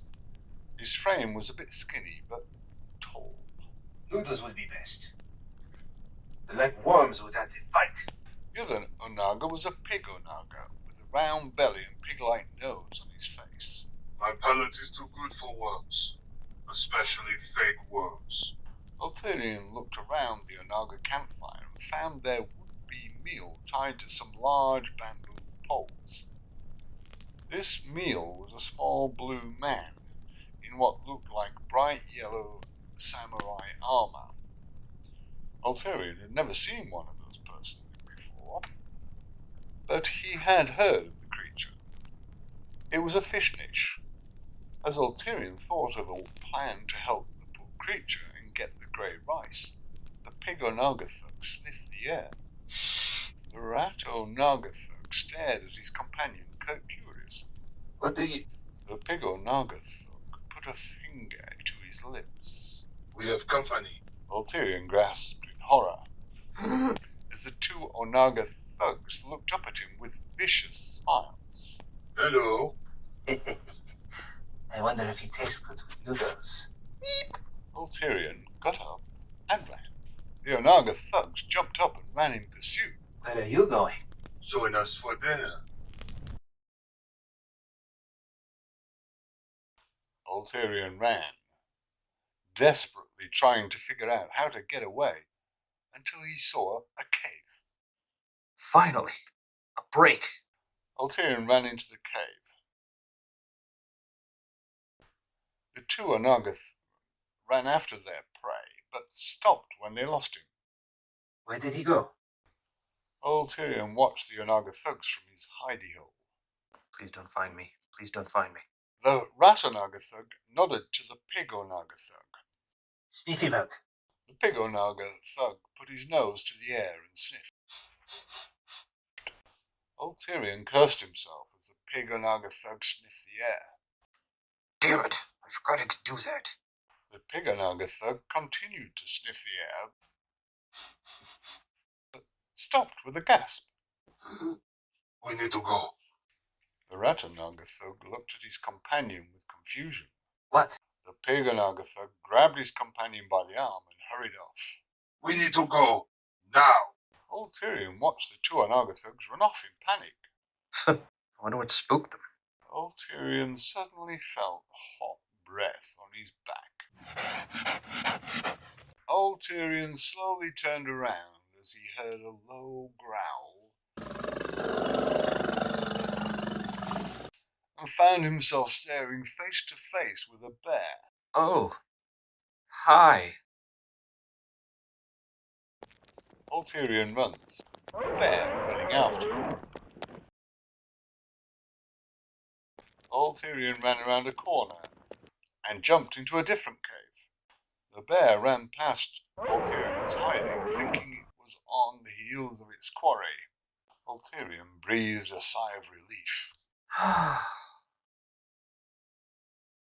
Ulterion sat in his hidey hole, thinking to himself, I need to get to that grey rice, but the Pigonaga can smell me. What to do? What to do? Suddenly, a horrible stench came to Ulterion's nostrils. What? Oh my God! What is that? Ulterion followed the smell deep into the cave with fingers clamping on his nose shut. Ulterion found the source of the smell. There you are. Ulterion had found some rotting mushrooms. An idea came to Ulterion, and he smiled. You're going to be a big help. Ulterion gathered the rotting vegetation. Ew.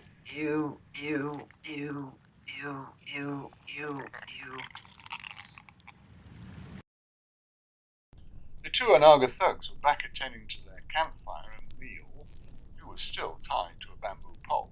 It's a shame we couldn't capture the human. Big Anaga thug nodded. Indeed, you would have been delicious. Still have a scent in my nostrils. The Pig Anaga thug sniffed the air out of nostalgia. And he could almost remember the scent. Until he felt something disgusting with a rank smell fall on his face.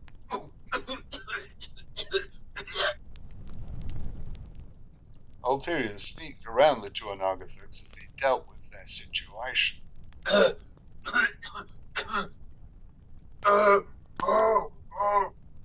Stop moving so I can get it off your face. Ulterion slowly made his way towards the Anaga camp as he saw the grey rice, though the Anaga thugs were too distracted to notice this. Stop blowing in my face, Baka. I'm trying to help, Baka. Ulterion was close enough to take the grey rice until he heard the prisoner groan. Ulterion had a choice to make. The grey rice was right in front of him, but he felt bad for the prisoner. It wasn't his responsibility, so shouldn't he just leave? The Arama wasn't sure how long he was tied to the bamboo pole. He was accepting his fate as an old Naga meal. Until he heard and felt someone working on the ropes. Thank you, stranger. Ulterion grumbled as he cut at the rope with a knife. You better appreciate this. The Ratanaga thug managed to help clear the Piganama thug's face. There we go. The Piganama thug spat out any remnants of the rotting mushroom that got in its mouth. I will kill that human. The Piganama thug looked towards where the prisoner was. All that was left was bamboo poles with sawed ropes. The Piganama thug was furious. I will kill that human. Ulterion helped Leorama get away from the Anaga campsite. The Anaga thugs pursued their quarry. Do you have a quarry? The big Anaga thug sniffed the air, but his nose was still full of stuff. Damn it! I only smell that stink. The Ratanaga thug sneered. We've lost him. Let's get back to camp. The two Anaga thugs walked back, dejected. At least we have the grey rice. You mean noodles? Don't start. Ulterion and Liorama hid in a cave after Ulterion gave a thorough check for bears. Right. You should be fine to stay here and rest. Once you do, go back to wherever you came from. I have to go back. Liorama looked at his savior in confusion. Go back? Are you crazy? They'll eat you. I have to take the risk. I need their grey rice. But get some rest. Ulterion ran off. Night fell over the land.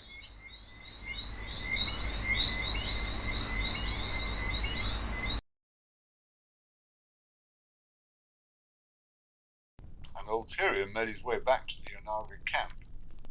He watched from a distance as their fire still burned. The two Onaga thugs slept. This is my chance. Ulterion slowly made his way to the Onaga camp. He made his way to the basket full of grey rice. He stepped closer and closer and closer. He was just about to grab the rice when a hand grabbed his wrist. Huh? Ulterion found himself looking into the face of the pig Onaga thug who sneered at him. Took me forever to get that gunk out of my nose. Ulterion felt a hand grab his other wrist. He looked up to see that rat Onaga with a firm grip on him.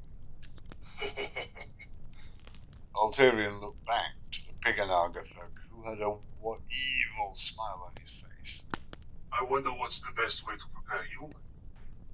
Ulterion shook his head defiantly. Please, don't. I didn't mean to. I just wanted the grey rice.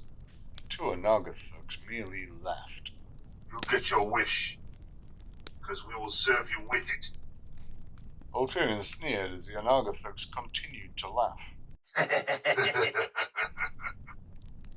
Wonderful. Ulterion found himself tied to a spit with an apple in his mouth. The big Onaga thug turned the spit over a flame while laughing.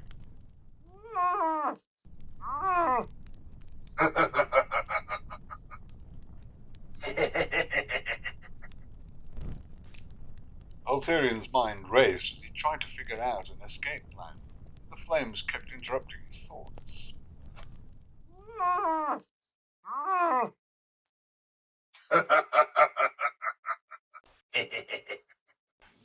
As Ulterion thought that his goose was cooked, quite literally in this moment, he and his captors heard a noise. The pig Onaga thug looked towards the distance in surprise. The rat Onaga thug looked towards the distance in surprise. Huh? Ulterion looked towards the distance in surprise. A band of Fishnish rode over the horizon, with their hands full of swords and spears.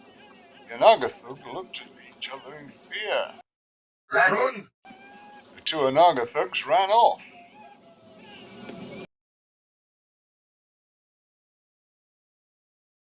The Fishnish rode their horses at a trot, with the saved Ulterion. Ulterion rode with his new friend, Liorama. Thank you for saving me. You saved me. I had to return the favor. A realization came to Ulterion. Oh my god. Forgot the grey rice. It's alright, my friend.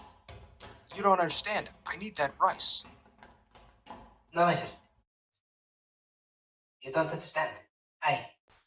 Ulterion grabbed the side of his head in panic. What do I do? What do I do? Liorama grabbed Ulterion by the shoulders. My friend, I am a grey rice farmer. Ulterion calmed down. Oh. Why didn't you say something earlier? Liorama rolled his eyes.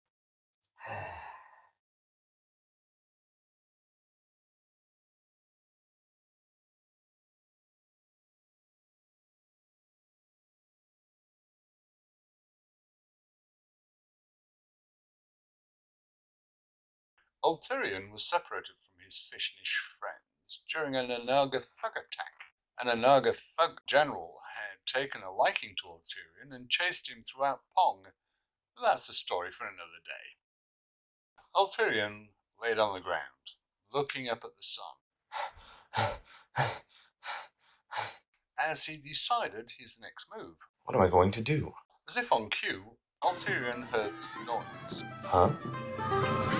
Ulterion climbed the hill and peered over it. A big smile came across his face. Below him was a carnival of performers and merchants looking their wares. Ulterion was so happy. These were his people. This was his element. This was his way to scam coin from suckers. Ulterion walked around the carnival, taking in all the sights. Ulterion had been to several carnivals. There was nothing like these carnivals. There were clowns performing antics, and they weren't throwing pies or making balloon animals. They performed amazing acrobatic martial arts maneuvers, while martial arts acrobats perform more intense feats like breaking wood, stone blocks, and some steel bars. Ulterion was so impressed by the sights. Wow! Ulterion saw a merchant stand and smiled to himself. Perfect. The carnival goers were enjoying the festivities when they heard... Step right up, step right up. A few carnival goers came to the with Ulterion horror, as Ulterion called them to take part in wares. Step right up, see wares from all over the world. Ulterion spent an hour or two selling exotic wares that had been pickpocketed from other customers. Zhang admired the pearl ring he purchased and knew that his soon-to-be fiancée would love this as her engagement ring. He was imagining her reaction until... Zhang turned to find an old pink woman charging for what's it. That's my ring. Zhang was taken aback by the accusation. I think you're mistaken. I bought this ring. Zhang noticed that the old Pekingese woman was wearing a sash. A sash that looked like his sash. Wait a minute. Zhang looked down to find what was not finding his sash. He looked back to the old woman in anger. That's my sash. The old woman looked down at her new sash. What? Several of Ulterion's customers discovered that their exotic wares belonged to other people.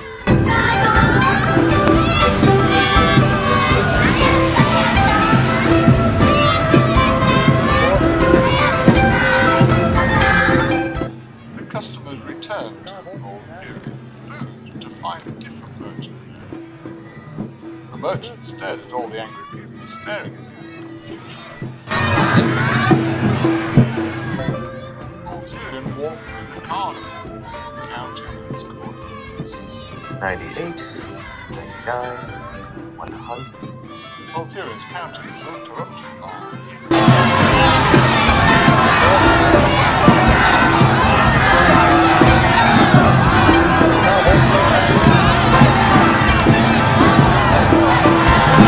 the sound of an angry mob.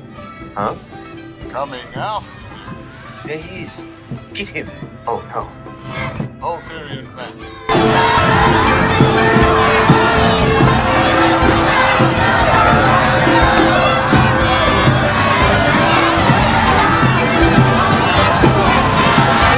The angry mob at his heels. Chen stood on the outside of the fighting pit, essentially the fence built around a dirt circle, tent on top of it. Chen shouted to the crowd.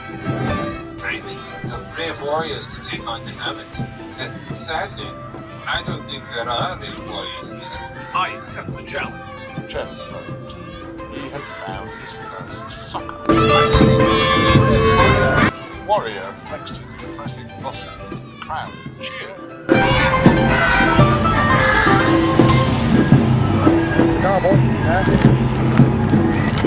Chen made a gesture that made the crowd quiet again. Chen faked a look of concern towards the warrior. The warrior rolled his eyes. Ha! I can beat an old outcast. Ha ha ha ha ha ha! Chen shook his head as he chuckled. bet you could.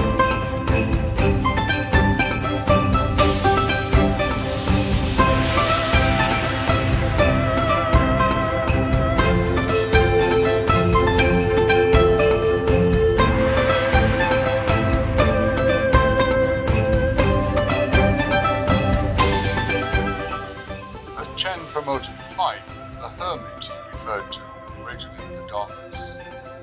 He was an old outcast. That meant a warrior was someone like.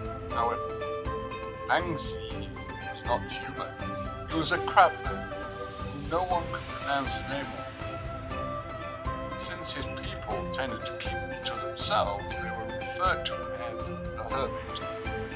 They kept themselves out of their nature, but also two other reasons. One, they were delicious to many other creatures. Two, they were among the greatest natural martial arts in the world. People would come from all around to learn their martial secrets, or, in Pangzi's case, were exploited for them. Pangzi sat in his cage inside a tent that was practically pitch blackness. If it weren't for the light coming up from the bottom of the tent, though it wasn't much comfort to the crabman. His guards, a brute named Yemen, hired by Chen to watch the merchandise, came in with a ring of keys. Yemen unlocked the door to the cage and opened it with a mocking sneer on his face. Your challenges and audience are waiting. Pangzi sneered back at his care.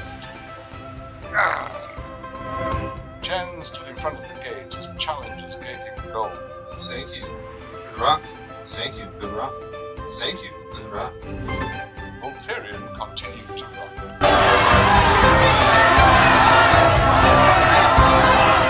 With his unsatisfied customers on his trail.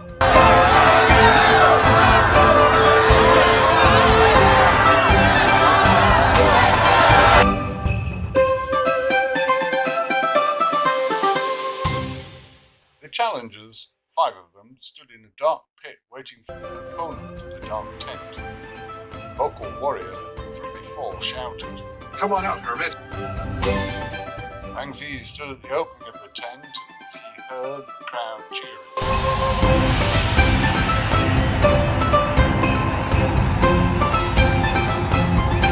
And the warrior calling him out. Face me! Yemen smiled at Pangzi, which looked like a sneer. Your public awaits. Pangzi glared at Yemen and held his chain in his hand. Ulterion continued to run.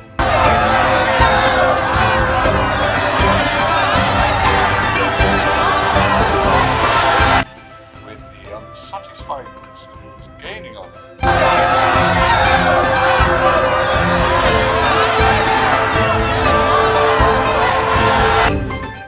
Challengers waited by the opening of the tent. They were surprised to see a crabman scuttling out of the tent. They stared in shock and broke into laughter.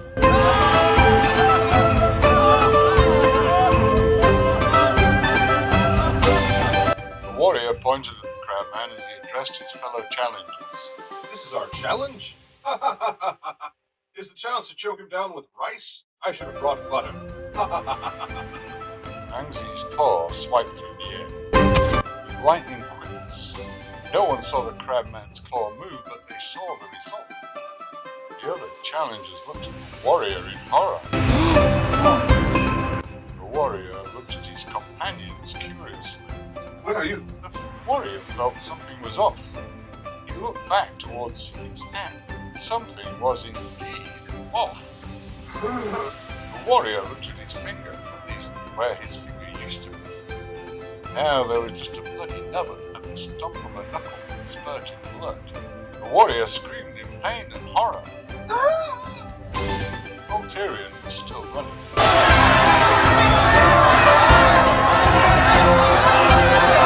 With the angry mob still in pursuit. He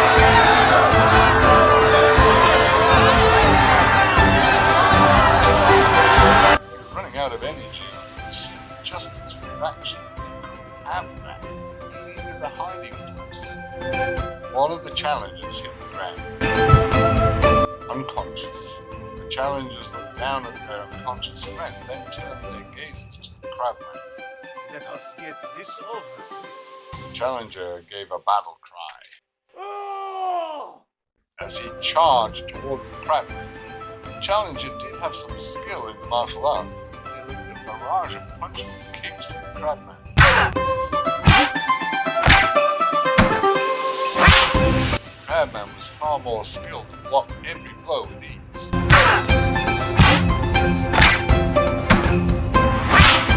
Pangzi delivered a punch to his opponent's stomach. With a twist of his elbow, he slammed his claw into the challenger's face, audibly breaking cartilage of the bone. The challenger screamed in pain as he fell to the ground. Pangzi cleared the two remaining challengers. The last two challengers looked at each other. They nodded and charged at the crabman together. The two challengers figured out that their combined barrage of punches and kicks would be enough to tear over the crabman. However,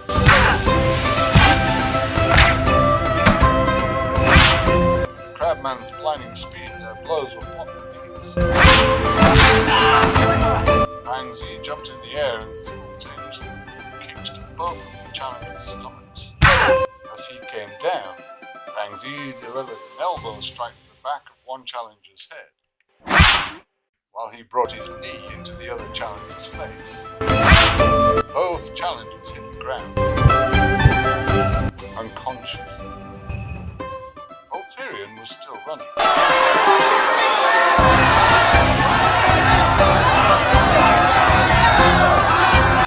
With the angry mob behind him.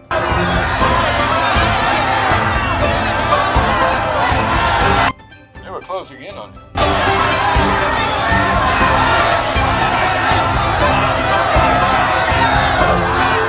Ulterion saw something that might be a reprieve. There we go. And doubled his pace. Chen stood by the entrance of the fight ring, and seeing the crabman defeat so many opponents, he was just bored to this point. He heard the last challenger fall and was about to close up shop when... Wait! Chen saw a strange man running towards him. Let me in. Chen shook his head in disbelief. Looks paid. The strange running man threw a few coins at Chen. Here. As he ran into the fighting room, Chen merely shrugged. Human dragged Pangzi back into the tent by his chain.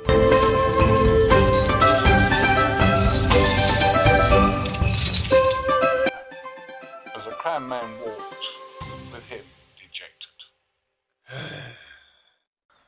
Before Yeoman and Pangzi could get to the back of the tent, they heard Chen shout. We have a new challenger. Yeoman and Pangzi looked back in surprise. Uh-huh. Ulterion looked around and turned certainly confused. Challenger? Then his eyes rested on the crabman. What have I gotten into? Yeoman and Pangzi looked at each other. Yeoman shrugged and shrugged. Yeoman shrugged. Pangzi rolled his eye stalks and made his way towards the new challenger. Ulterion watched as the crabman charged towards him. He wasn't sure what the crabman wanted. Pangzi threw a punch at Ulterion, but Ulterion just barely dodged. Whoa! Ulterion stared at the crabman in shock. What are you doing? Pangzi glared at his opponent and started delivering a barrage of punches and kicks.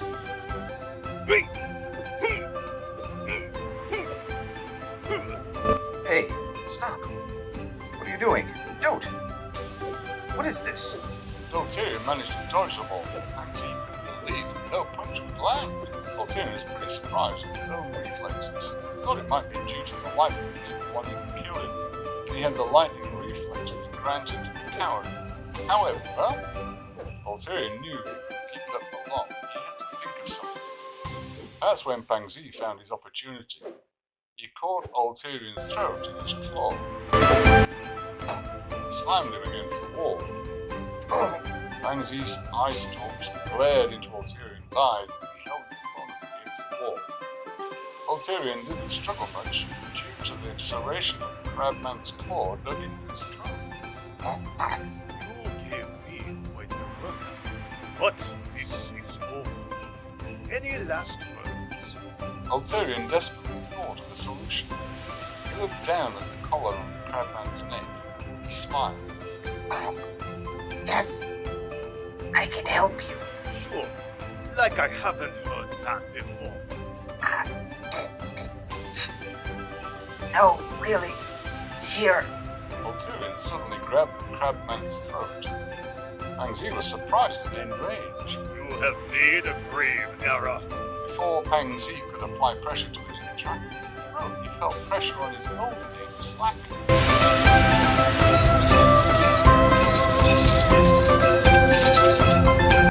Pangzi looked down to see the end of the chain attached to his neck, now on the ground. He felt his own throat just to satisfy himself. There was indeed no chain on his neck.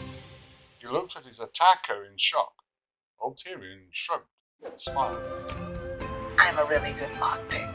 Pangzi turned his eyes towards to look at Jan and the ape and looked at him in horror. Oh no. Oh no. Pangzi looked back at the man with freedom. Thank you. Pangzi let go of Ulterion's throat and fell on his backside on the ground. Pangzi looked down on Ulterion. How can I repay you? Ulterion rubbed his throat. I think you just did. Pangzi nodded to Ulterion and went off to get his revenge. Ulterion called out to him. Wait. Pangzi stopped and looked back at Ulterion. Can you help me get some Pinganese silk? Pangzi thought about it for a moment and smiled. Nodded to Ulterion. That's feasible. Pangzi turned back around and scuttled after his former captors.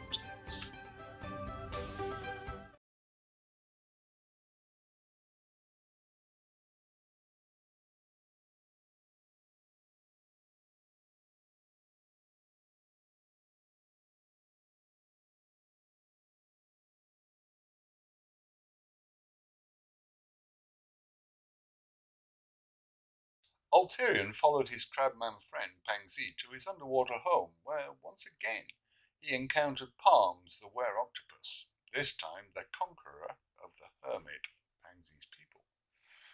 Ulterion fought with the would-be ruler, but that's a story for another day. Ulterion washed up on a beach. Ulterion made his way across the beach, wringing out his clothes and dusting off sand, and grumbling to himself. Never thought I would get sick of washing up on a beach. Ulterion grumbled his way through a forest of palm trees. Till he heard music. Civilization? Ulterion grew nervous. I hope they're nicer than the last time. Ulterion found himself in a small village, where half mongoose and half people worked in little grass shops, while people roamed around purchasing services and wares. Ulterion smiled at the sight. He knew he was on one of the islands of the Isle of Irene. The Isle of Irene was home to the Mongo. They were interesting creatures who seemed to live simply with little clothing, just enough to cover their bits, and some had fur in dreadlocks. Ulterion pulled out his list. This should be easy. What am I getting here? Ulterion unfurled the list. Ready to. Coconut. Coconut? That's so easy. Simply.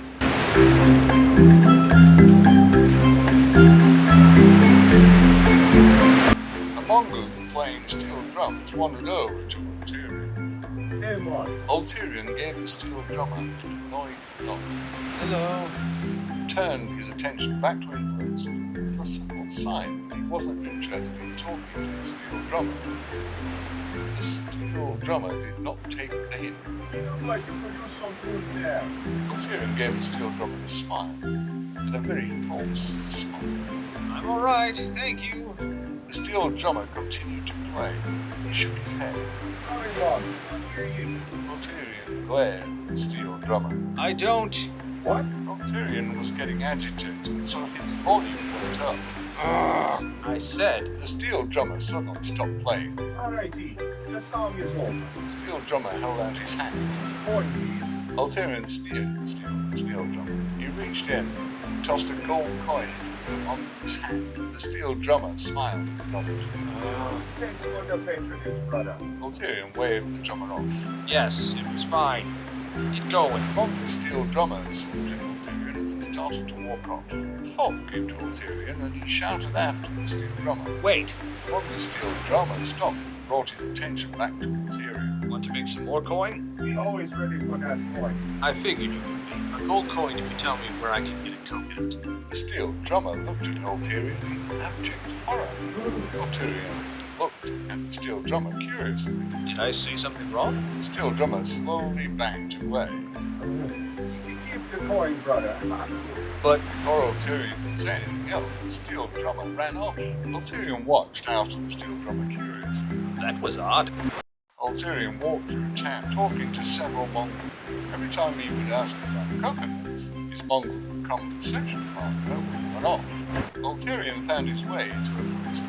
He bought some long yellow fruit. He bit into it, and immediately spit out the hard, rubbery piece in his mouth. He stared at the Mongol shopkeeper in confusion and indignation. This is a delicacy? The shopkeeper gently took the fruit from Ulterion's hand. Let me show you something now. The shopkeeper peeled the hard, rubbery layer off the fruit, revealing a soft, white interior. The shopkeeper handed the fruit back to Ulterion. Try that now. Ulterion eyed the shopkeeper suspiciously. She pleaded with him. Go on. Ulterion slowly bit into the fruit, scowling as he prepared for a bitter taste. Ulterion was pleasantly surprised to find that the taste of the fruit was sweet. Good. The shopkeeper smiled. Ulterion finished his. Say, what is this called? That be a banana. Ulterion smiled and finished his banana. While we're on the subject of fruit, could you tell me where I can find a coconut? Everyone seems so... The shopkeeper looked at Ulterion with wide-eyed horror, which confused Ulterion. Scared. The shopkeeper looked around suspiciously, then gave Ulterion a very serious look. Meet me here later tonight. Ulterion looked around to see what the shopkeeper was looking for. I guess, but what? Ulterion turned back to talk with the shopkeeper, but she had already closed her shop. Night came over the island. Ulterion made his way through the island where only a shop or two remained open to cater for the night owl tourists. He did his best to make sure no one saw him. Ulterion made his way to the small shop, but was confused to find it closed. Huh? Ulterion looked around. Where is she? Ulterion's attention was arrested by a noise. Psst. Ulterion looked towards the back of the shop, where a hooded figure peeked around a corner and beckoned him to come. Who are you? The hooded figure put a finger to its lips. Shh. Ulterion looked around, making sure no one heard. Oh, sorry. The hooded figure brought back its hood to reveal it was the shopkeeper. Ulterion slapped himself in the head. Sorry. I'm tired. The shopkeeper rolled her eyes and slinked back behind her shop. Ulterion sneaked behind the shop where the shopkeeper was waiting. She looked around to make sure no one was watching. We got what you're looking for. The shopkeeper pulled 2 coconuts from her robe and gently handed them to Ulterion. He took the coconuts, giving the shopkeeper a curious look. Thanks. By the way, why are we doing this in secret? The shopkeeper looked around. It started a couple months ago. We're minding our own business. When?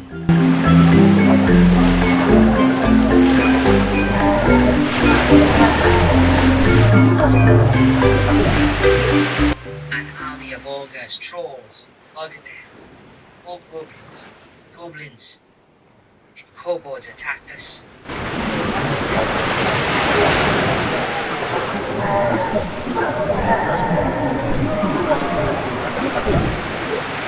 They surprised us with their numbers, but their biggest surprise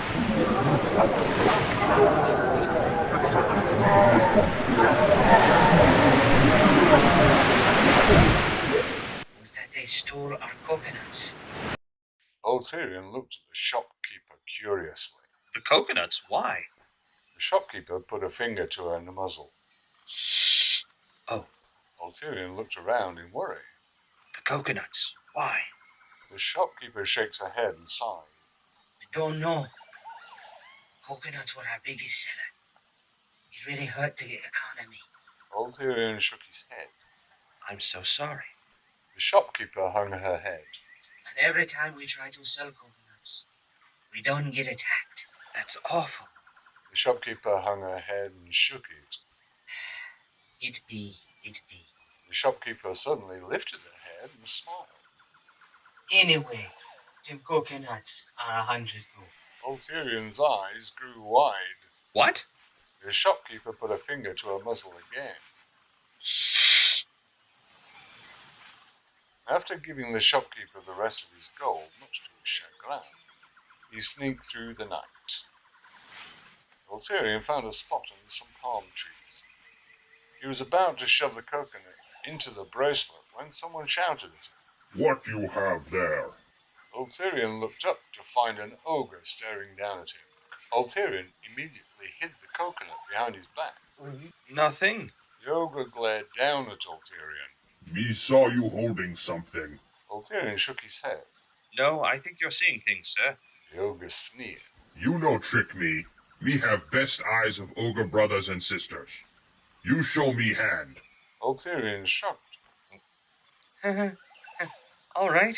Ulterion shifted the coconut to his left hand and showed the ogre his empty right hand. See?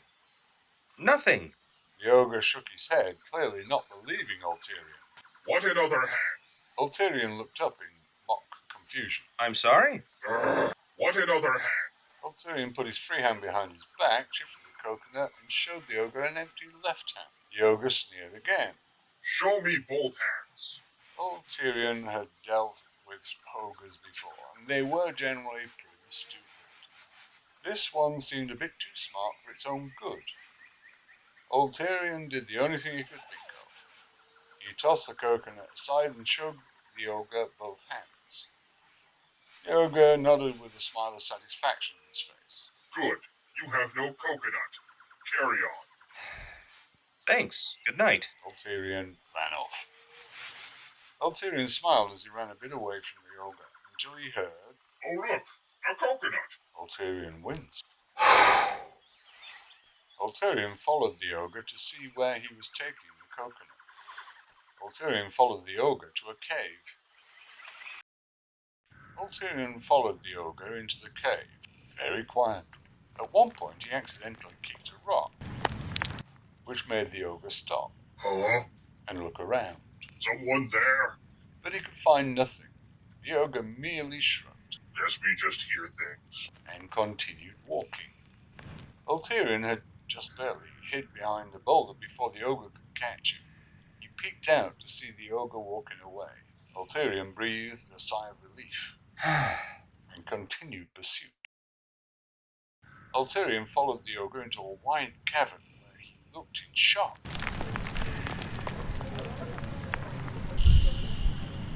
As he saw several ogres, trolls, bugbears, hobgoblins, goblins, and goblins milling about. He jumped behind the nearest cave wall. This was going to be tough. He peeked around the corner to see the ogre he was pursuing toss the coconut into a horde of coconuts. Ulterion thought that this would be the biggest test of his stealth skills. Ulterion ran behind a boulder where an ogre and troll were talking. We can't believe we got a coconut. We can care. The ogre looked at his troll friend curiously. What? Troll shrugged. We heard words somewhere. Ulterion managed to sneak behind another boulder next to a table of hobgoblins playing a card game. Ulterion listened to them briefly. How much you bet? Another hobgoblin looked into his cards. He smiled. I bet 2. The other hobgoblins became excited. 2 gold? The betting hobgoblin shook his head somberly. No, 2 coconuts. The other hobgoblins groaned. Come on, Farga. The hobgoblin named Forga shrugged. What do you want from me? All we have is coconuts. You know how the master feels about gold. Ulterion made his way to a stalagmite where some goblins and kobolds mingled and played a dice game. Do we have any meat? A kobold glared at the goblin. The goblin sneered. A guy can dream, can't he? Ulterion slowly made his way to the coconut hoard. His fingers slowly reached towards a coconut. His fingers touched a coconut at the top, which was enough to knock it down. Ulterion winced as the coconut made its way down the pile.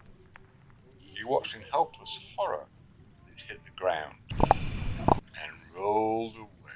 Ulterion looked around, ready to find himself surrounded by monsters, but was pleasantly surprised that no one was paying him any mind. Ulterion managed to avoid being seen and was running through the cave with his reappropriated coconut, slightly wondering what was up with the coconuts. Why were all these monsters collecting the coconuts when they clearly didn't want to? Who were they doing it for? These questions plagued Ulterion until he had a thought. Not my problem. And he continued running. Ulterion exited the cave with a big smile on his face. He had the coconut that he needed so badly. All he had to do was put it into the bracelet. As he tried to do so, the wind picked up.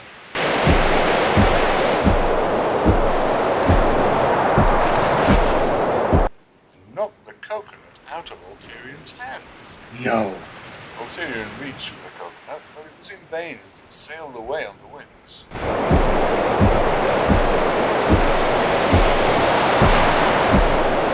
Damn, what prompted the wind to... Ulterion looked up, and his heart was filled with terror. As he saw a giant red dragon floating above him.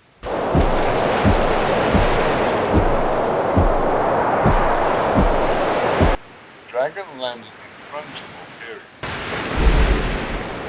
and brought its massive head so it was face to face, or in this case face to body, with the human.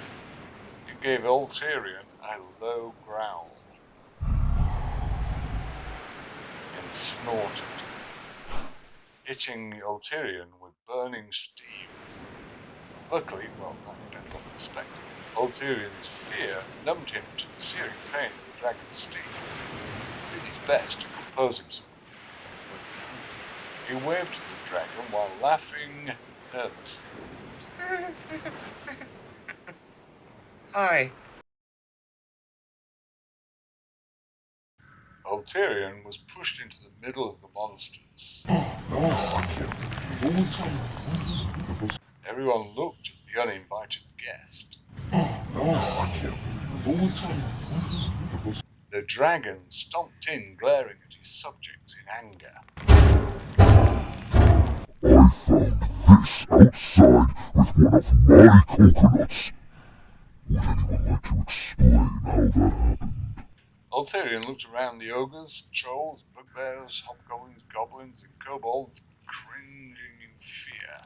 One hobgoblin came forward, the one called Forger, trembling in fear. We are sorry, sir. Forger was interrupted by the dragon's foot crushing him. The dragon sneered. Thanks for the honesty. For good measure, the dragon grinded Forger's remains into the ground, then addressed the rest of his subjects. Perhaps you need me to show you what we do with intruders. Allow me to The dragon noticed Ulterion sneaking his way towards the cavern opening. The dragon rolled his eyes and he slammed a claw in front of the opening. Ulterion slowly turned around with a full smile. I'm sorry, was I part of this conversation? The dragon smiled. You're almost too amusing to kill. Ulterion smiled back. So you'll let me go? The dragon shook his head. You're not that amusing. The dragon raised a claw over Ulterion's head. Any last words? Ulterion racked his brain for some plan to escape this dragon. Then he remembered how he convinced another dragon to become a banker. So he thought the strategy might work again. Ulterion smiled. May I ask a question? The dragon shrugged. I might answer. Why do you have a hoard of coconuts? Don't dragons usually have a hoard of gold and treasures? The dragon nodded. Normally I would have gold and treasure, but... You really like coconuts? The dragon looked disgusted. Ew, gross. I'm a dragon. Flesh and meat are the things that sustain me. Ulterion nodded as he put up his hands in a defensive posture. All right, just checking. Ulterion looked at the monsters present. So, you use your treasure to pay your men? The dragon shot a glance to his subjects. Their payment is living another day. The monsters shrank back in fear. The dragon turned his attention back to Ulterion. Any other banal questions? Just one more, if I may. The dragon snarled. You may. One question. Ulterion nodded sheepishly. Thank you, O wonderful dragon. Most magnificent. Out with it. Ulterion cringed back. Right. Anyway, what's with the coconut hoard? The dragon sneered. It's because of those damn mongoose. I was flying over the island, and as I saw the mongoose below, I thought they would make a great snack, so I flew down. I breathed my flame all over their village.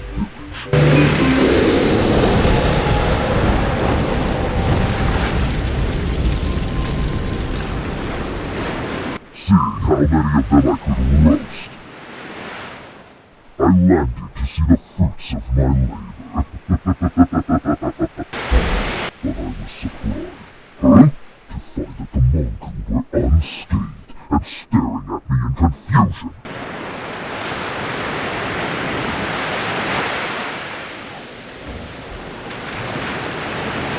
In my rage, I blasted them with more flame.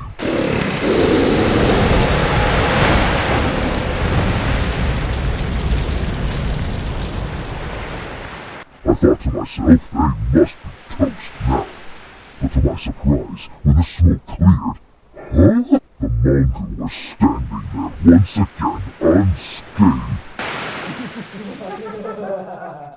And laughing at me. I was enraged. I decided to cast a spell.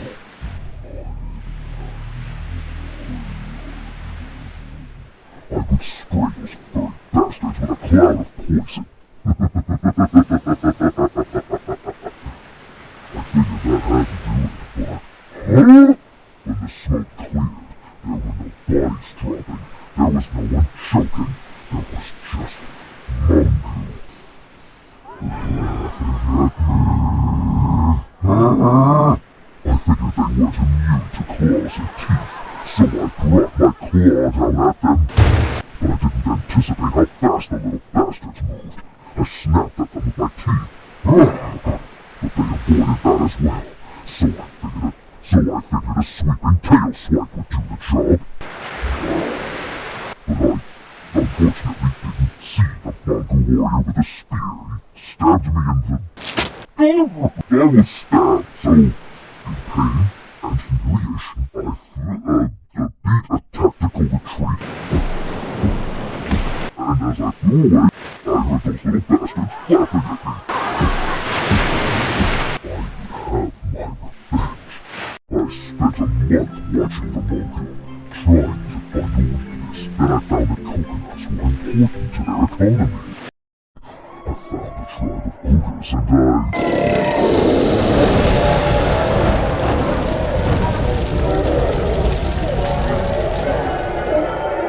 persuaded them to serve me.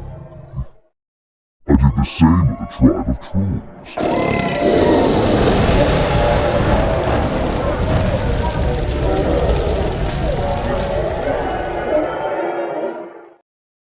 And the goblinoids.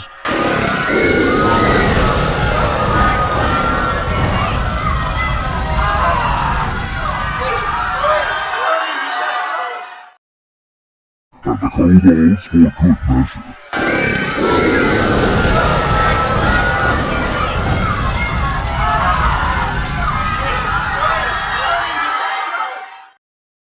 I sent my army after the mongoose people and stole all their coconuts.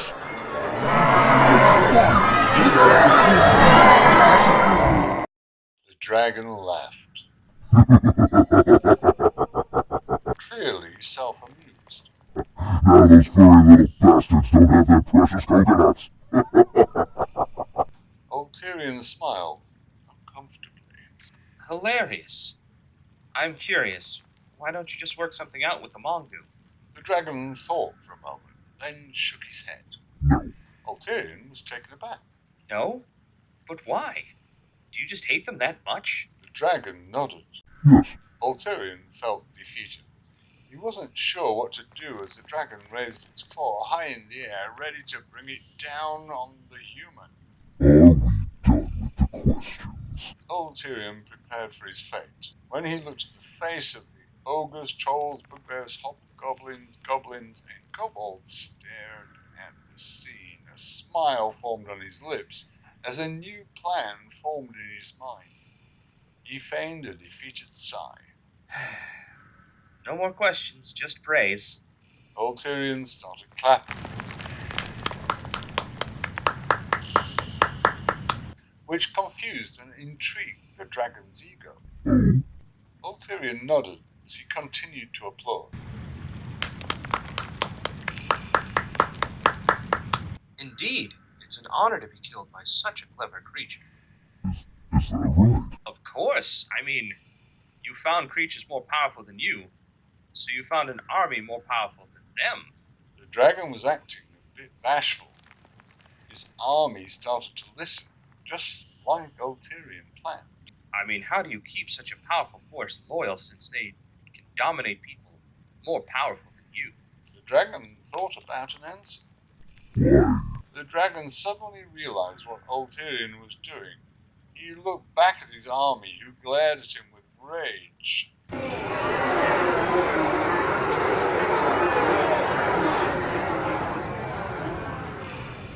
The dragon looked worried as he realized how things turned.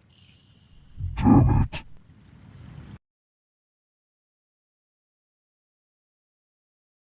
As the dragon formed his former army, Ulterion slipped away casually and procured a coconut.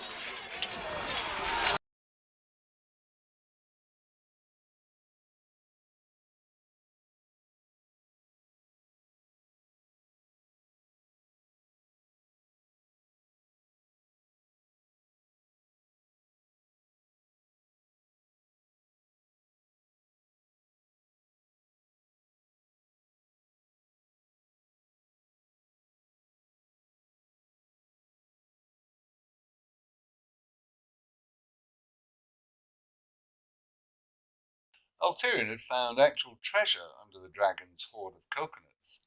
He used his newfound wealth to rule over the Mongoose until he was ousted. But that's a story for another day. Ulterion ran through the jungle with a few Mongoose chasing after him. Ulterion found a large tree to climb and started climbing.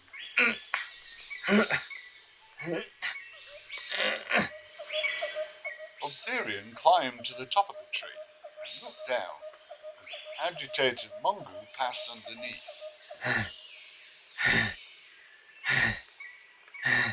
Ulterion breathed a sigh of relief. But his relief disappeared as he realized he didn't know how to get down. Well, this is an issue. Night fell over the jungle as Ulterion fell asleep in his perch.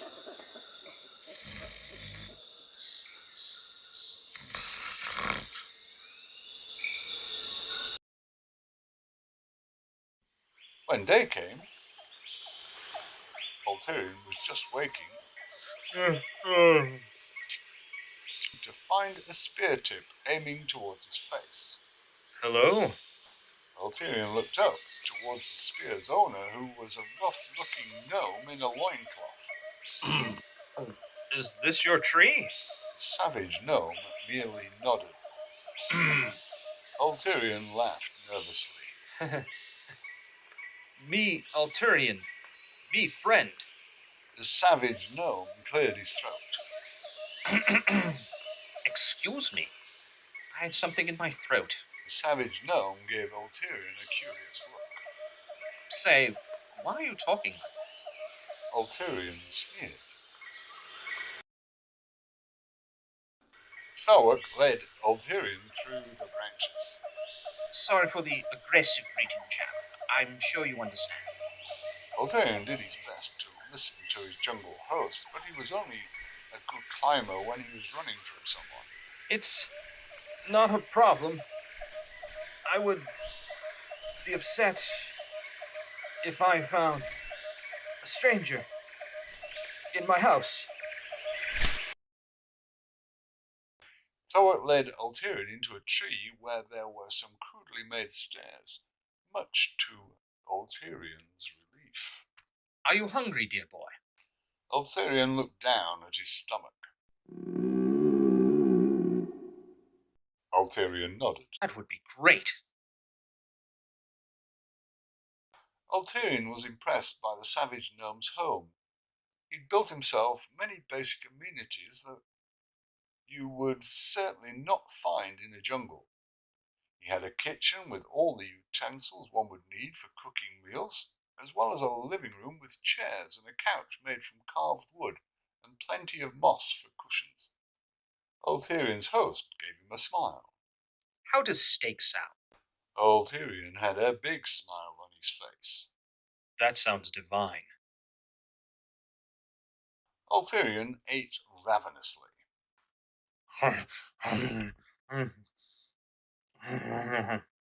Ulterion looked up to see the savage gnome watching him. Sorry, it's been a while since lunch. The savage gnome shrugged and ate his meal ravenously as well. Ulterion shrugged and continued eating.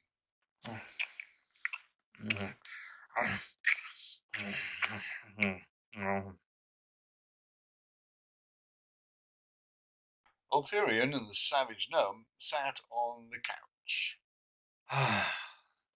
Ulterion smiled at his savage host. I can't believe how rude I've been. I've never asked your name. The savage gnome smiled. I forgot to introduce myself. The savage gnome jumped up and bowed.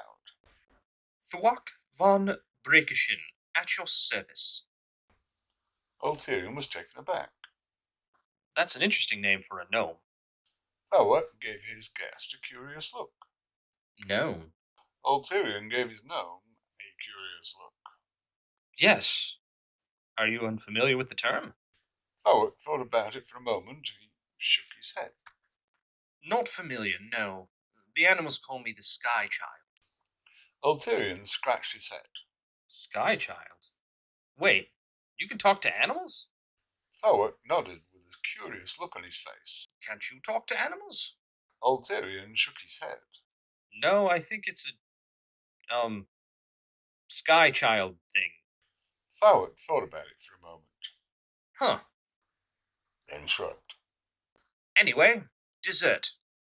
Ulterion thought about telling Thorwick the truth as he saw bits of gnomish flying box built into the savage gnome's home. Ulterion decided that this particular Sky Child didn't need to be informed, and it wouldn't help him to find Mackey of feathers. Ulterion decided he would simply smile and say, Dessert sounds great.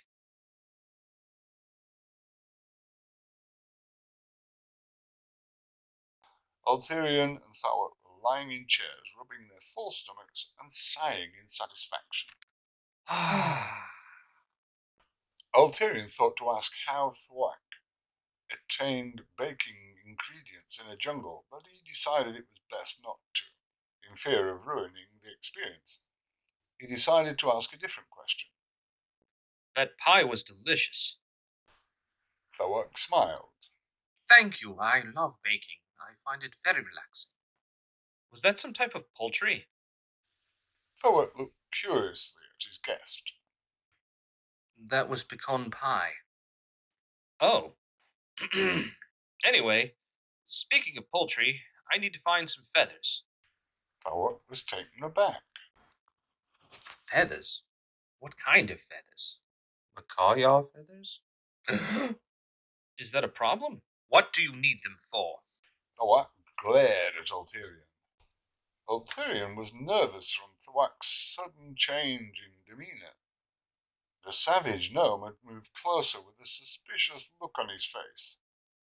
Ulterion looked down at his bracelet with a ruby, trying to think of a better answer than I'm looking for ingredients for an evil wizard. I, like birds, and my mission is to find different feathers from all over the world. Ulterion had told some great lies. This was one of his worst. Thwack stared at Ulterion for a long time. Ulterion felt sweat forming on his temples. The silence was going to drive Ulterion mad, until Thwack shrugged. All right, I'll take you. Really? Thwack nodded. Sure. Ulterion breathed a sigh of relief. Thwack swung through the trees, jumping from branch to branch. Ulterion, since he was not as athletic as his savage friend, he decided to walk as Thwack sailed through the trees. A question nagged at him. He looked up to the savage gnome. Say, Thwack! Thwack turned his attention to Ulterion while swinging through the trees with little effort. You seemed very upset when I asked about the feathers. What were you afraid I would use them for? I thought you might be a wizard. Ulterion was surprised by the answer. What's bad about wizards? Ugh. Their arcane abominations take energy from the land and twist it into death and destruction. The ruby on Ulterion's bracelet glowed with Bonefoot's voice coming out of it. That's what I do with them dead end what? Thwack looked down at Ulterion curiously. What was that? Ulterion slapped a hand over the ruby as if it would shut Bonefoot up. I was just clearing my throat. Ulterion pretended to clear his throat. It's so dry here. In the jungle? Ulterion closed his eyes, realizing the stupid thing he just said. Yes. Ulterion was prepared for Thwack to start questioning him, but what he wasn't prepared for was the savage gnome saying, "The city is ahead." Ulterion's tension was relieved for the moment. Ulterion continued to walk, as Thwack continued to sail through the trees. Ulterion saw the city in the distance, and his jaw dropped as he saw a solid gold tower shining in the distance. I thought it was a myth. Ulterion had heard stories of the Mackey city of gold, but that's all he thought they were, stories. But here it was, in the flesh, well, gold. Greed made Ulterion's feet start running. Thwack saw Ulterion running ahead. He called after his new friend. Tyrion, wait! You don't know what you'll encounter. But Ulterion had already gotten too far. Ulterion didn't hear his new friend calling out to him. He was transfixed on the golden tower ahead. Greed had deafened him, until he heard a different noise. Ulterion looked up over the lake where a humanoid bird child seemed to be drowning. Ulterion looked from the drowning child then to the golden tower in the distance, then to the drowning child, then back to the golden tower. Ulterion's need to help the child fought with his need for gold. The bird child had left his parents to explore the jungle, despite the warning of the parents. It had wandered too close to the lake, and decided to drink from it, in spite of the warning of the parents. And they went to drink from the water. They were dragged in by the creature. The creature tried to bring the bird child down and drown them, but they were able to slip out of the creature's grip and float to the surface. The bird child forgot they could swim. The bird child's panic grew as they felt something grab them. tried to struggle until it hurt. Stop fighting me! I'm trying to help you. The bird child understood that this creature was trying to help him. He certainly understood what the creature was saying and stopped struggling. Ulterion managed to get the bird to the riverbank. Ulterion and the bird child laid on the riverbank, gasping for breath.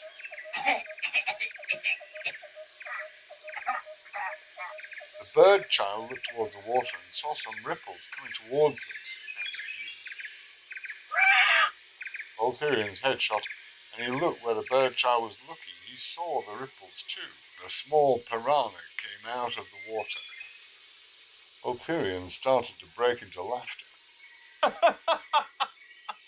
What? Ulterion looked at the bird child as he pointed a thumb to the piranha. You're afraid of that? The bird child didn't look at Ulterion. They kept their gaze on the piranha. Ulterion's laughter was ended by the bird child's horror. What is the problem? Ulterion looked back to the piranha, who arose from the water, revealing that the piranha was the head of a large beast that looked like a gorilla mixed with a fish. Ulterion looked at the beast in horror. Oh, that's the problem. The gorilla fish beat its chest and roared at Ulterion, before swiping a massive clawed gorilla fist towards him.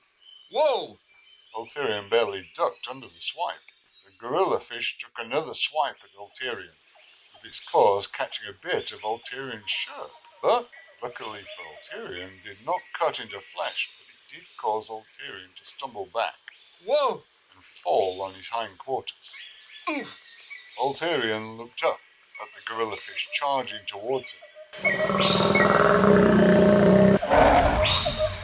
Ulterion put his hands up in an ineffective and pathetic attempt to defend himself. Before the gorilla fish could smash Ulterion into the dirt, a shout rang through the air. Chakadeo! A spear sailed through the air and stabbed into the gorilla fish in the shoulder. Deo Chaka The spear removed itself from gorilla fish's shoulder.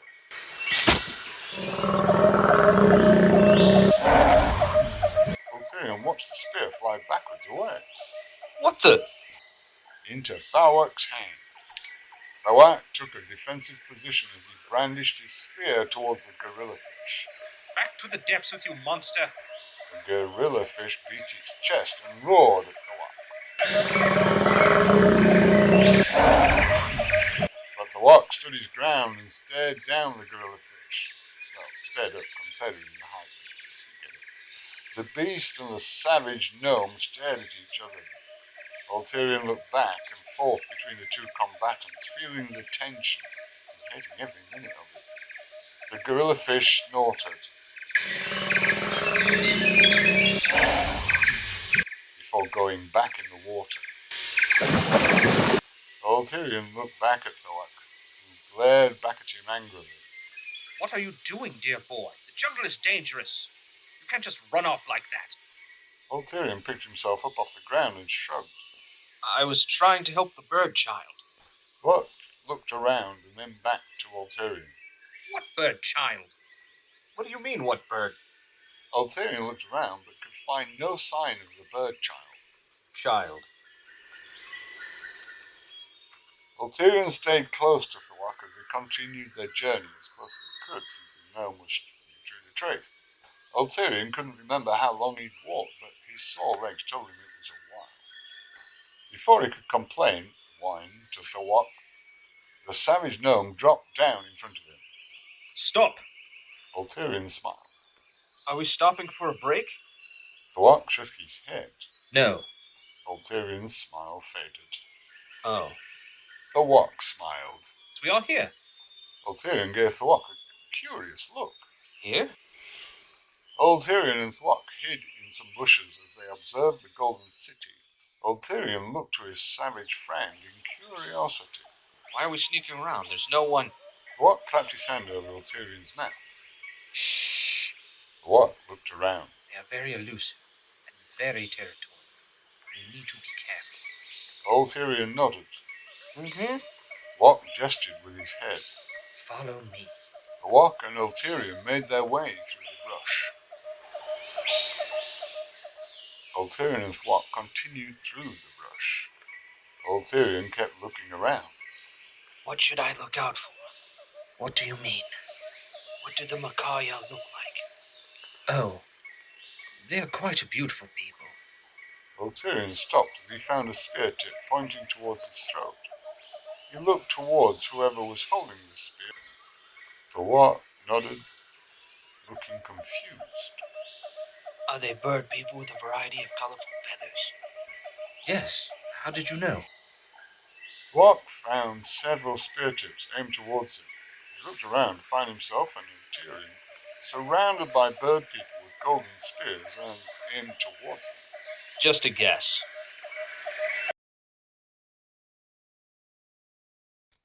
Ulterion and Thwack found themselves chained in a dungeon. I feel like things could have gone better. Thwack nodded. Indeed. Ulterion and Thwack heard footsteps. Ulterion racked his brain for an escape plan as guards approached. 2 Mackey guards stood before the 2 captives. Ulterion gave them a nervous smile. Hello.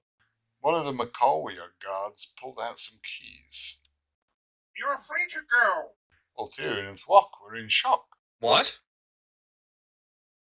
Ulterion and Thwack were brought before what looked like the Mackey chief sitting on a golden throne. Greetings, guests. Ulterion and Thwack looked at each other in confusion, then back to their host with the same confusion. Greetings. The Mackey chief turned his attention to Ulterion. Thank you. Ulterion smiled and shrugged. Not a problem. Then scratched his head curiously. What did I do? The Mackey chief gestured his hand. Ulterion stared in shock. As the bird child who was saved earlier stood before him. You saved my son from a horrible fate. I am forever grateful. How may I repay you? Ulterion gave the Mackey chief a nervous look. Could I have your feathers? The Mackey chief and Thwack stared at Ulterion in shock. Ulterion looked between both men. I collect feathers.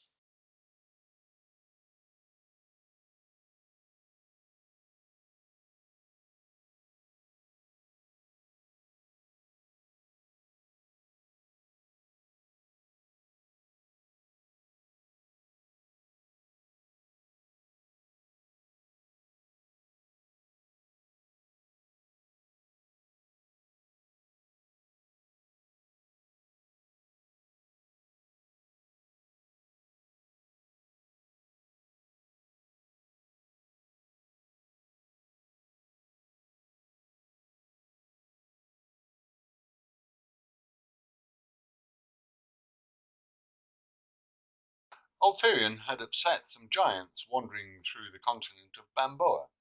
He managed to convince Thwack to rebuild his flybox, and a friendly Cyclops to throw it. But that's a story for another day. Ulterion found himself walking away from a flybox crash again, walking through a fierce icy tundra again, and he trudged on through icy winds. I'll never complain about heat again. Ulterion continued to trudge through the snow, trying not to think about the cold. It wasn't working. Ulterion managed to find a cave. He was still cold. But it was no longer snowing on his head. At least half a problem was solved. Night came over the icy tundra, and Ulterion managed to get some sleep, still shivering. Wake up, boy. Ulterion jumped up into consciousness. Ulterion looked down at his bracelet, the thing that he used to talk to Bonefoot, the wizard he slighted and now worked for due to a curse. What is it? The bracelet's ruby glowed as Bonefoot spoke. Your time is up, boy. Ulterion shook his head furiously in disbelief. That can't be. I know I had 3 months left. Yeah, but I'm bored watching you progress here and what. So, A snap could be heard on the other side of the ruby. goodbye, dead end, what? A fiery portal opened up in the middle of the air, and Ulterion watched in horror. No. As demons crawled through the portal, with rage and hunger in their eyes. Ulterion backed against a wall of the cave and watched in horror as the demons came towards him. No! No! Ulterion woke up screaming. No! No! Ah! And found several penguin people with spears pointed at him. The leader, at least the penguin person Ulterion assumed was the leader, opened their mouth. What? Ulterion held up his hands in the universal gesture of, I'm harmless, please don't hurt me. Hello? The penguin people led Ulterion at spear point across the tundra. I hope my prison is warm at least. The lead penguin person prodded on Ulterion with their spear. What? All right. I'm going. Ulterion was led to a village.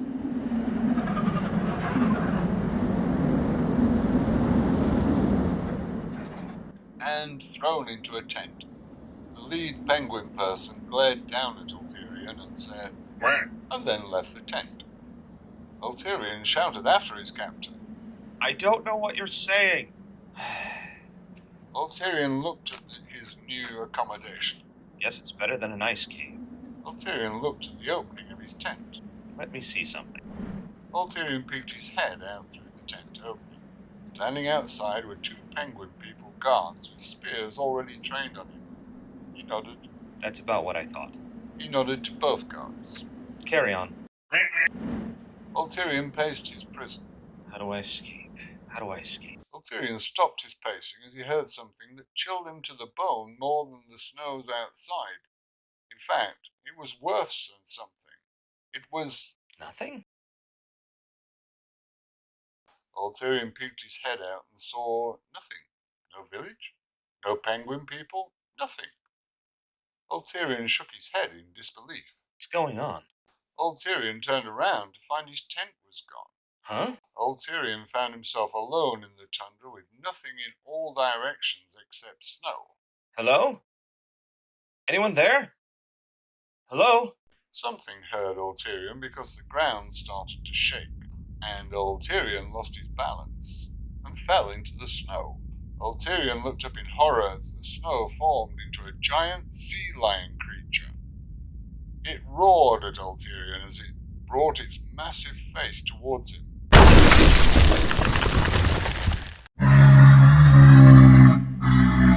The snow sea lion monster lunged for Ulterion, who thought he was done for when the creature opened its enormous mouth.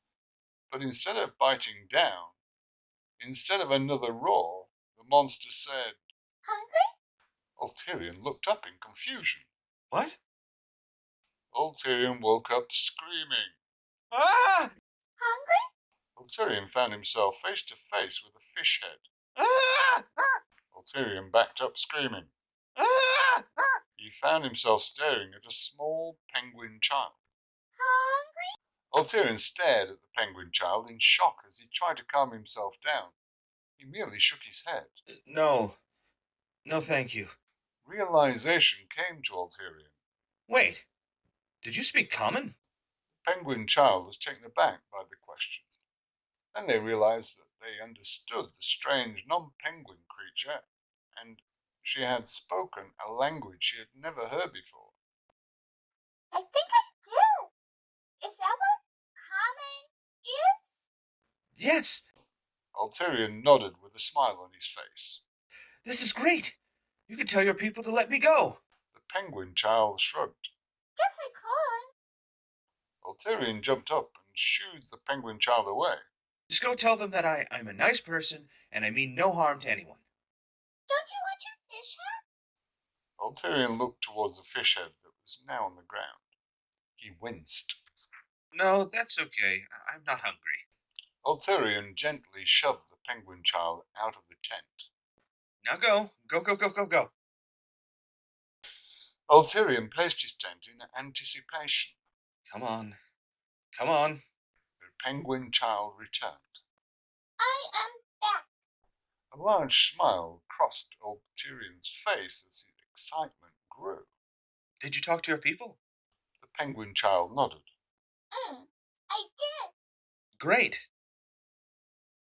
Did you tell them what I said? The penguin child nodded again. I did.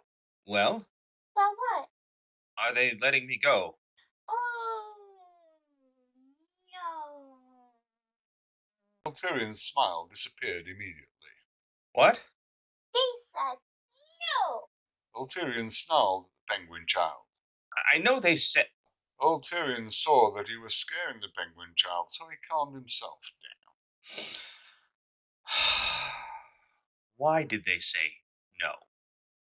Didn't you tell them I'm harmless? The penguin child nods. I told them, and they agree. You are harmless. Ulterion sneered. I'm glad they agree. Ulterion shook his head. He had to concentrate. Wait. Why are they keeping me? For sacrifice. Ulterion's jaw dropped. Sacrifice? The penguin child nodded. Yep. To the water demon. Water demon? Yep. Yes. You see?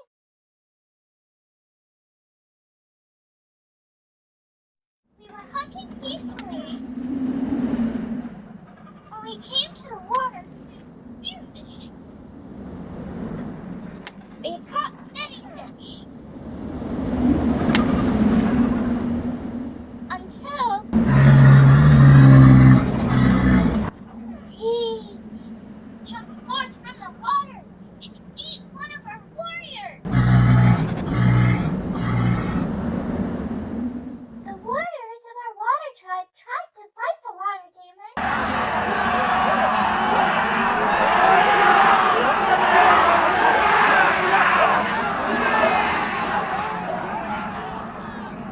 And many of them were killed.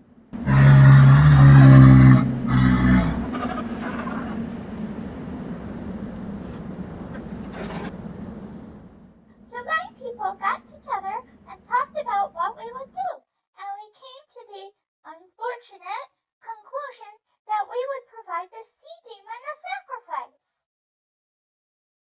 So every few days we would get together and vote on who would be sacrificed to the water demon. We would send the sacrifice by themselves. Then the sea demon would satiate itself.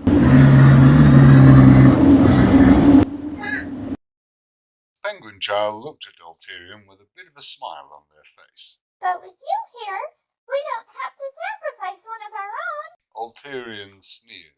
Glad I could help. The penguin child continued to smile up at Ulterion, oblivious to the sarcasm.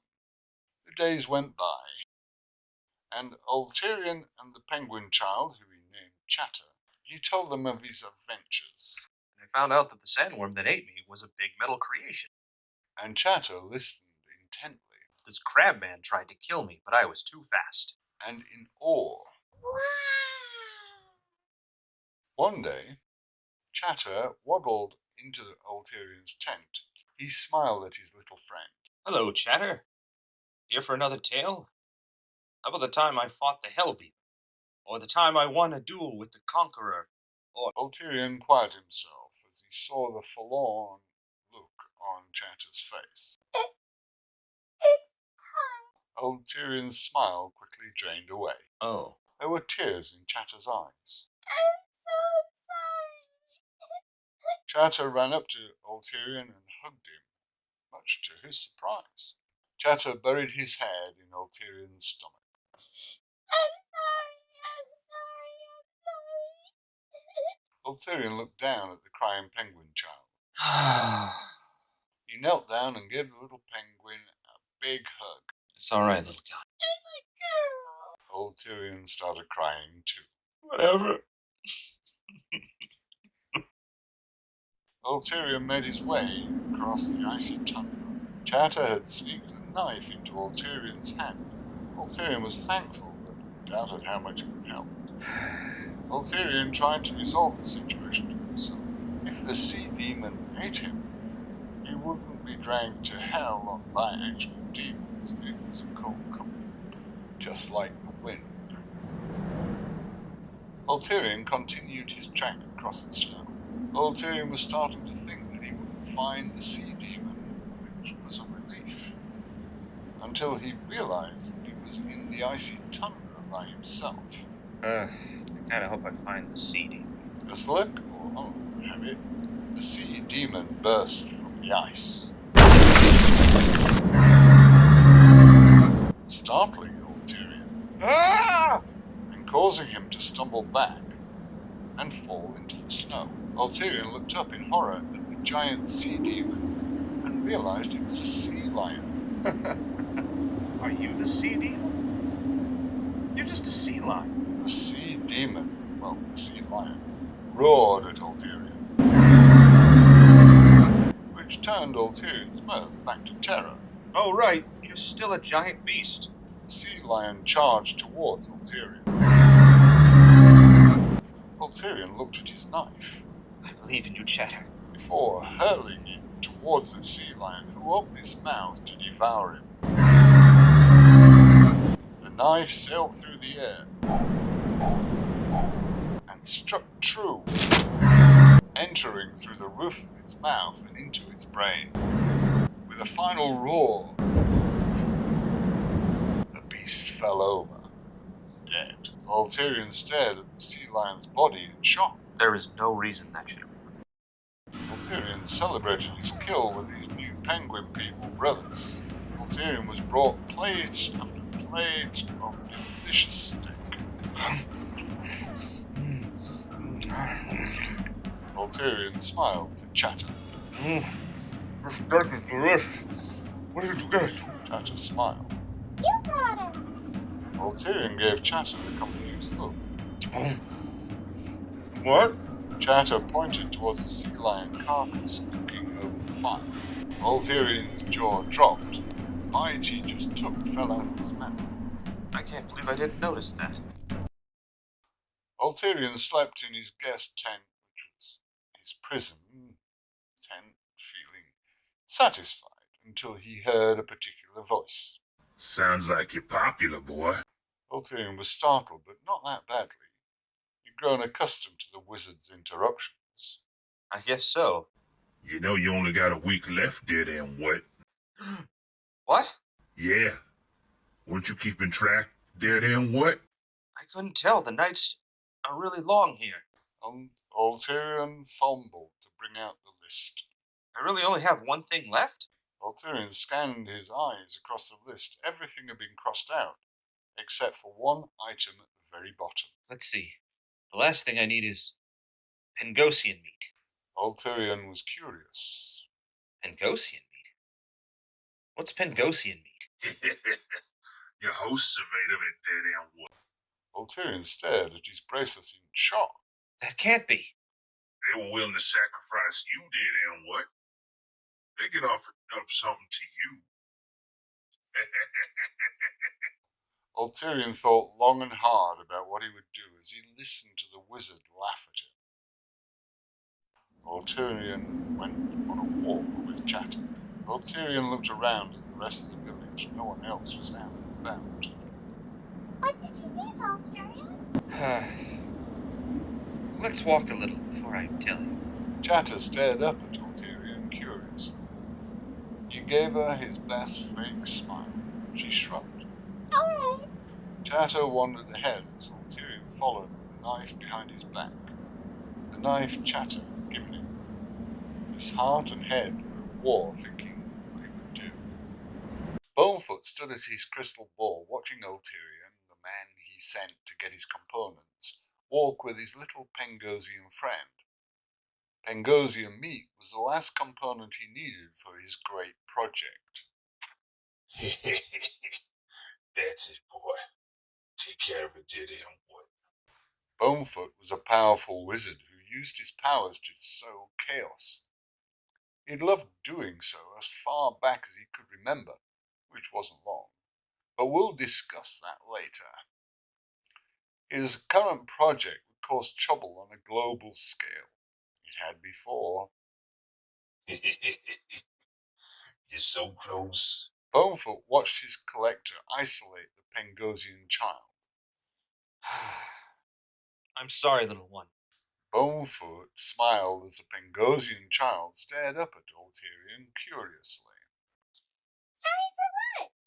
Bonefoot smiled with a malicious delight as Ulterion produced a crude knife from behind his back. Yes. Suddenly, Oh! Ulterion lost his balance and fell into the snow. And as he fell, his bracelet was buried, blocking Bonefoot's sight. What the? Are you alright? Yes, but you won't be. What? Bonefoot heard the slice of flesh, and the Pangosian child screamed. A big smile crossed Bonefoot's lips. Yes, dear damn what? Bonefoot exploded into laughter. Yes. The orb became clear with Ulterion's somber face on it. It's done. Good, my boy. Good. Now put it in the bracelet, dear damn what? Ulterion shook his head. No. Bonefoot was taken aback. What's that, boy? I said no. Bonefoot sneered. I don't think you want to do that, dear damn what? I can't trust that you'll lift the curse if I give this to you. Bonefoot smirked. Well played, boy. Well played. I want to travel to where you are, and I will give it to you in person. Bonefoot shrugged. All right, boy. All right. Ulterion sneered. When can I expect transport? Bonefoot scratched his chin as he thought. Give me a few days to think about it, dear damn what? Ulterion looked shocked. Wait, what? Bonefoot wandered into the library of his castle. He needed to learn more about his past, specifically his past. Though he was technically human, he had been alive for centuries, but he couldn't remember a few of those centuries. Now where's my next journal, dear damn what? He didn't even always have his accent. Bonefoot went to a shelf marked journals. He ran his fingers along the spines. Let's see here, damn what? His fingers stopped on a book with the title The Flapjack War. Bonefoot opened the book and started reading. It was 1,000 years ago. A baby was born by the name of... Bonefoot thought for a moment. What the hell was my name here, damn what? Bonefoot shrugged and went back to reading. Anyway, baby Bonefoot was brought into the world. As Bonefoot grew, so did his penchant for mischief. When Bonefoot was 8 years of age, he let out the local oxen in his farming village. When Bonefoot was 10 years of age, he let some dogs into a hen house.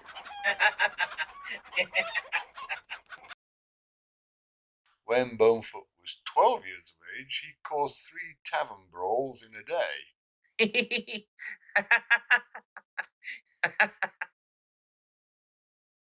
As Bonefoot grew into adulthood, he began to dabble in the dark arts. He wandered the land, making mischief in his wake. Using his dark powers, he created a castle in a hidden swamp, Gregg.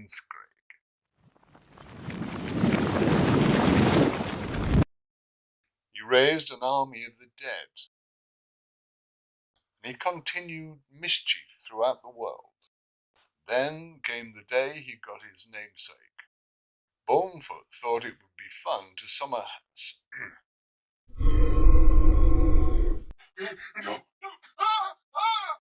Bonefoot wouldn't let the loss of a leg slow him down. He merely animated a skeleton leg and continued to run amok, well, limp amok. Bonefoot's greatest prank, which would send the world of parody into turmoil, he would learn the recipe for the flapjacks of immortality. Bonefoot had found the recipe for the flapjacks of immortality. This dish was the start of the last two flapjack wars that sent the world into chaos. The flapjacks did exactly what their name implied. Those that consumed this treat would be granted the gift of immortality. As soon as Bonefoot learned how to make them, he was the first to sample it. When many of the lucky few got to eat the flapjacks, but most didn't expect how big the flapjacks were. There were 3 times the size of a regular flapjack.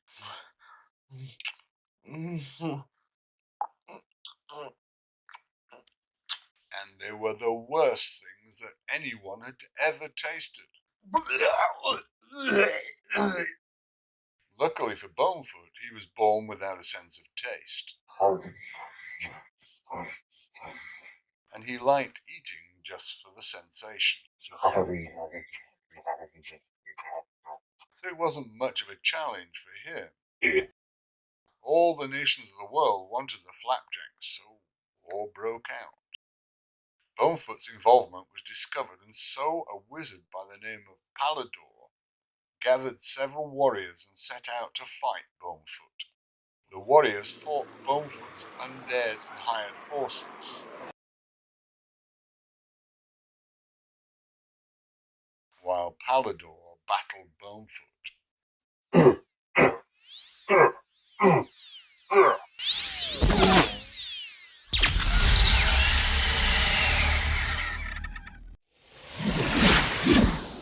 Palador was not doing well in the battle due to Bonefoot's immortal nature. Palador fired a lightning bolt at his opponent. The bolt blew a hole in Bonefoot's chest. Palador stood in a defensive position, out of breath.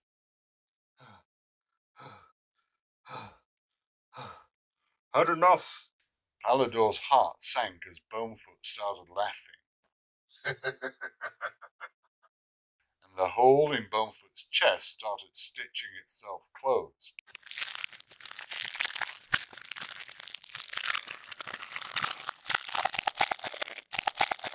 I haven't even broken a sweat here, damn wood. Bonefoot waved his hands, blasting Palador with an invisible wave, knocking the good wizard to the floor. Palador tried to pick himself up off the floor. Palador looked up to find Bonefoot standing over him. Any last words, dear damn wood? Palador scrambled to think of what to do. Then he thought of his most vicious spell. Just one. Palador pointed a hand at Bonefoot. Imbecilia! Bonefoot gave Palador a confused look. Huh? A wave of blue energy shot from Palador's hand and struck Bonefoot in the head. Oof! Bonefoot felt the energy wipe his mind until he was reduced to a mindless sack of skin and bones.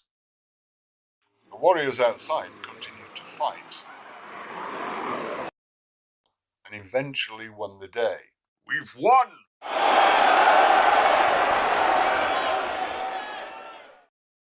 Normally, those struck with the imbecilia spell would be mindless beings for the rest of their days, but Bonefoot was immortal. He had time. The centuries passed, and Bonefoot wandered through his castle,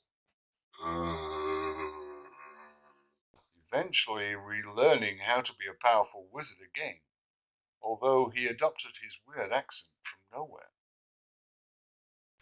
Bonefoot spent another century or 2 to find all the ingredients, until he ran into the Fool. The conman had stolen and sold all Bonefoot's components.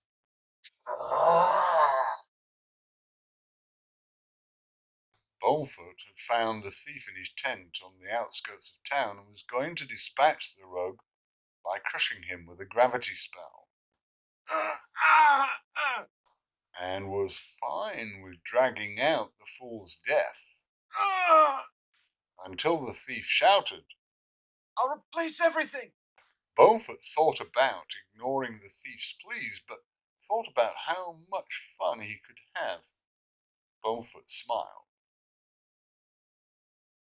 So Bonefoot watched Ulterion's journey. There's poison ivy, dear damn wood. No.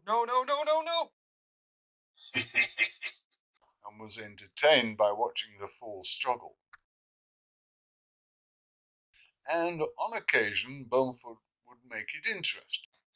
I'll think about not animating the weapons, dear damn wood. What?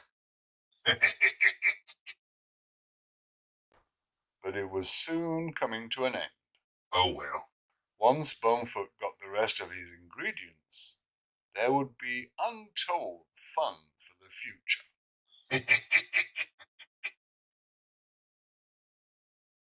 Ulterion walked with his small Pangosian friend Chatter through the snow. Chatter looked up and smiled at Ulterion. I love walking with you. Ulterion gave his friend a weak smile. I love walking with you, too. Chatter gave Ulterion a curious look. Is something wrong? Ulterion shook his head, trying to maintain his composure. Nope, everything is fine. Chatter noticed that one of Ulterion's arms was behind his back. What do you have behind your back? Ulterion began to panic. What? What's behind my back? Ulterion's mind scrambled to think of something. He gave Chatter a big, fake smile. It's a surprise. Yes, a surprise. Chatter stared at Ulterion. Lucky for Ulterion, the cold air made sweating nearly impossible. After a long, uncomfortable stare, Chatter struck. Sounds great. Chatter started to waddle off, with a big smile on her face. I can't wait to see what it is. I don't think you will. Ulterion did have a surprise for the Pangosian, but it was not something that she or he would like.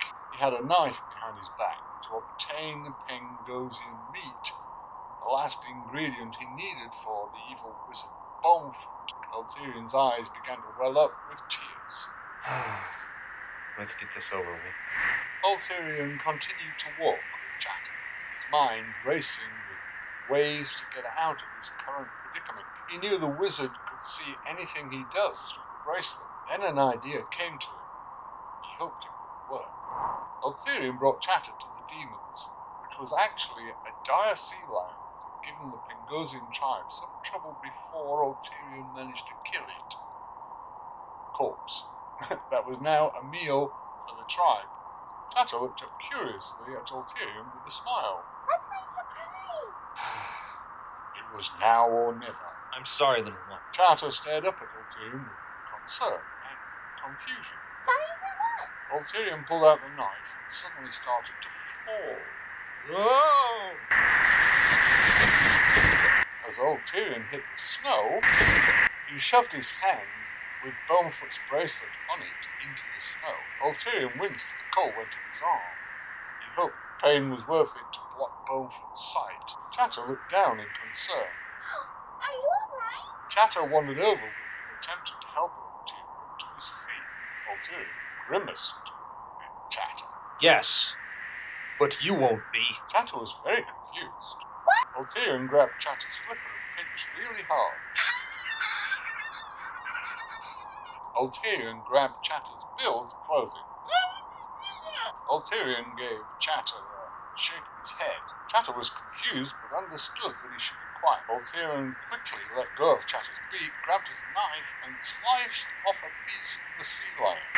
Chatter watched all of Ulterion's actions, very, very confused. He was about to say something, but Ulterion put the knife to his lips, since his fingers were busy holding it, and said, "Shh." Ulterion waved Chatter off. She waddled away, still confused. Ulterion quickly composed himself before taking his arm out of the snow. He gave his bracelet a somber look. It's done. Good, my boy. Good.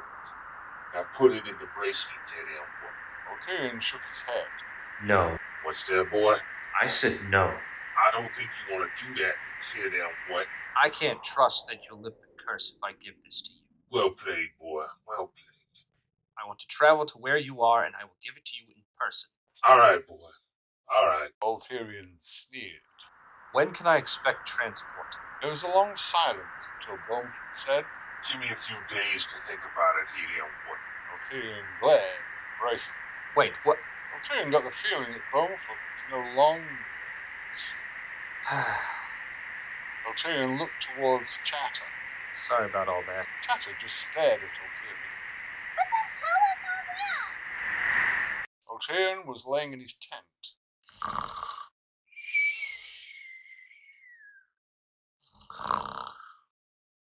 Until his bracelet's ruby glowed as Bumford's voice came through. Oh boy. Ulterion sat up with a start. Huh? What? Huh? You read it, dead what? No, but I'm sure you don't care about that. You know me too well, dead what? Now, keep going. Ulterion packed his things. He went quickly since he mostly lost things on his journey. Ulterion was trudging his way to his travel point, whatever that meant, when he was stopped in his tracks by a voice. Ulterion, wait! Ulterion turned to face his little Pangosian friend. Go home, Chatter. Chatter wandered towards Ulterion, ignoring him. There were tears in her eyes. Please don't cry. Chatter waddled up and hugged Ulterion tight. I don't want you to go. Ulterion looked down and smiled weakly. Ulterion knelt down and hugged Chatter back. I love you too, little one. Ulterion wiped away Chatter's tears. But my quest is over. I have to go. Chatter stared at Ulterion pleadingly. I want to come with you. I would love for you to come with me. Chatter's face lit up with excitement. Oh, good. Uncle Chatter needs to go. Chatter went to waddle away, but Ulterion stopped him. Wait! Chatter looked back with hopeful eyes and a smile. Yes? Ulterion's heart broke from that hopeful look. He painted on his best fake smile. Make sure you pack what's important. Chatter nodded furiously, with a big smile on her face. Will do. Chatter quickly waddled away. Ulterion's smile fades away. Sorry, little one. Chatter was in her tent packing furs and tools, toys she had made for herself out of some wood she found. Oh boy, oh boy, oh boy. Oh boy, oh boy, oh boy. Chatter waddled back to where she left Ulterion. Ulterion? Only to not find him. Ulterion made his way to the transport spot. I hope she finds it. Chatter sat and cried.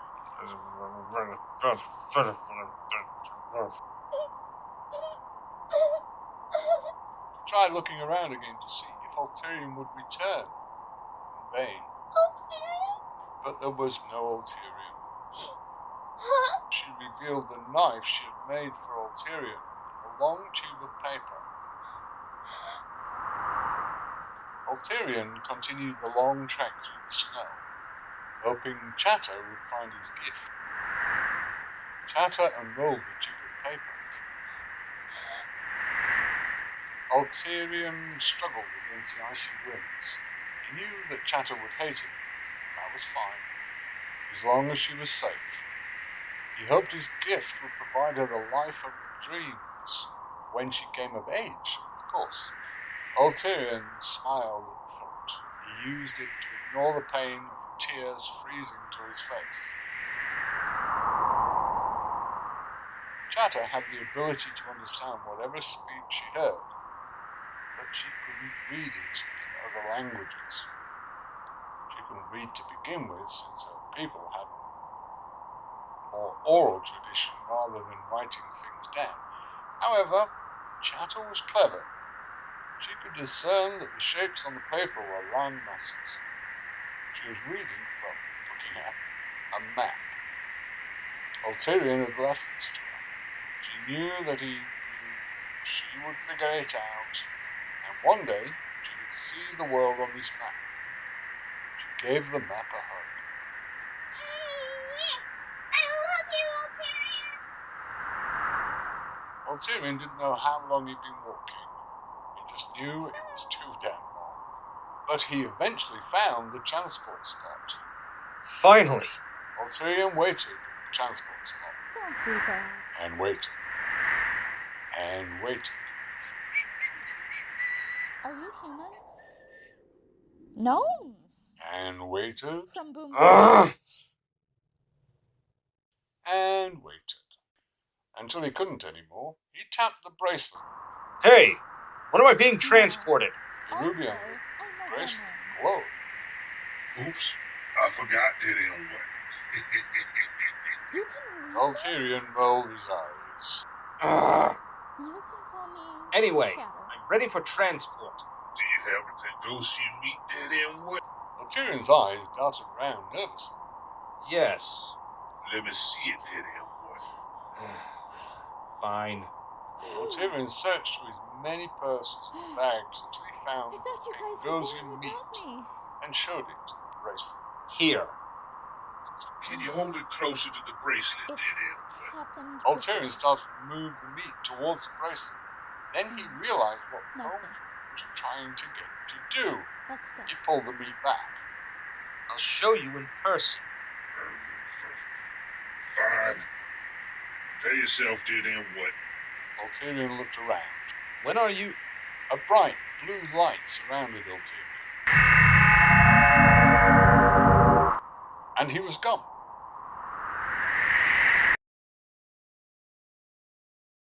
Ulterion appeared in the middle of a castle. Going to transport. Ulterion looked around curiously. Huh? Ulterion walked down a long corridor looking around. Hello? Ulterion thought that the wizard was playing some new cruel trick on him when... Over here down what? Ulterion entered a room where Bonefoot was mixing green boiling liquid in a coal run. Bonefoot looked back at Ulterion. Welcome to my home, boy. Bonefoot held out his hand. Almost done here in what?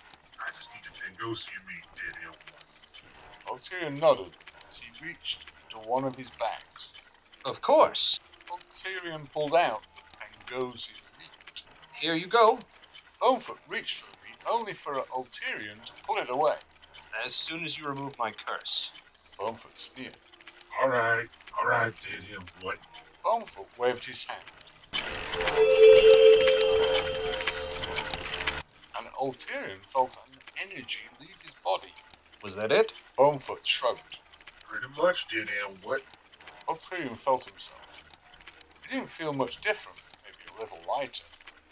Ulterion shrugged. Seems legit.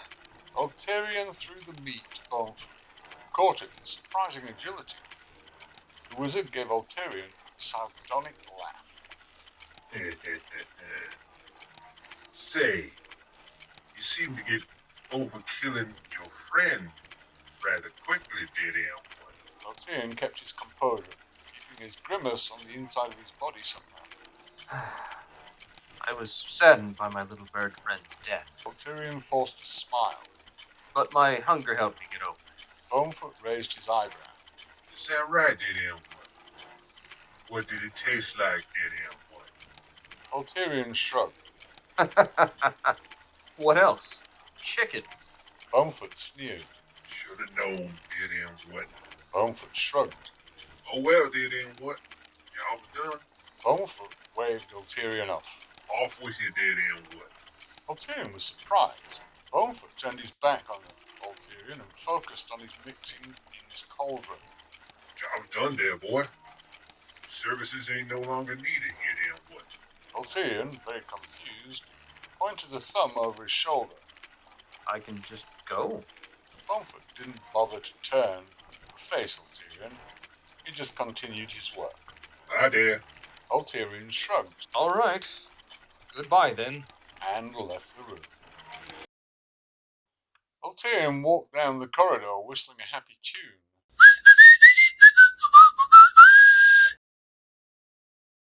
Bonefoot continued to mix his concoction. He considered all the things he would do once his flapjacks of immortality were done. He didn't mind letting the fool Ulterion go. It was fun torturing him and people like him with new immortal minions. He even thought of forcing Ulterion to eat a flapjack so he would have the joy of torturing him for all eternity. The thought brought him so much joy. Then the liquid started to bubble over. The cauldron started to shake violently. What the? Ulterion continued his stroll down the hallway until he heard and felt an explosion. Ulterion started walking and whistling faster.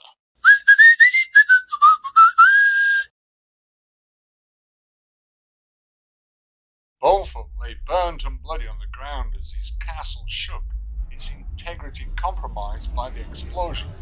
Bonefoot shook his head in disbelief. What happened down there? What?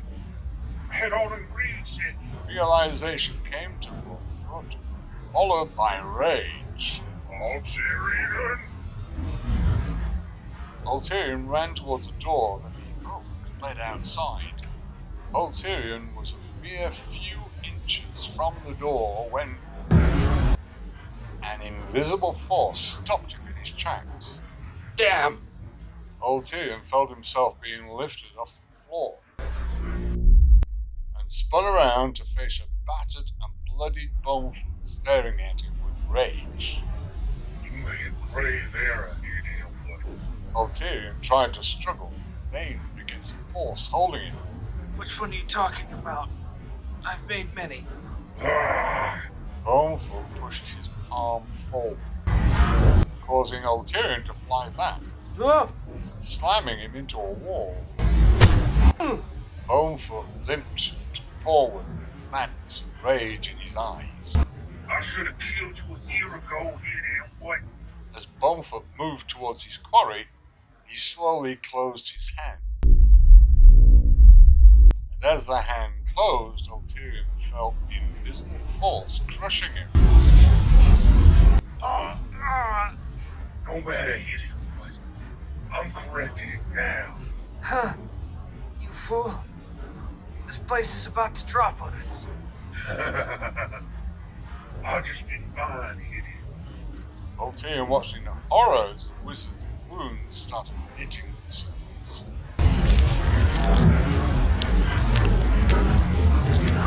Confirming the wizard's words, Ulterion shook his head while trying to in disbelief. How? Bonefoot's lips stretched into a vicious smile. I had myself a good breakfast a few centuries ago, idiot boy. Ulterion stared at the wizard in horror. You had the flapjacks. That I did, idiot boy. A dark realization came to Ulterion. You were making flapjacks of immortality. Bonefoot sneered. I was saying clever. Your current situation says different, idiot boy. Huh. I can't argue with that. Ulterion's mind raced as he tried to think of an escape plan. His eyes darted around frantically to find an exit. He landed on a window behind Bonefoot. A plan began to form. Ulterion gave Bonefoot a defiant smile. At least I ruined your plans to bring back those horrible flapjacks. I can die with peace as this castle falls on us. It'll be quick for me. Bonefoot gritted his teeth. Oh no, you ain't getting off that easy, you damn boy. Bonefoot waved his hand. And Ulterion slammed into another wall. I'm gonna throw you around like a rag doll. Bonefoot waved his hand again, sending Ulterion flying, slamming him into another wall. Till you beg me for death, you damn boy. Bonefoot waved his hand again, slamming Ulterion into another wall. Had enough, you damn boy. Bonefoot was looking crazed. Ulterion felt his plan was working, as well as his body being racked with pain. He just needed to be moved in the right direction. He just hoped he would survive the push. I can't say. Maybe one more time. All right. I'll oblige you, dear damn boy. Bonefoot waved his hand again, sending Ulterion towards the window. And through it. Bonefoot started laughing until he realized what he just did. Damn it. While the Ulterion went through the window, he went sailing towards the swamp. Bonefoot thought he should say something poignant at this moment, but all that came out of his mouth was a heavy sigh. As his home collapsed on top of him.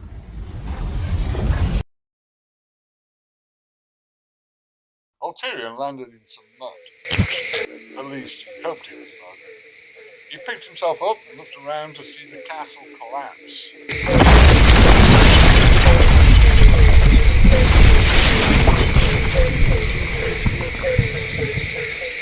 Into a pile of rubble. Huh. I guess I'm paid in full. Pain shot up Ulterion's side, turning his laughter to a groan of pain. Oh, I'm sure a few of you are broken. Ulterion looked around. All right. Now where the hell am I going? Ulterion closed his eyes, pointed and spun around a few times. Stopped, and opened his eyes, pointing at a path. He shrugged. It's as good a direction as any. Ulterion limped in the direction he pointed. Where he ended up was a story for another day. 10 years later. Two gnome explorers trudged through an icy tundra. The couple were a man and a woman. The gnome woman, tiny and whistle, turned to yell at her husband. Come on, Slowpoke.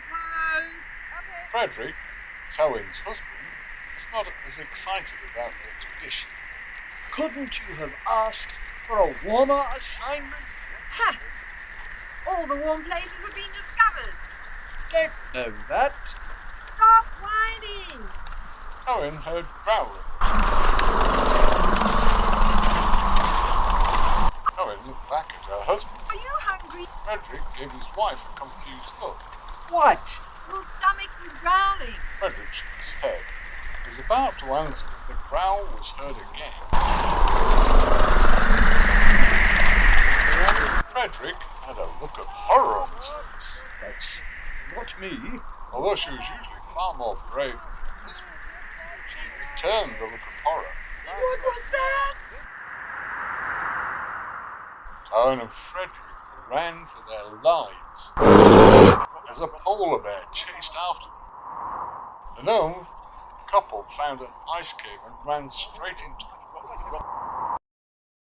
The gnome couple ran to the back of the cave, which fortunately wasn't far. The gnome couple held each other as he found an ice wall, keeping them from going further. Perhaps we lost it. Towin looked over Frederick's shoulder in horror. Frederick looked at his wife curiously. What is it, my love? Towin pointed a shaking finger towards something behind Frederick. I think it's home. What do you... Frederick saw what Towin was looking at, and his heart sank out of horror. He was looking at the same pile of chewed up bones as Towin. Oh dear. As if to confirm who lived there. The bear entered the cave. The gnome couple held each other tight as the bear drew closer to them. I love you, Towin. I love you, Frederick. The two gnomes closed their eyes and awaited the inevitable. Until...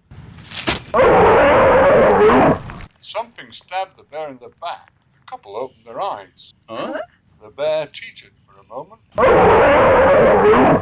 before falling to the frozen ground, dead.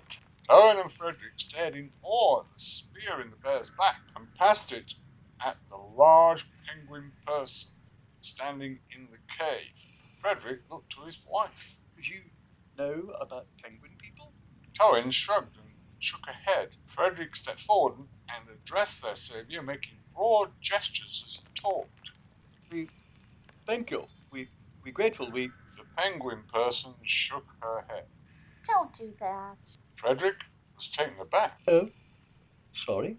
The penguin person stared at the gnome couple curiously as they pulled their spear out of the bear. Are you humans? The two gnomes laughed. Heavens, no.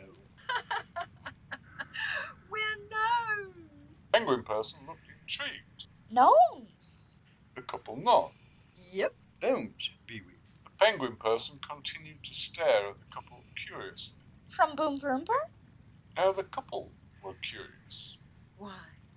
Yes. You know of Vroomberg? The penguin person dropped their pack on the ground and rifled through it. Do you need help, sir? No. Also, I'm a woman. Oh. Owen gave her husband an angry look. You didn't know either. The penguin person pulled out a rolled up piece of paper and unfurled it before the gnome couple, revealing that it was a map. Both gnomes looked at the map in awe. Where did you get this? The penguin person looked at Owen with an excited smile. You can read this? Owen nodded. Yes, sir. Madam, I can explain it to you, miss. Owen thought for a moment. Oh, dear. We never got your name. The penguin person smiled. You can call me Chatter. Meanwhile, in the middle of the swamp, a pile of rubble that used to be a castle sat in a large clearing. It was the home of a powerful wizard who was buried when said castle collapsed.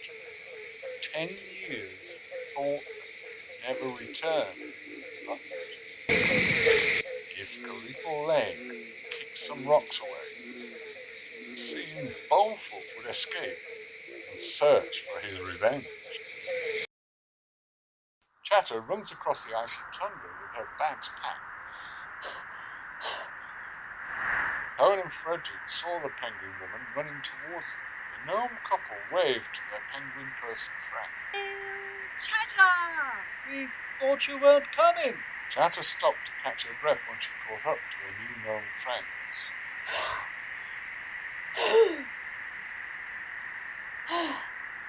I thought you guys were going without me. Ha! Of course not. You saved our lives. Why would we leave you? Chatter sneered. It's happened before. The couple looked at the Pangosian confused. What? Chatter shook her head. Nothing. Let's go. The gnome couple and Chatter made their way across the tundra. The gnome shivered the whole trip. Chatter wasn't bothered, mostly because she had lived here her whole life, but she was too excited to notice the biting cold. She was excited to see the world beyond the horizon. She couldn't wait to see Ulterion again. She didn't know if she wanted to stab him for abandoning her, or give him the biggest hug. But she knew she was going to find him.